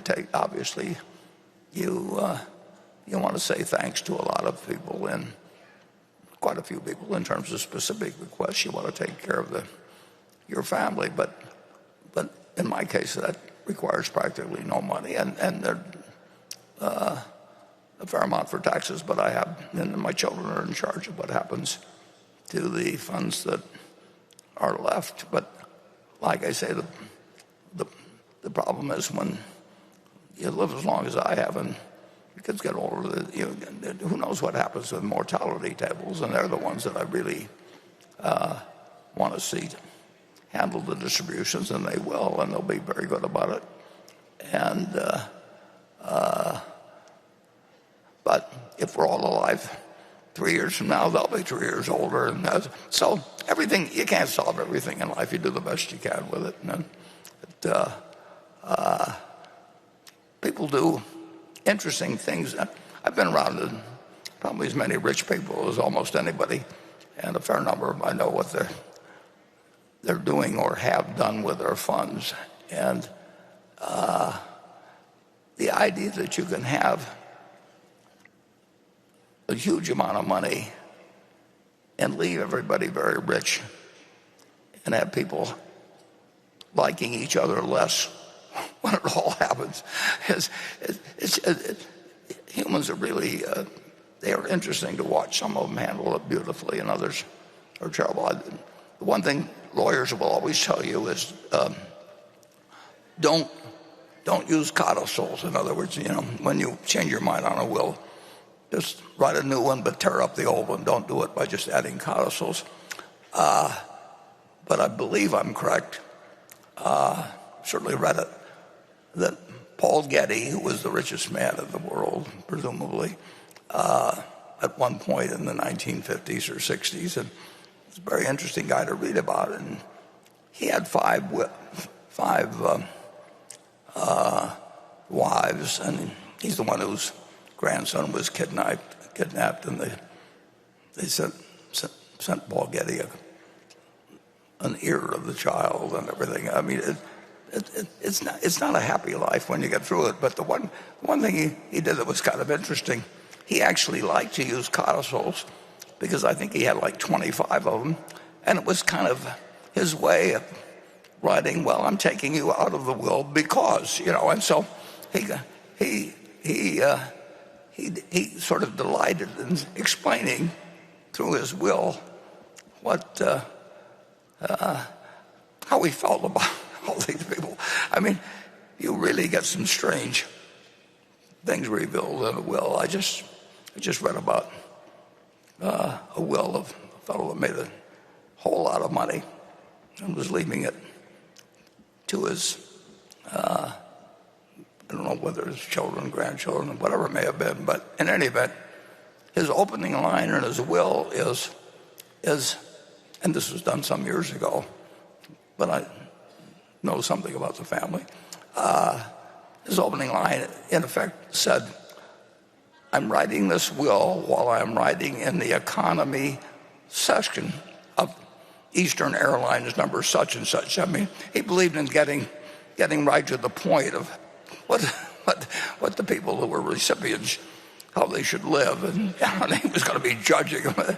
It's just so damned interesting to watch people's wills. But one guy left a lot of money to his wife on the condition that she remarry so that at least one man would mourn his passing. Well, I'm not giving legal advice here, as they always say, but I feel very, very, very good about how things have turned out, and I wish I could figure out ways better to use, the really vast resources I've got in some of the really important questions of the world, but I haven't been able to do that. I mean, I had a few goals when I was 30 or 40 and may have written them in the wills then in terms of what the world needed done and how the money could be used. And unfortunately, I decided that they weren't feasible to accomplish.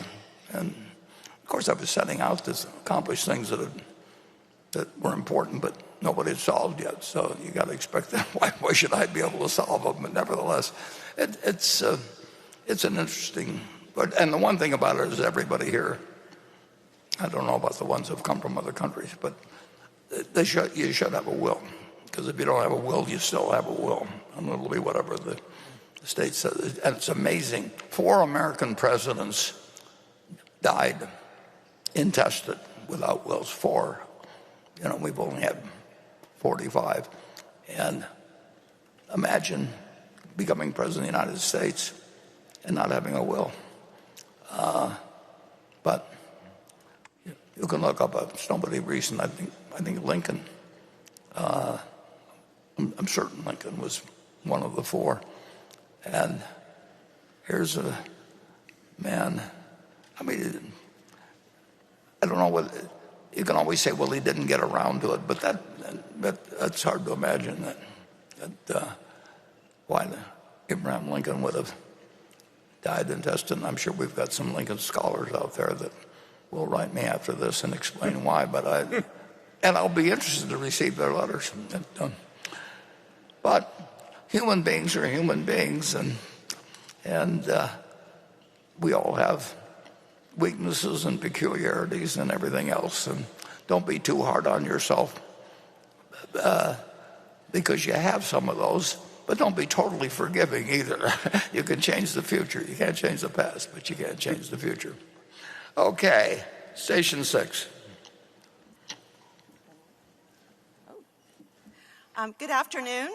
My name is Caroline, and I'm a lawyer in San Diego. But please don't hold that against me. Remember, Mr. Munger was once an attorney, too. Right. First, I'd like to sincerely thank you, Mr. Buffett, for your business integrity, tireless leadership, and generous contribution to philanthropy. My question for the distinguished panel of 2 is, now that the AI genie is out of the bottle, as someone astutely put it earlier today, what business in Berkshire Hathaway may be most at risk with AI?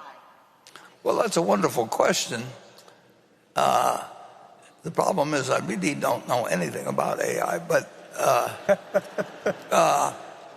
obviously, anything that's labor intensive and that it can create an enormous amount of leisure time. Now, what the world does with leisure time is another question. Whether more leisure time, I know an awful lot of people think when they go to work at first that what they want is leisure time, and what I like is actually having more problems to solve. But AI is profound. I mean, that's what makes it a genie. Is what can happen.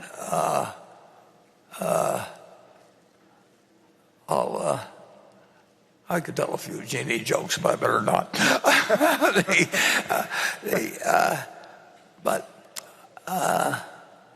I guess, Warren, we probably I don't know what, in terms of our businesses, they'll figure things out.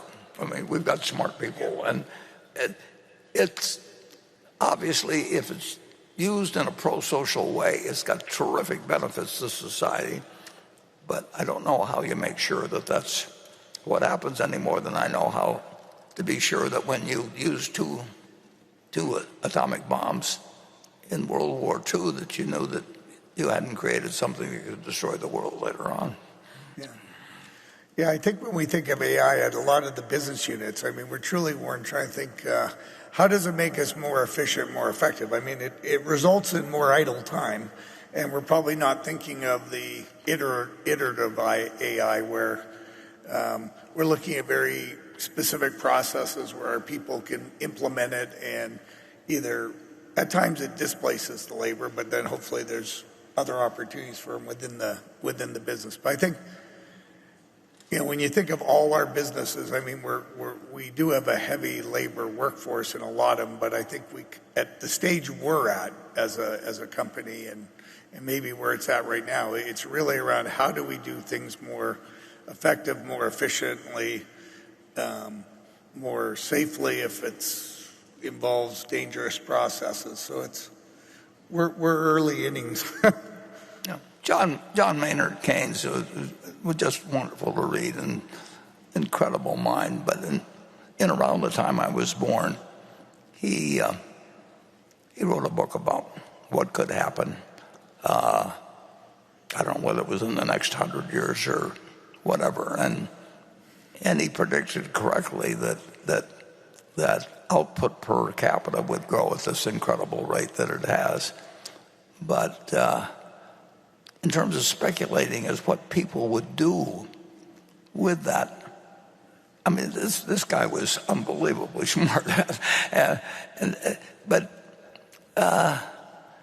it hasn't developed exactly the way he predicted. He was right about what was going to go into the equation, but he didn't have it figured out exactly what would be the result. So it is really, well, we didn't know when we were developing the bomb that there would probably be, very soon, 9 countries, 3 of whom we should worry about plenty, that will have what they have, but we didn't really have any choice. And you could have had all kinds of papers written on it and everything else, but we were going to do it anyway. We needed to do it. And if you haven't read it, it's fascinating to go to Google and read the letter by Leo Szilard and Albert Einstein to President Roosevelt, written about a month before, almost exactly a month before Germany or Hitler moved into Poland. And it laid out, well, Leo Szilard knew what was going to happen, or had a good hunch of what was going to happen in terms of nuclear bomb development, and he couldn't get through to Roosevelt, but he knew that a letter signed by Albert Einstein would. So it's probably the most important letter ever written, and you can read it, which is just fascinating to me. But that started the Manhattan Project. That started, it just, everything flowed out of it. And like, I'll bet anything that Roosevelt didn't understand it, but he understood that Albert Einstein just sent a letter, and he probably knew what he was talking about, and he better start the Manhattan Project. It's just unbelievable what happens in this world. Anyway, let's move on to Becky, I guess, is next, right? Yep. Randy Jeffs from Irvine, California. The March 25th, 2024 Wall Street Journal reported that the Treasury market is about 6-fold larger than before the 2008-2009 crisis. Do you think that at some point in time, the world market will no longer be able to absorb all of the U.S. debt being offered? Well, I would say the answer, of course, I don't know, but my best speculation is that U.S.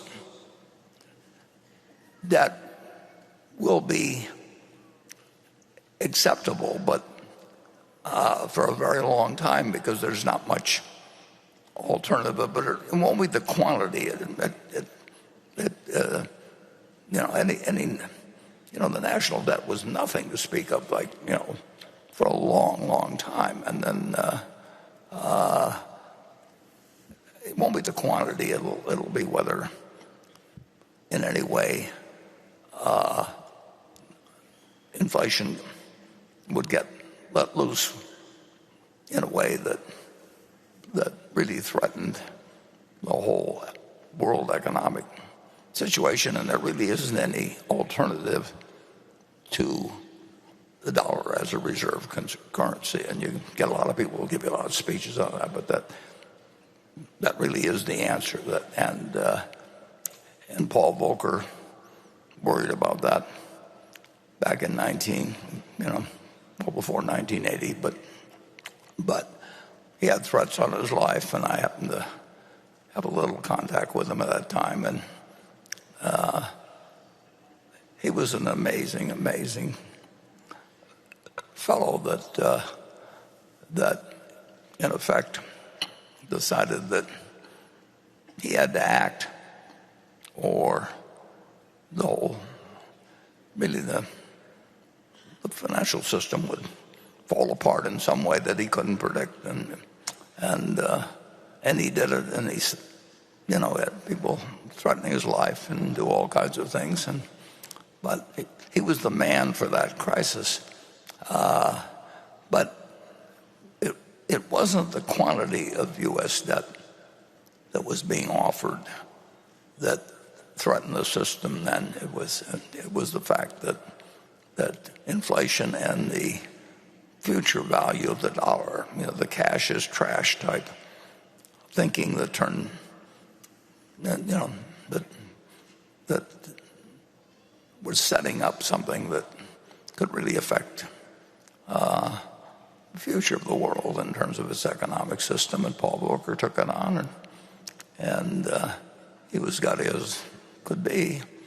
And if you haven't read a book or two about him, or the one he last wrote, you really ought to take a look at it. But it is, I don't worry about the quantity. I worry about the fiscal deficit.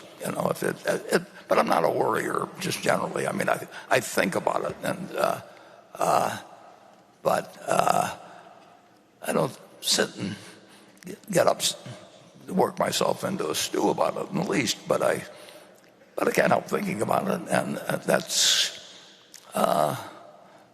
we've got a great attention. It's interesting, and I think the media enters into this, and the focuses on the Fed, and they just love it because things are always happening, and economists are always saying what's going to happen with the Fed and everything else. But the fiscal deficit is what should be focused on, and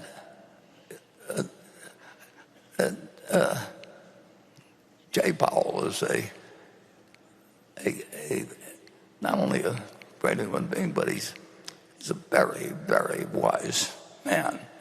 But he doesn't control fiscal policy, and every now and then he sends out a kind of a disguised plea for please pay attention to this, because that's where the trouble will be if we have it. Yeah. As one of the comics used to say, there was a stand-up comic who used to say, "Who have I forgotten to offend?" after his talk. And I always feel like that after these meetings. But we've got time for at least one question and maybe two. But let's go to station 7. Hello, my name is Dennis from Gifhorn, Germany. I'm my first time here. I'm here with my friend who would, by the way, love to invite you to dinner. You talked about the importance of heroes, and we are very happy to and thankful that we have you as our hero with great values, and thank you for that, first of all. My question is, it is clear that you achieved great success in life. Earlier you talked about every investment having opportunity cost. From what I've learned in life, that does not only apply to investing your money, but also to investing your time. Right. And every hour you spend in your office is an hour you cannot spend with your spouse or children. With the life experience you have now, if you had the possibility to start all over again, would you set your priorities any different? If yes, how and why? And what's the best way to invite you to dinner?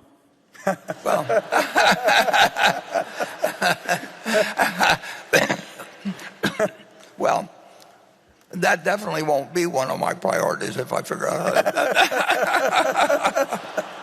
But that doesn't.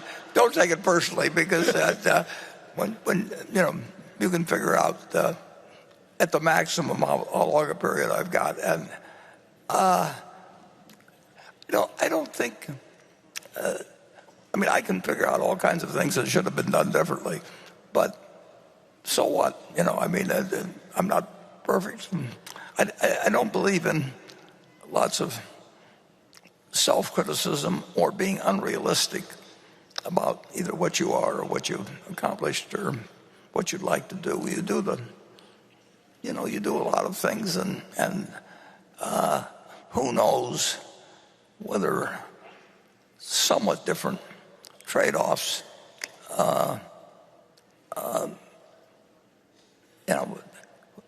you just can't. You don't know what the paths would have led. I don't think there's any room in beating up yourself over what's happened in the past. It's happened, and you get to live the rest of the life, and you don't know how long it's going to be, and you keep trying to do the things that are important to you. And if I was a doctor, or if I was all kinds of different professions, I might do different things, but I really enjoy managing money for people who trust me. I don't have any reason to do it for financial reasons. I'm not running a hedge fund or getting an override on or anything, but I just like the feeling of being trusted. Charlie felt the same way. That's a good way to feel in life, and it continues to be a good feeling. So I'm not really looking to change much. If I'm very lucky, I get to play it out for 6 or 7 years, and it could end tomorrow. But That's true of everybody, although the equation isn't exactly the same. But I don't believe in beating yourself up, though, over anything you've done in the past, and I don't believe in, well, I believe in trying to find, what you're good at, what you enjoy, and then I think the one thing that you can aspire to be, and because this can be done by anybody, and it's amazing, doesn't have anything to do with money, but you can be kind. You can be kind if you're, and then the world's better off.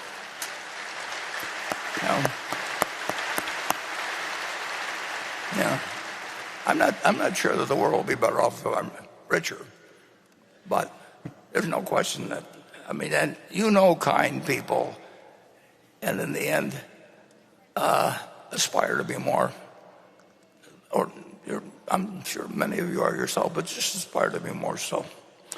And I guess we can take one more question from Becky, and then we wind up. This question comes from Devin Spurgeon. On March 4th, Charlie's will was filed with the County of Los Angeles. The first codicil contained an unusual provision. It reads, "Averaged out, my long life has been a favored one, made better by duty imposed by family tradition, requiring righteousness and service. Therefore, I follow an old practice that I wish was more common now, inserting an ethical bequest that gives priority not to property, but to transmission of duty." If you were to make an ethical bequest to Berkshire shareholders, what duties would you impose and why? I'd probably say read Charlie. He's expressed it well, and I would say that if they're not financially well off, if you're being kind, you're doing something that most of the rich people don't do even when they give away money. But that's not a question of whether you're rich or poor, and I would say if you're lucky in life, make sure a bunch of other people are lucky too. Yeah.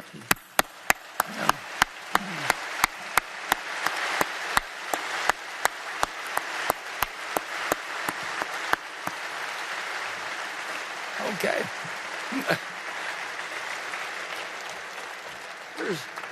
Just in case you know what my advice to myself has been during this period.